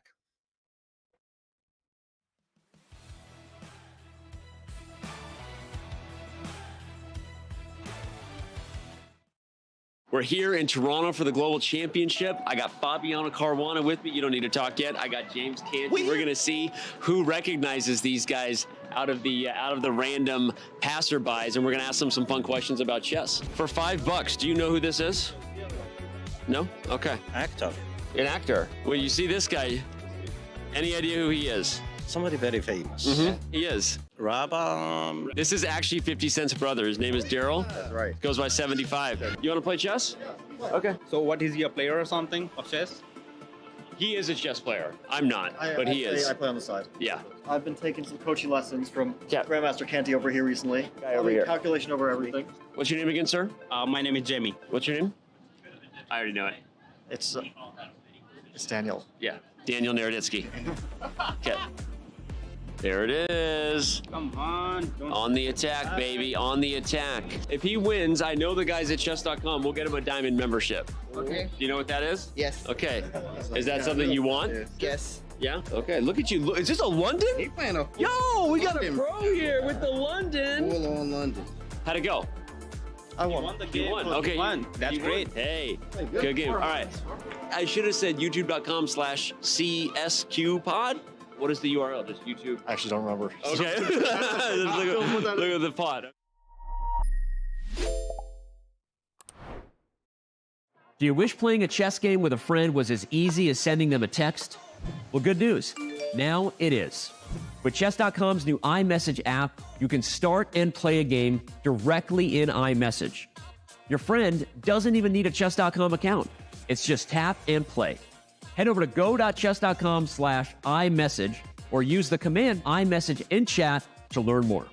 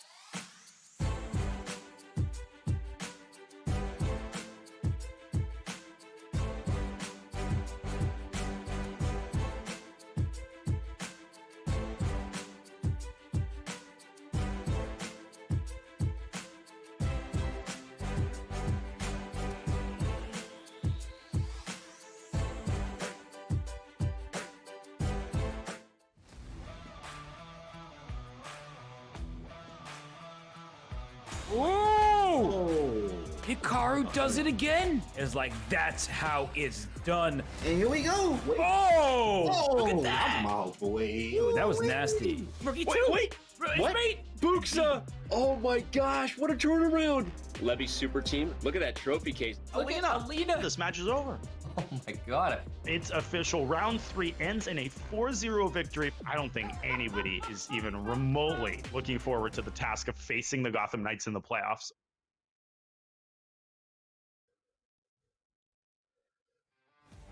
Those are the Knights. You know them and love them. They are led by that guy right there. Been led by him all season. What an impressive regular season he had, by the way. Robert, when you think of Hikaru, you think of how he just played in Game 1. You got to be nervous if you're MGD1. You need to be nervous for many reasons, but Hikaru is the #1 reason to top that list. He is so dangerous. We see him winning Title Tuesday all the time. He's the World Fisher Random Champion. He's won the Speed Chess Championship 5 times in a row.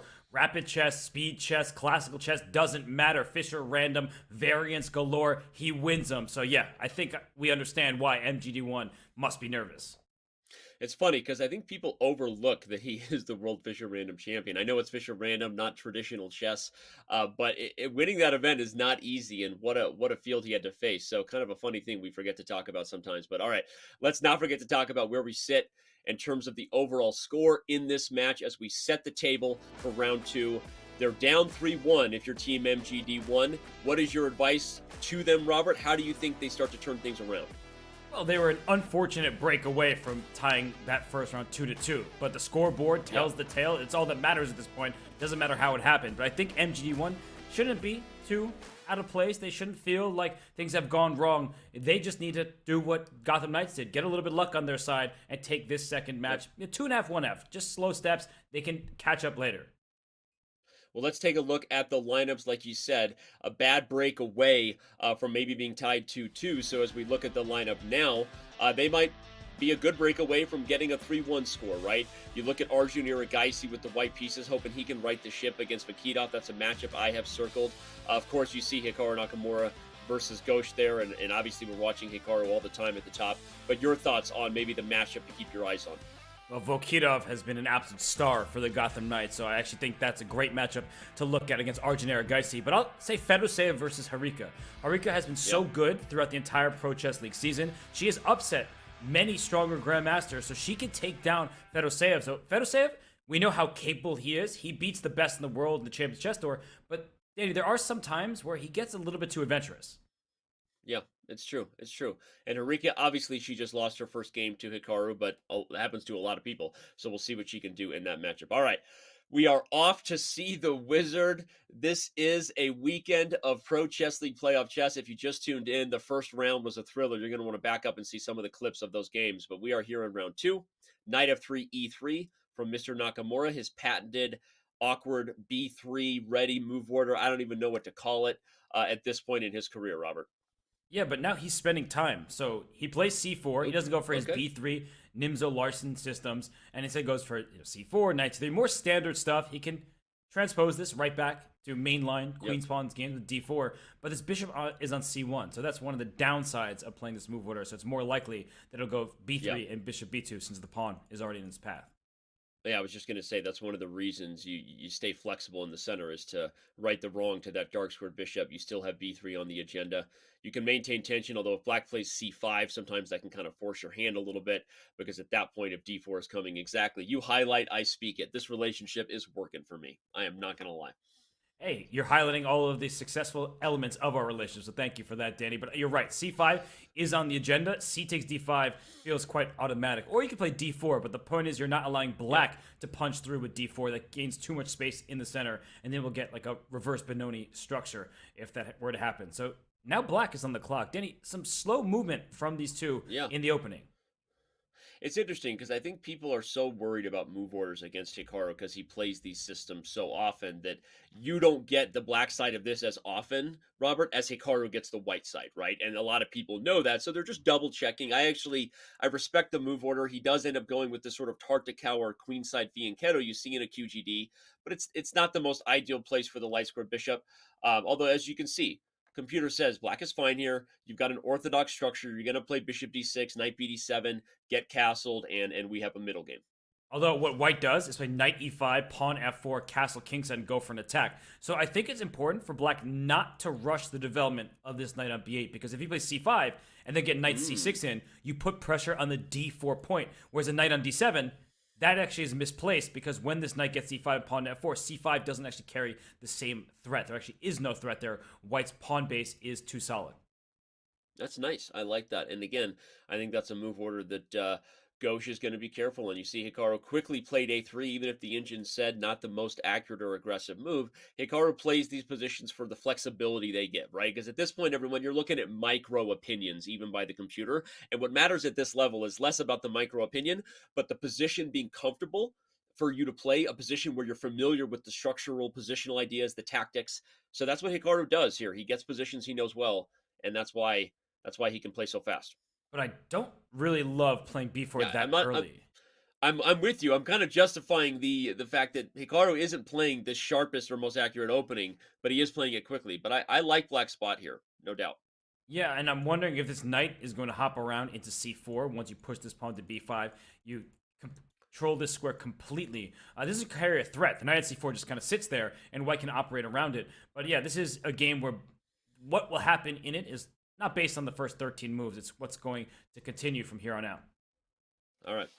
Well, let's zoom this thing out as they get set for their middle game and peek at all 4 of the games in action at once. We often call it the bird's eye view. You can go to chess.com/events. Your round by round reminder that that's not just there to look good. It's a URL you can check out if you want to choose your own adventure. Robert, you choose where we're taking the next part of this beautiful program. Well, I see some really interesting openings in the bottom left between Arjun Erigaisi and Shamsiddin Vokitov. Vokitov and Arjun both won their first game, and that I think we have to go there because it's looking spicy. And Vokitov showing no fear against his higher-rated opponent, and Arjun, he's saying, "I can handle your immediate knight jumps and threats. You've overextended on the king side." So, Danny, it's very double-edged position, and yeah. I don't know who I like it for, but I'm not gonna lie. I'm gonna make you very quickly bring up the analysis board once we get this one going, because as someone who kind of plays this system as black, this is like an awkward Nimzo and Rogozin had a baby. So let's, as soon as we can, let's bring up the analysis board and back this thing up through the opening and show how we got here, because a lot of tactics happen. The bishop on g3 can be taken. But if white gets a big center and black has extended those kingside pawns, show me how we got here, sir, if you don't mind. Let's check out the opening. I'll show you what we're working with. I'll back it up. Yeah. And we see that bishop g5. Oh, wow. I knew something was weird. I kept saying, show me how you got here, because I play these positions. I'm like, but what happened here? Go ahead.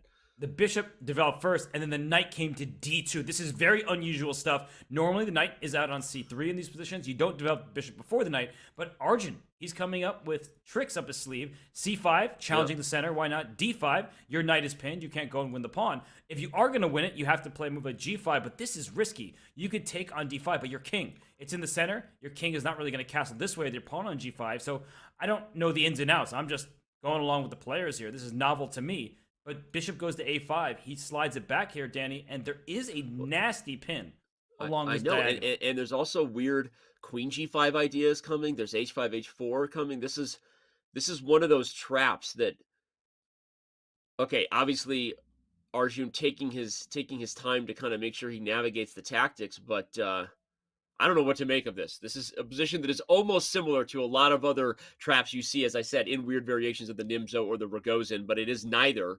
And don't be surprised if somebody blunders in the first 15 moves here. And when you say somebody, I think white is going to win this game, and I feel like there's a quite high likelihood. Look at these pieces. They're not doing anything.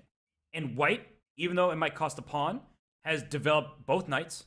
And this king on e8, I don't know where it's going. This h file is open. You mentioned how that would be important here. So I just look at the clock, I look at the position, and I don't like it for black. But Vokitov, he says eval bar, check. Oh, zeros. He doesn't see that. He doesn't know it, but he has assessed it properly that black is doing objectively okay, even though I really like white's position. I would sacrifice 2 pawns to keep his king in the center and make sure that it's not going to safely castle in either direction.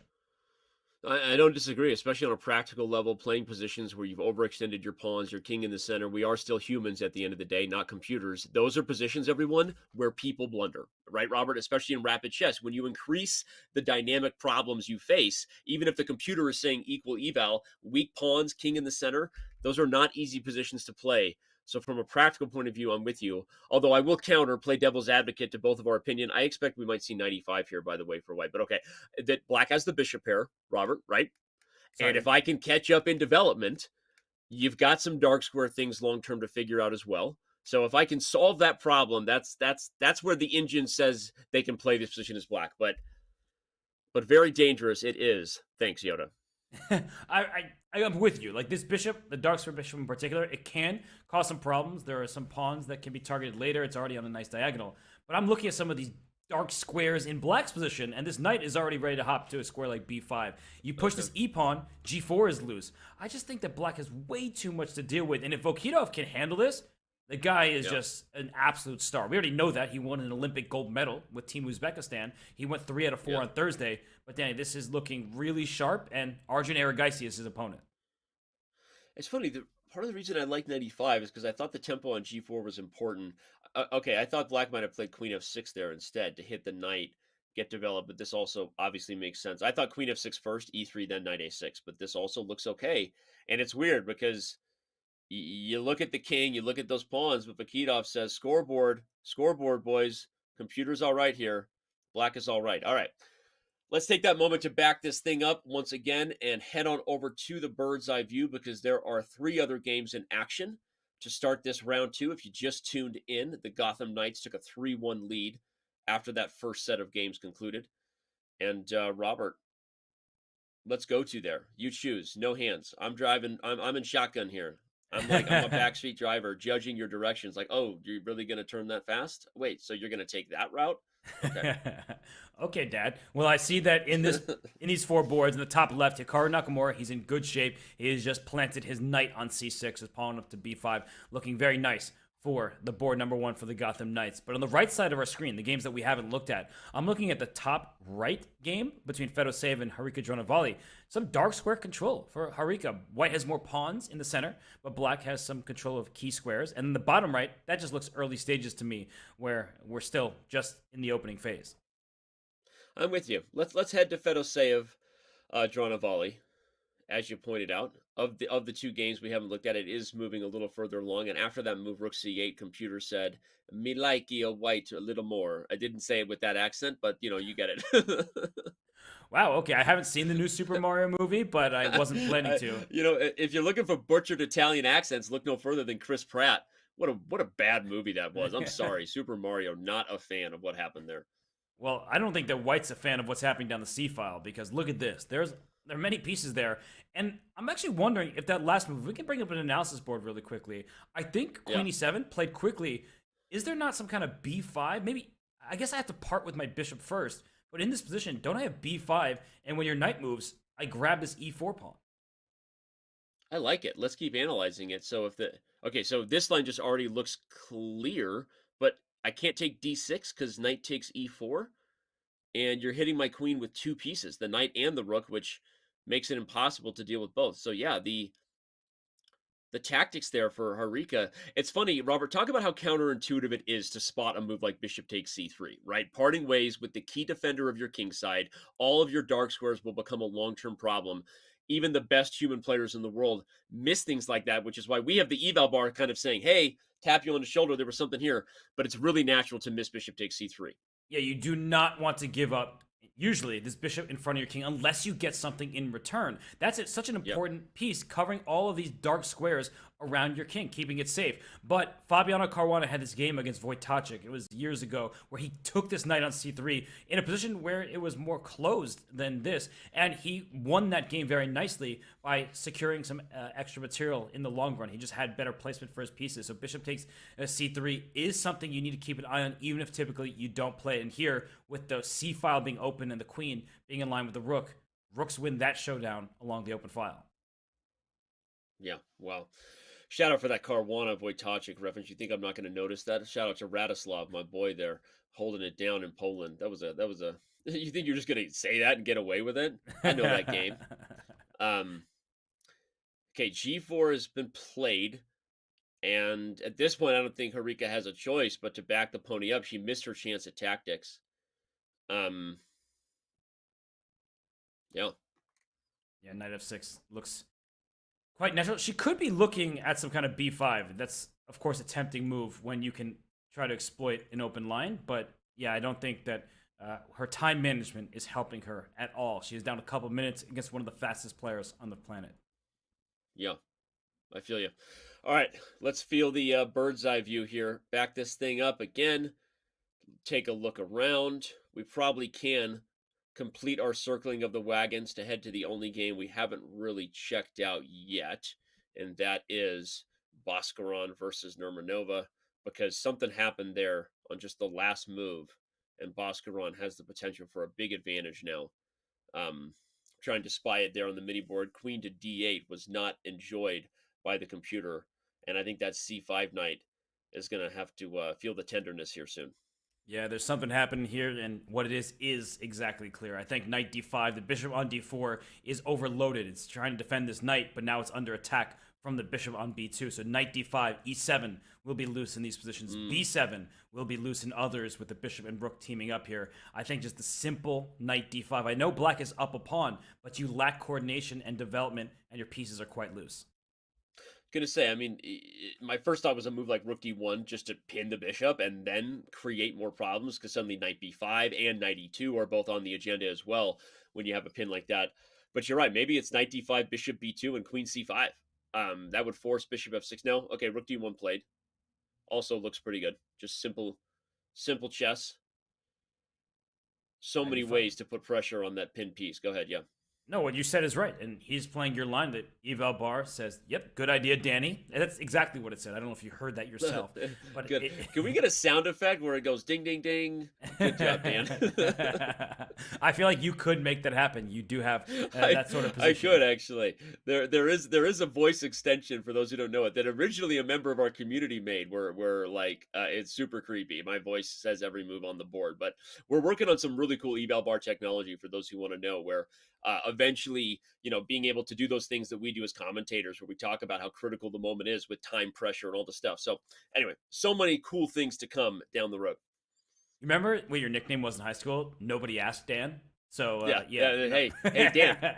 Who? No, as my 17-year-old would say, who asked? Well, I mean, we've been asking for Adiban to play knight b5. This is a pinned bishop. There are loose pieces like the c5 knight. So if you can go knight b5 and successfully take this bishop with your knight, you're just going to crush down this open diagonal. And I'm not really sure if knight e6 is the way that black's going to go here. Maybe it keeps her in the game. But if knight b5, bishop b2, you're taking c5 first even, right? And then you're maintaining the threat on both the queen and the bishop. So there's just, I feel like Bhaskaran is taking a beat here to just make sure he cashes in, but there's got to be a tactical sequence that delivers a knockout. So I'm looking at all four boards on the bird's eye view. If we want to bring that back for everybody watching and take a look at all four games, Hikaru continuing to push forward. Fedoseev managed to grab that pawn on d6. That spells bad news if there's no tactical shot. Anytime that pawn falls in those structures and there's no tactics on the c file, you did wrong. And but the other two games look good for MGD1, right? Iragaisi looks in control, and Bhaskaran also, as we were just looking, probably moments away from a knockout. Wait, look at the Fedoseev game, the top right. Harika sacrificed a piece, so maybe we should go over there. And Hikaru, by the way, it looks like he is just cruising right now. He's not even up any material, but black has no space in the top left. But if we go to the game in the top right for a moment, the Fedoseev game against Harika, she gave away a piece just a little while ago. Like bishop f4, bishop takes g4 was played because of all the tactics everywhere across this board. And Fedoseev takes on d6 and takes on c5. And in this live position, I'm already looking, is there a way to take advantage of this bishop on e2 being a bit overloaded? This knight on c3 is also loose in some lines. So the eval bar doesn't hate black's position, despite the fact that black has given up a piece. Totally great call out. I was looking at the common tactics where the d6 pawn falls, completely failed to realize that we had a sacrifice on g4, because even simple moves like rook e to c8 are possible, right? That's one of those positions where, white's better, but there's a lot of problems here. And we talked about the practical aspects of having an open king in rapid chess. It's not a fun position for Fedoseev. And what did you think? Speaking of easy moves, can you just take this pawn? Because then there will be knight e3 ideas, bishop d4 check ideas, some kind of rook c8 lift. She does take with the knight on g4, and the eval bar is getting a workout in. It's going up, and it's like, wait a second, black actually has some good counterplay here. And I actually don't care about the eval bar because I could see white dropping pieces in the next few turns. There is already threats down the c file. If this knight on c4 is kicked out of the way, maybe knight e3 is a tactic you really have to look out for, or simply knight to e5. Let's just trade knights, because at the end of this, my bishop is on e5 in great shape, and there's a pin down this line. Agreed totally, man. And b5 right away might not be a threat, but bishop takes c3 and b5 is also yet another threat. You highlighted bishop d4 check, you highlighted the forks there, but that's a concrete problem to solve from what I can see. You'd be happy to have a pawn or something for the exchange if white's king is that open at the end of a big combo on the c file there. So with the time situation favoring Fedoseev, luckily he can use a few seconds to try to solve it. But don't be surprised if this is a mutual time scramble where, as you said, the eval bar continues to get a workout here, and my blood pressure continues to go up and down. Luckily, I'm seeing a doctor for that. I hope so. We want you to be in good shape, Danny. And I think that your tactics have been in good form. So now it's just about the physical health. And there's one idea I want to add here, Danny, is that at some point, if you're not looking out for it, there could be some kind of Queen C7. Oh yeah. Like there's so much happening. So much happening right now. And Fedosey is wisely using time. But Danny, should we zoom out because it looks like Hikaru? He really is doing well against the tank. But I really love that Queen C7 idea because it's actually a threat there on Bishop G4, Rook C4, and C3 falls. But okay, we move on. Let's go check out the final moments potentially of Nakamura versus Ghosh because Hikaru has shown up today. And again, not to say that he doesn't most of the time do that, but for those who watched on Thursday, Hikaru was not on his best form through all 4 games. Today, he's probably about to start out 2-0. Let's take a look. Looking really nice for the legendary Hikaru Nakamura, but he still has some work to do. That game that we're looking at is in the top left. We'll bring it up on screen shortly. And we see that White has every piece in like a perfect place, but his own king is a little bit exposed. He can hide on H3 at the right moment. But Danny, let's call this game over until it's actually over. This rook on A4 takes away this Queen G4 check, which is very important because otherwise rook E8 would be game over if you could give this check to kick the king away. But the rook will then slide to D4 and attack this bishop. So look at Hikaru. What a move. I was not considering a queen retreat. It gains a tempo on the rook, but what's the follow-up? I'm wondering. The eval bar loved it. It's obviously a strong idea, but I still don't see how White improves next. That's kind of key. Sorry, sound effects. King H3. If the rook moves from the 4th rank, remember Robert already highlighted, Queen G4 check is coming, followed by Rook E8, and it's rover. Okay. That's a good move. Queen D6. It's funny, because even moves like Bishop B3 are possible, given that if the queens are traded, the C7 pawn, or the pawn coming to C7 is a real issue. And that knight on F8 is not playing chess. I don't know what he's doing. He's looking around. But highlight how that knight can't get out. It's not just G6, E6, D7. Even if you get to H7, Robert, G5 is taken. That knight, much more of a donkey, and I feel like an ass sometimes. Well, I think you are correct, even if it's a little mean-sounding. You're right in your assessment here that means White can actually trade... did I act like one sometimes? No, I was going to say, White can trade all the pieces. If the queen's in the... Yeah. Okay, giving up the bishop... Just go with C7. Just go with Scared C7. me, though. Scared me. Is there knight D7 now? Because if pawn takes, then I take your bishop? That would be a trick. That would be a trick. But you know what there is on knight D7? Is it just C7? And here comes the lady. To C8. I was desperately trying to get my knight around here to B6 to try to stop your pawn. And queen C7 play. Look, where's the progress for White? Yeah. Hikaru's trying to figure out he's doing Wait, it's out. It's out. Knight D7 now because the rook is loose. Yeah, but I get a queen on... Oh, no, I don't get a queen on D8. Oh, he misses it. You're right. I think that knight could have... If that knight gets out to E5, suddenly we're talking about a 3-result game. Yep. Hikaru's frustrated. He's like, how am I not winning? And he's getting down on the clock to go with it, right? He's like, where's the win? Come on. Danny, Black's moves are just rook shuffle back and forth. Okay, now the rook's under attack. You can't play queen d6, so then the pawn goes up. So where? And if you move the rook, is there queen e8 threatening to take f7 and then queen? Oh, I think that might be the idea. Nasty. Rook d8, play queen f4. Yeah, so the rook had to go to d8. And look at that move, queen f4, man. That just highlights that. Do you have rook c8? Maybe it was queen g4 check, and that was the key square we were talking about earlier. Yeah, queen g4 check if rook c8, and if you take f4, that donkey is not playing chess. Watch out. You have to be super careful when your king's on h3, and that's why it goes rook e3. Queen c5, going after this pawn? Yeah, it's not over. It's not over. It's not a tumor. It's not over, but f7's also loose here. And then there's mate problems. Bishop takes f7, queen g8 is mate. That's a problem. It says mate now. Mate in 15. It just ends. Yeah. So bishop takes f7, and just like that, the drama is over. Okay, well, good talk, everybody. Let's head back to the bird's eye view. Hikaru gets it done. Oh, we had another result come in right as we say that. Fedoseev does take down Dronavali. The piece sack on G4 doesn't prove out.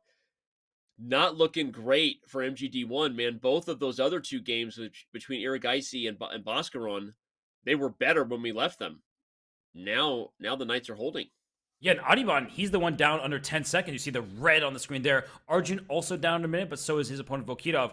Danny, I think that this could go really wrong for MGD1 if they do not score a miraculous 2 points from those two games. Oh, man. Agreed, Town. Remember, coming in, the Knights had a 3-1 lead in this round. You can already see the updated scoreboard. It is now 5-1 in favor of Gotham. And I don't know which game to go to. We can head over to Iragaisi versus Vakitov because it looks like Arjun might be pushing for a win now there. Yeah, the time pressure notwithstanding, that Black King on E8 is in trouble. Yeah, Oop, and moves it to F8 after the check. Yeah, this taking on D6, you would have been an eternal pin, and your king would have been stuck in the center. This king on G1, super safe right now. Black is actually up a pawn, and maybe this pawn can come in handy as a decoy, but it looks like your king is on the verge of getting checkmated. Yeah, but where's the knockout? Knight D6, King F8, it's going to be a draw. Vakitov's like, yeah, sign me up for a perpetual. You kidding? If Knight B7, Rook C8, well, oh, Knight takes F7? Where did that come from? He wants D7. The D7 bishop is hanging. Wow. This should help Black. What a move. Queen C5, Queen E3 is good. C5. Watch out. Queen H7 the right moment too. The A pawn is running. If Vakitov swindles himself another victory, I might pull a Canty and just walk on out of here. This guy.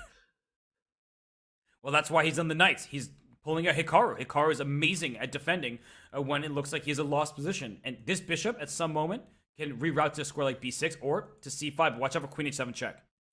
Yeah, Queen H7 would be a skewer problem. Not to be confused with a forking problem. Bishop to B4. That knight on A4 is sort of dominated by the dark square bishop. Here come the pawns, though, and the black king is going to feel the heat. Queen C7. Don't take A7. Don't get greedy here. That pawn is irrelevant. So he goes back. He brings his king up to F2. That's a good decision. Danny, both sides are in time trouble. And they're playing fantastic chess in time trouble, like you said. A very good decision. Oh, and here comes E4. Do we got more pawns? Push them, baby. Let's go, baby. Push F5. This knight is loose. Knight's hanging. And you have to watch out for checks against this king. So he brings his knight back to B2, and maybe it will go up to E5 at some point to help deliver a checkmate. God, with both players under time pressure, this is a fully 3-result position. Anybody could win. A4. You can't take your knight's loose. The queen is overworked. Vakitov. Oh! The queen's come off and the pawn's going to run. Oh, my God. What in the world with this guy? He had bishop D2 first, and the knight couldn't get back. So that was an imprecise move order from Vokitov. He still is doing just fine because this knight is tied down, but he had a chance there. Oh, but bishop D2 was rover. You're right. That was it. He's still dominating the knight. The bishop on D2 takes all the squares away from the A2 pony. Okay, but two passed pawns are going to be a problem. Dude, both sides can still win this game. Again, this is like... Is this king going to try to get this pawn? I don't think he has time. Doesn't have time. And that bishop is going to have to let the knight out now with the king attacking it. King E4. I think we might just see... Nope. Whoa. No. What is happening here? These pawns are scary. Dude, who wants to win? I don't even know what's going on. By the way, the other game in this round has ended in a draw. So a huge hold for Nurmanova. What is going on? Bishop takes E5. It's just a pawn. And then bishop G7 after F7. You can just bring your bishop back, take F7, and now black is winning. Dude. The Knights are going to wrap this thing up in 2 rounds. That's literally what we're looking at. Nurmanova, board 4, draws Bhaskaran. And Vakitov, the wizard, the magician, known as Vakitov. He's unbelievable. Dude, I'm blown away with this guy. Danny, from the early stages, we were like, oh, I think that black's in trouble. The king is not going to find safety. That king has won King of the Hill, and is also winning a chess game. Go, King F4, King G3, scoop up G2 and win. Highly underrated variant, King of the Hill. Just game over. Queen. He wins again! And he loves his Gotham Knight swag. He loves to flex it when he's winning chess games. His name is Shamsidin Vakitov. I can't even speak the words, Robert. This guy is leading the Knights into the finals right now. He's been unbelievable. He now is 2-0 today. On Thursday, he scored 3 out of 4 points.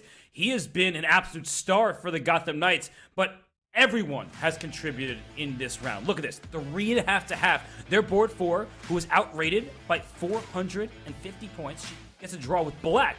And the rest of the 3 boards beat their GM opponents. Denny, what a showing from the Knights. Breath is taken away. Shout out to Berlin. Great song. I was not a fan of the second Top Gun movie. I'm absolutely just impressed right now with what's happening from the Gotham Knights. They are playing dominant chess. If you missed it on Thursday, Vakitov was the star. He's right there with Hikaru today, leading them. This youngster is he's already won a gold medal, and maybe he's going to win himself a Pro Chess League championship if he continues to play like this, Robert. They lead 6.5, 1.5. And 3 of their players have a perfect 2 out of 2. You see, boards 1 through 3 just dominating the opposition. And so Gotham Knights have jumped all over Team MGD1. It started when Vakitov won that game against Ariban, down a pawn in a rook endgame. But since then, they have just completely obliterated their opponents. It's crazy what's happening here. We came into the day with 2 teams from India with a chance to punch their ticket to the finals. We may have neither if things continue this way.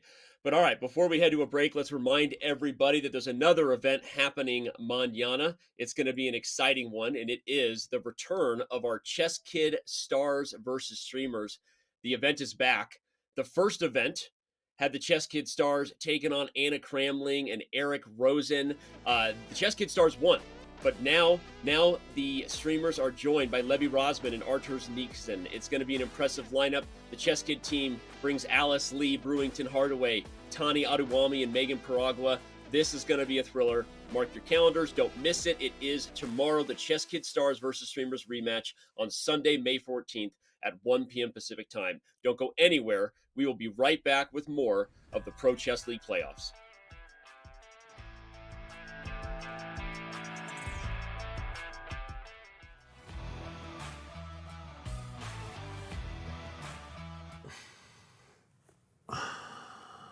Dude, it's impossible to not hear you just breathing super loudly. Okay, fine. I will hold my breath for 3 minutes. All right, let's go.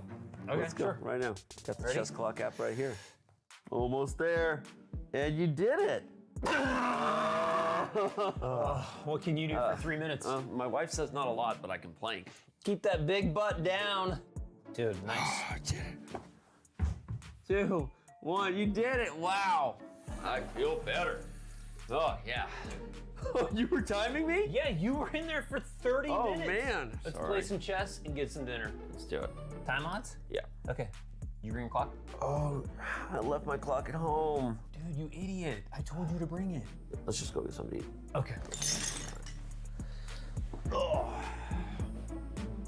Download the new Chess.com clock app so you can time yourself playing chess or whatever other dumb stuff you and your friends do.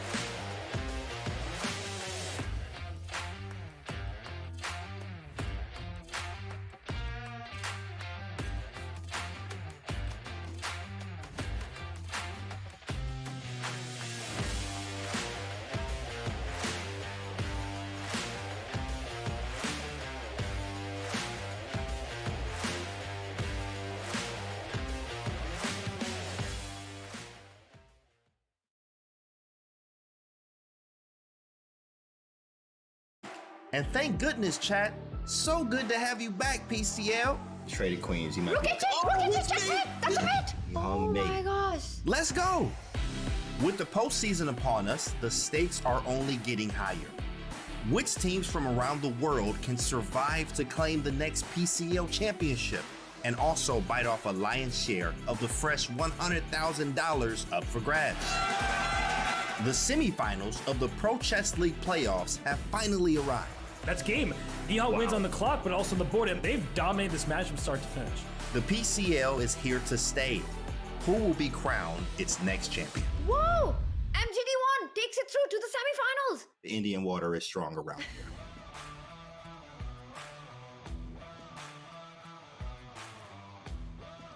The Pro Chess League playoffs continue this weekend. We are in our second semifinal matchup of the day alongside me, Grandmaster Robert Hess.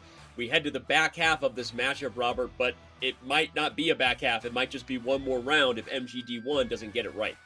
Yeah, it might be the final third of this match because there's a three-headed monster coming from the Gotham Knights. They have all won their 2 games thus far. Hikaru Nakamura, Vladimir Fedoseev, and last but certainly not least, Shamsidin Vokitov. He has been dominating his playoff opposition. He deserves a gold star, a pay raise from the Knights. I don't know what you can give him, but he deserves all that and more.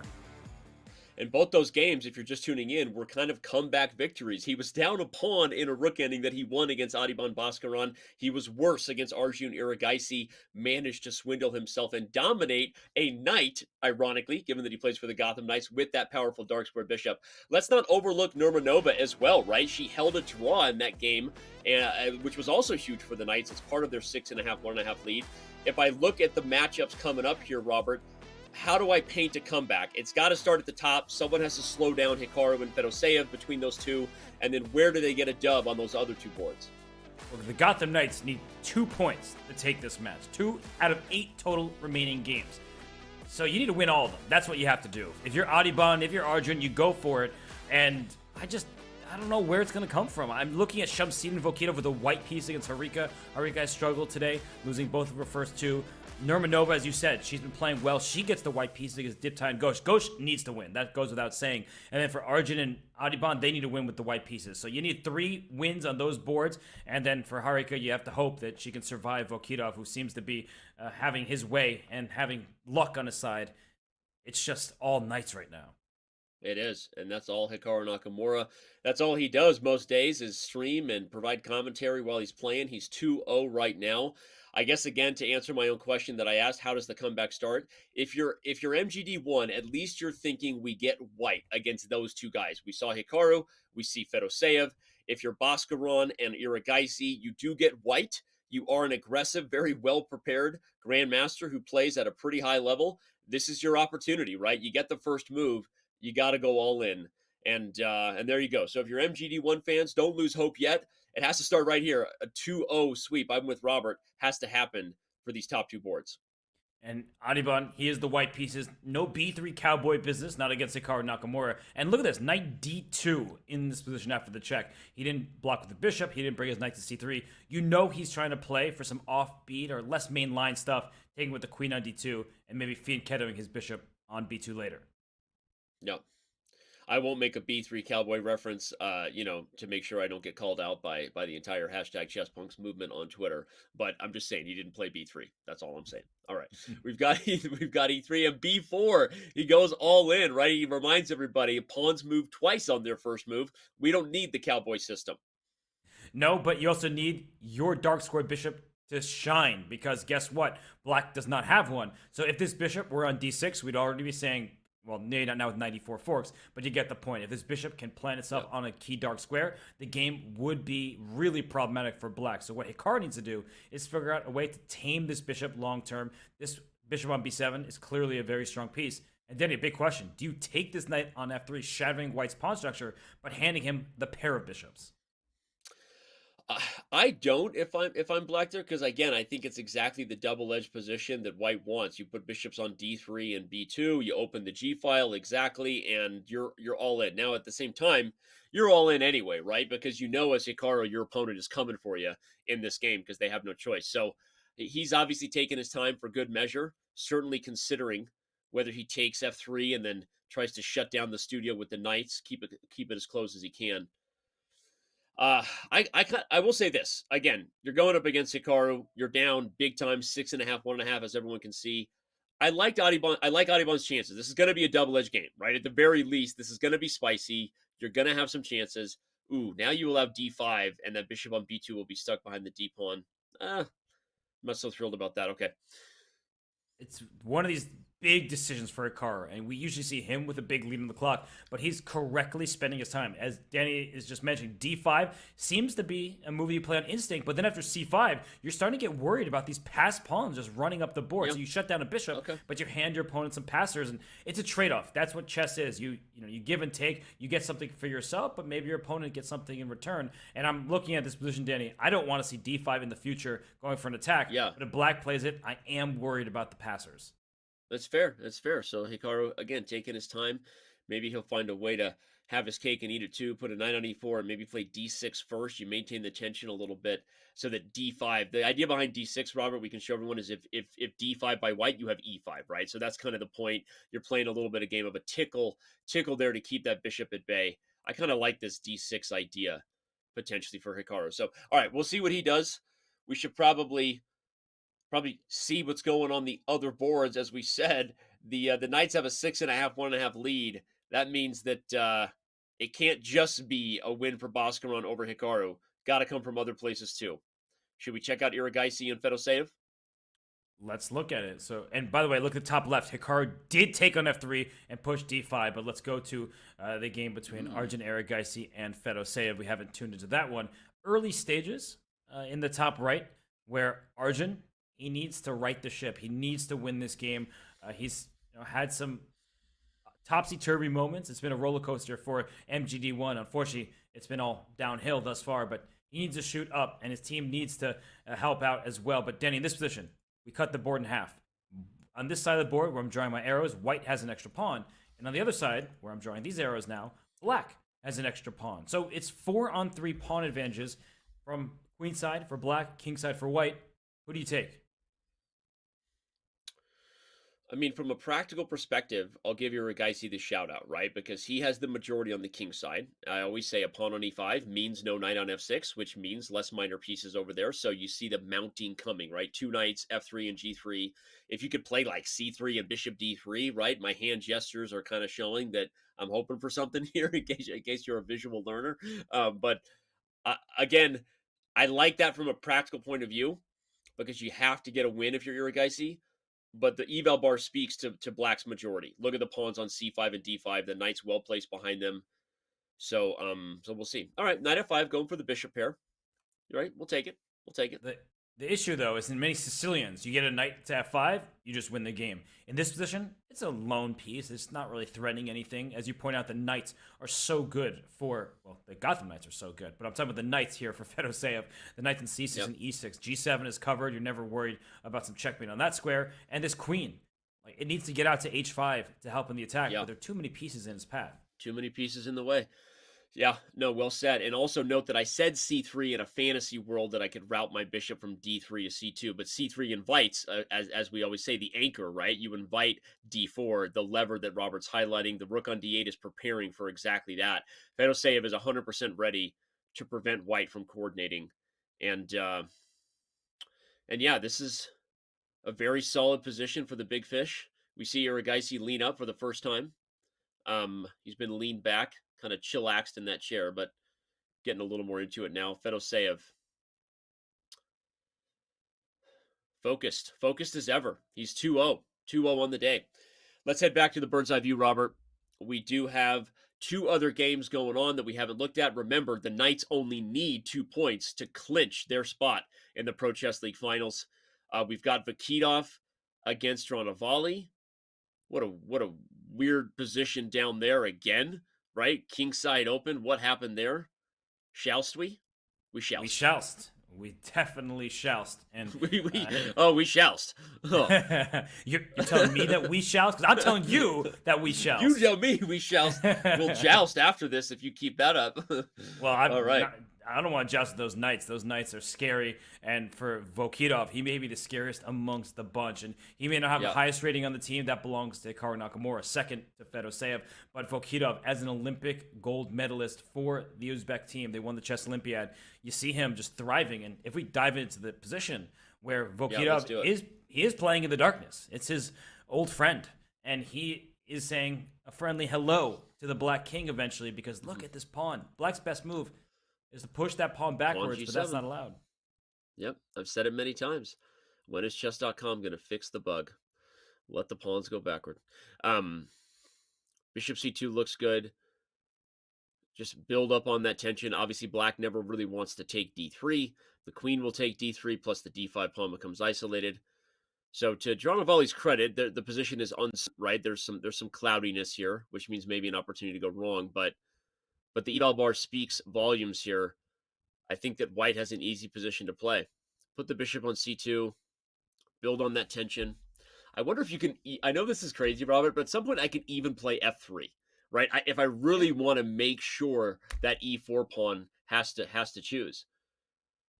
You definitely can play F3 in conjunction with bishop C2, take on E4.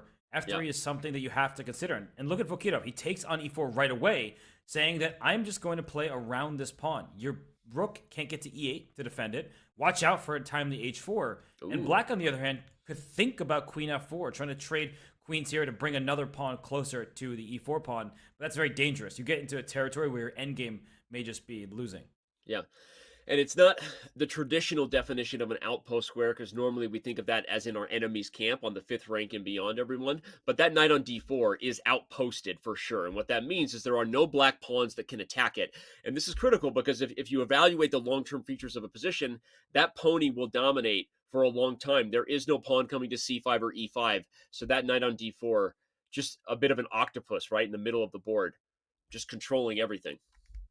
And this bishop has to control the f5 square, because if that bishop ever goes to b7, looks like a really good move, protecting your pawn, the knight hops into f5 and goes after this king side. Look, what are you going to do? Bishop d7? That looks very sad. And you invited the bishop to b3, trying to go after this black king. I can't imagine in a rapid time control that black can do well in this position. It seems very one-sided, and I like your idea. At some point, f3 is going to hurt, especially with the bishop on b3. And Vakitov just letting those moves play themselves, right? Like, you could argue h4 could have been considered there, but he just plays quickly. The position is simple because black has more problems than white, right? And it's good to remind your opponent of that. The bishop can't move to a square without consequences, as Robert pointed out, right? f5 is weak. There are all kinds of other ways to tactically go wrong. The knight on f6 can't move. The e4 pawn hangs. So h4 is going nowhere, right? Grab a Snickers. And again, I like the confidence as far as like what to learn from these players. Rook d1 play, don't overthink the position, because you know what you can do, Robert? You can think on your opponent's clock, right? So he just plays the move. He's going to keep working hard while Dronavali thinks about it. And the knights, what can you say about these players from Gotham right now? This is nutty. They're unbelievable. I do want to point out that h4 has a huge drawback of knight g4, which I'm only noticing now, that you're inviting black's pieces into the attack. As queen on c7, knight on g4, that could have been dangerous. So look at these moves. Every move has a purpose. Getting out of this pin over here, white is in charge. So Vokitov, he's doing everything correct. And for Harika, she needs to win the game. She knows that it's not a situation that's fun for grandmasters to be in, where you need to win from move one with black. It's so difficult. But Danny, I was looking at the bird's eye view off screen, and I was looking at some of the other games, because while this one is advantageous for Vokitov, it looks like board 4. Nurmanova, look in the bottom right. I was just going to say that we have to go to there. Again, Nurmanova, not someone who's gotten as much of attention as her three teammates. I mean, partly for good reason. They've been performing so well, but she got a draw in the last round versus Audubon Boscaron, if you're just tuning in, and she is squeezing right now against Go. She is better here for sure. You mean you don't like these pieces all in the first 2 ranks over here? They're not my favorite. Also, you know what's coming? F4, F5, Pawn Storm, sign me up. Oh, this just looks incredibly one-sided. I'm wondering, do you just take on b6 after it takes back the c file being open? Doesn't scare white. And then play f4. Oh, this is unpleasant. Yep. Yeah, chat You see a commenting on a single very idea. well-built team with the Gotham Knights. Hikaru, Fedoseev. You also have Bortnik, if I'm not mistaken, even though he's not playing here today. This Yeah, they is a have very good team. Mikola Bortnik.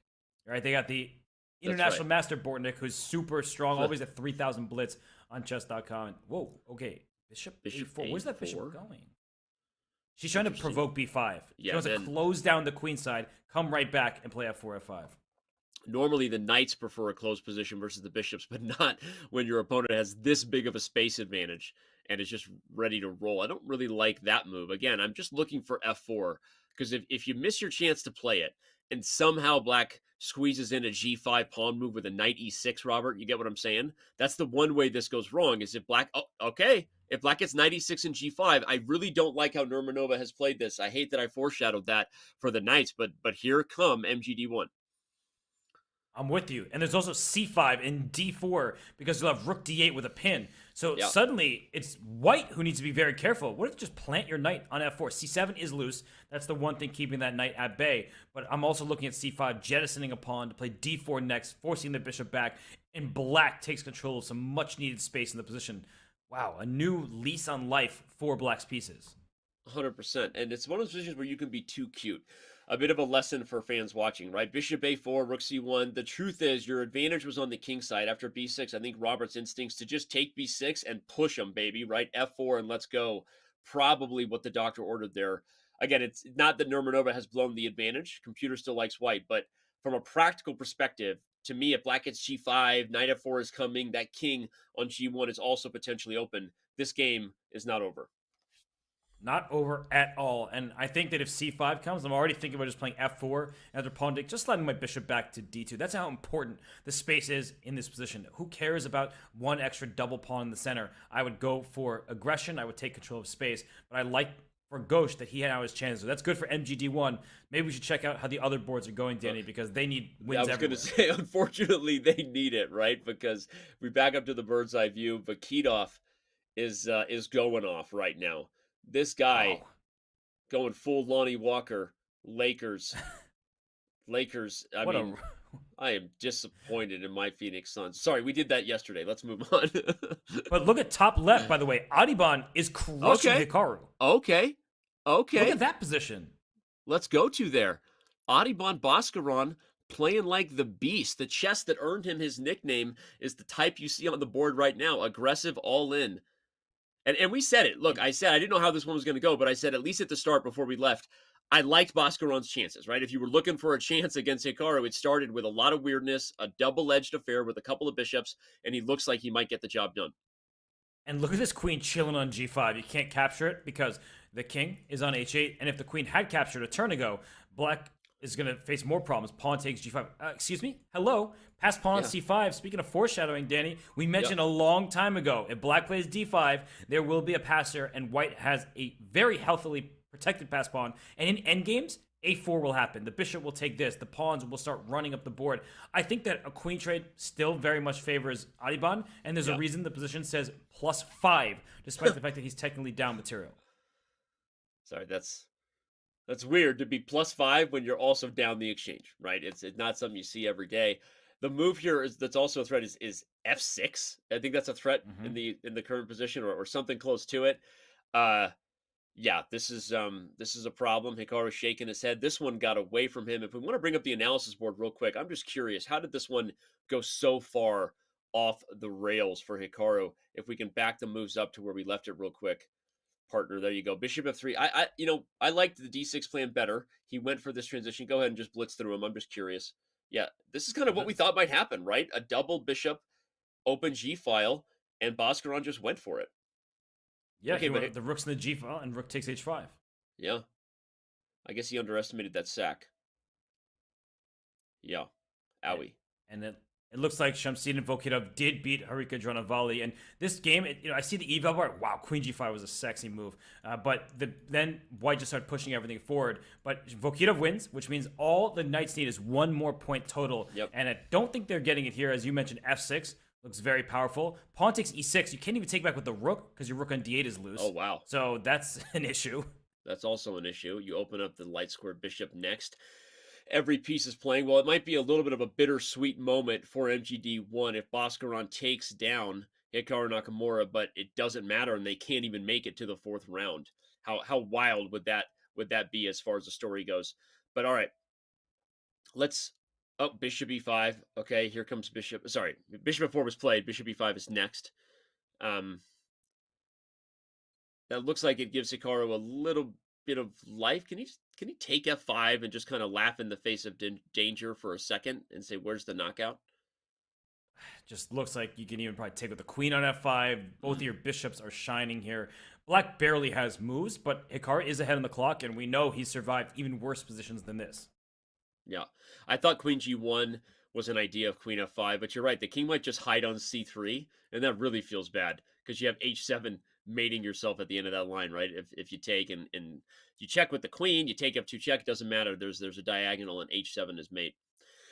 Oh, with queens on the board, you get checkmated. With queens off the board, you lose the end game because of the passed pawn. So yeah, It's not good. Let's again, Vokitov won. So let's get out of this game for a second because all the Gotham Knights need is 1 point on these games, and the match is over. And look in the top right, Vladimir Fedoseev. He is in a winning position against Arjun Erigaisi.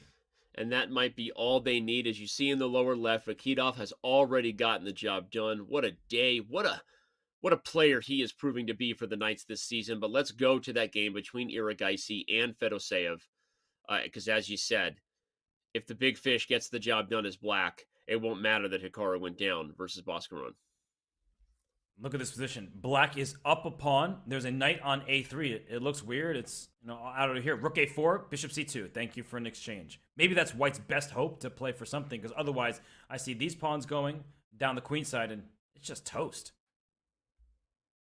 Bruh.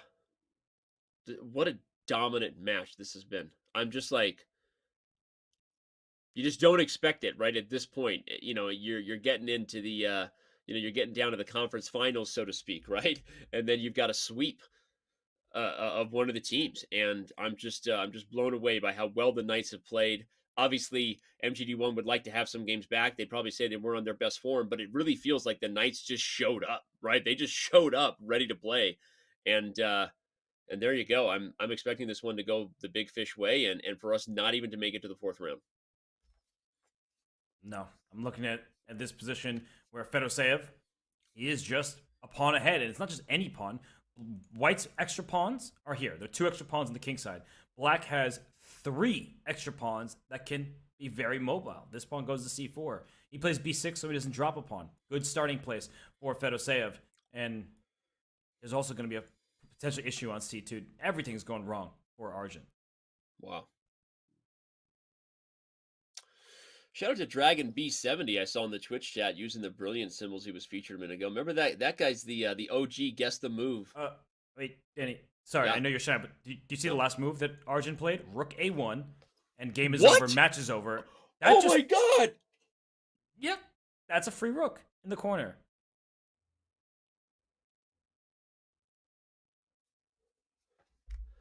Just not the chess we expected to see today. Arjun Erigaisi has a bright future, a great career ahead of him, and has been awesome for MGD1 this season, but he just hung a rook in one move. I apologize for losing my focus on that for a second, but just like that, we know who's competing for the Pro Chess League Championship tomorrow, and it's the Shanghai Tigers versus the Gotham Knights. The Gotham Knights. Yeah, it's hard to even say anything about this match because it's been so incredibly one-sided in the most unexpected way. And to lose your playoff match like this, it seems like it's just a microcosm of the larger picture. This happened to MGD1 all day today. Nothing went right. And maybe even on board 1. I was just about to say that. Speaking of things not going right, if Hikaru wiggles off of this hook, it goes down in one of his Hall of Fame notes. He does it a lot. We say it a lot, but this has not been one that was easy. I mean, even a draw here is just a massively successful result for Black. So yeah, it was completely toast. And the only reason Hikaru is staying in this game is this rook is trapped over here. It cannot get out. You go rook F5, the knight goes to E7, chases it right back. So for Adiban, he might have to bring his king over here and play. It's a draw by repetition. He survived. He did he forget that it was 3 moves? He just maybe saw there was no progress. Unreal. Wow. The Knights, everybody, not only are they better than the Bishops, they are competing for the Pro Chess League Championship tomorrow. They're up 9-2. It's not even over yet. There's one more game in progress, and that is the Board 4 versus Board 3 battle, Nurmanova versus Ghosh. We might as well head over to there and get as much chess as we can, because all the fans who showed up, you know, looking for another thriller, this is not going to be the tight finish we had between the Tigers and the Yogis earlier today. This is a rout, the definition of one. Yeah, no, this has just been unbelievable. You couldn't have scripted this. I mean, just the demolition that we have seen, where the Knights can just be...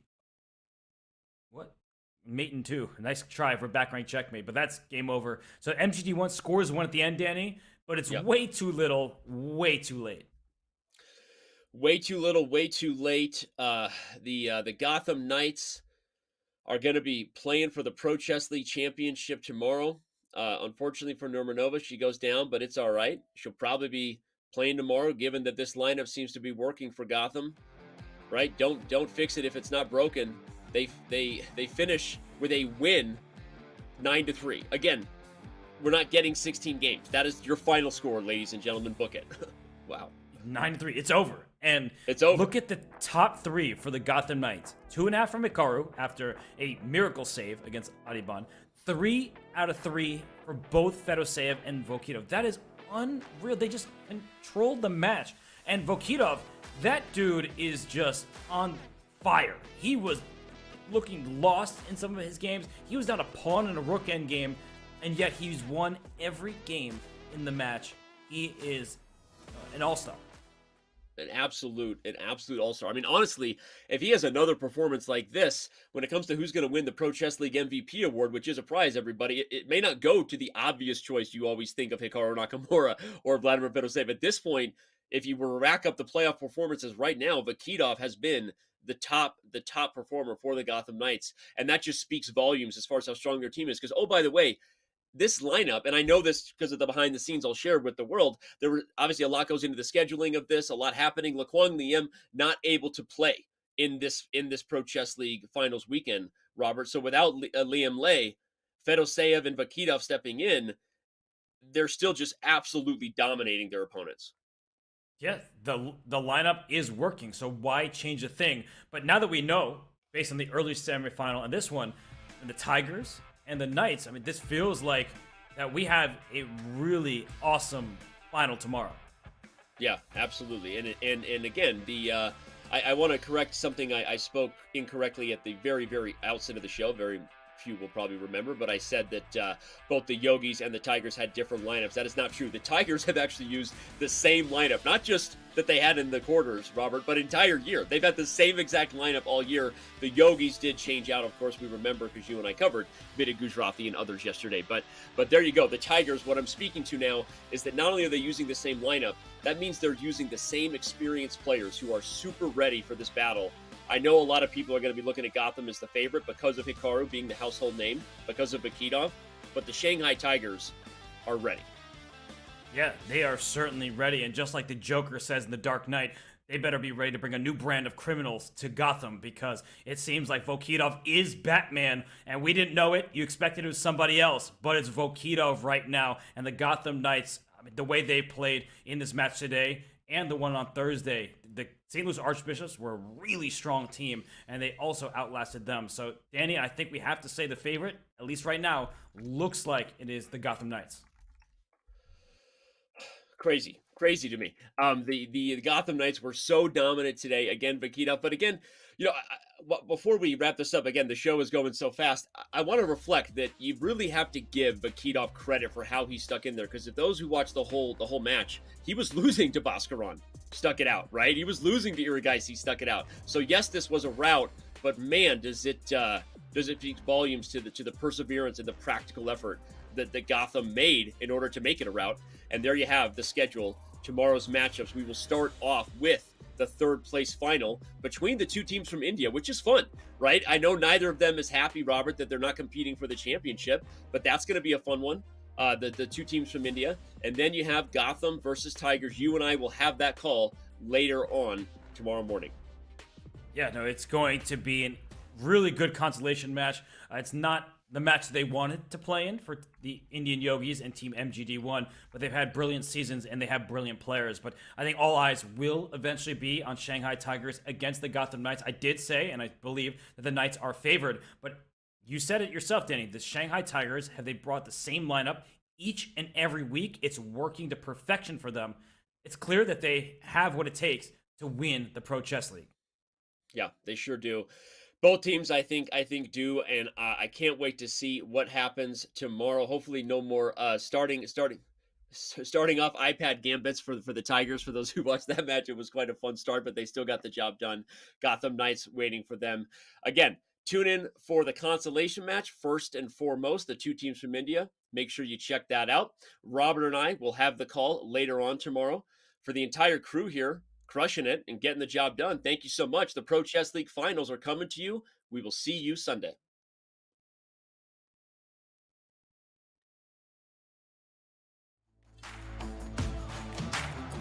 Simplifies and he said, is that a blunder? Bishop b7?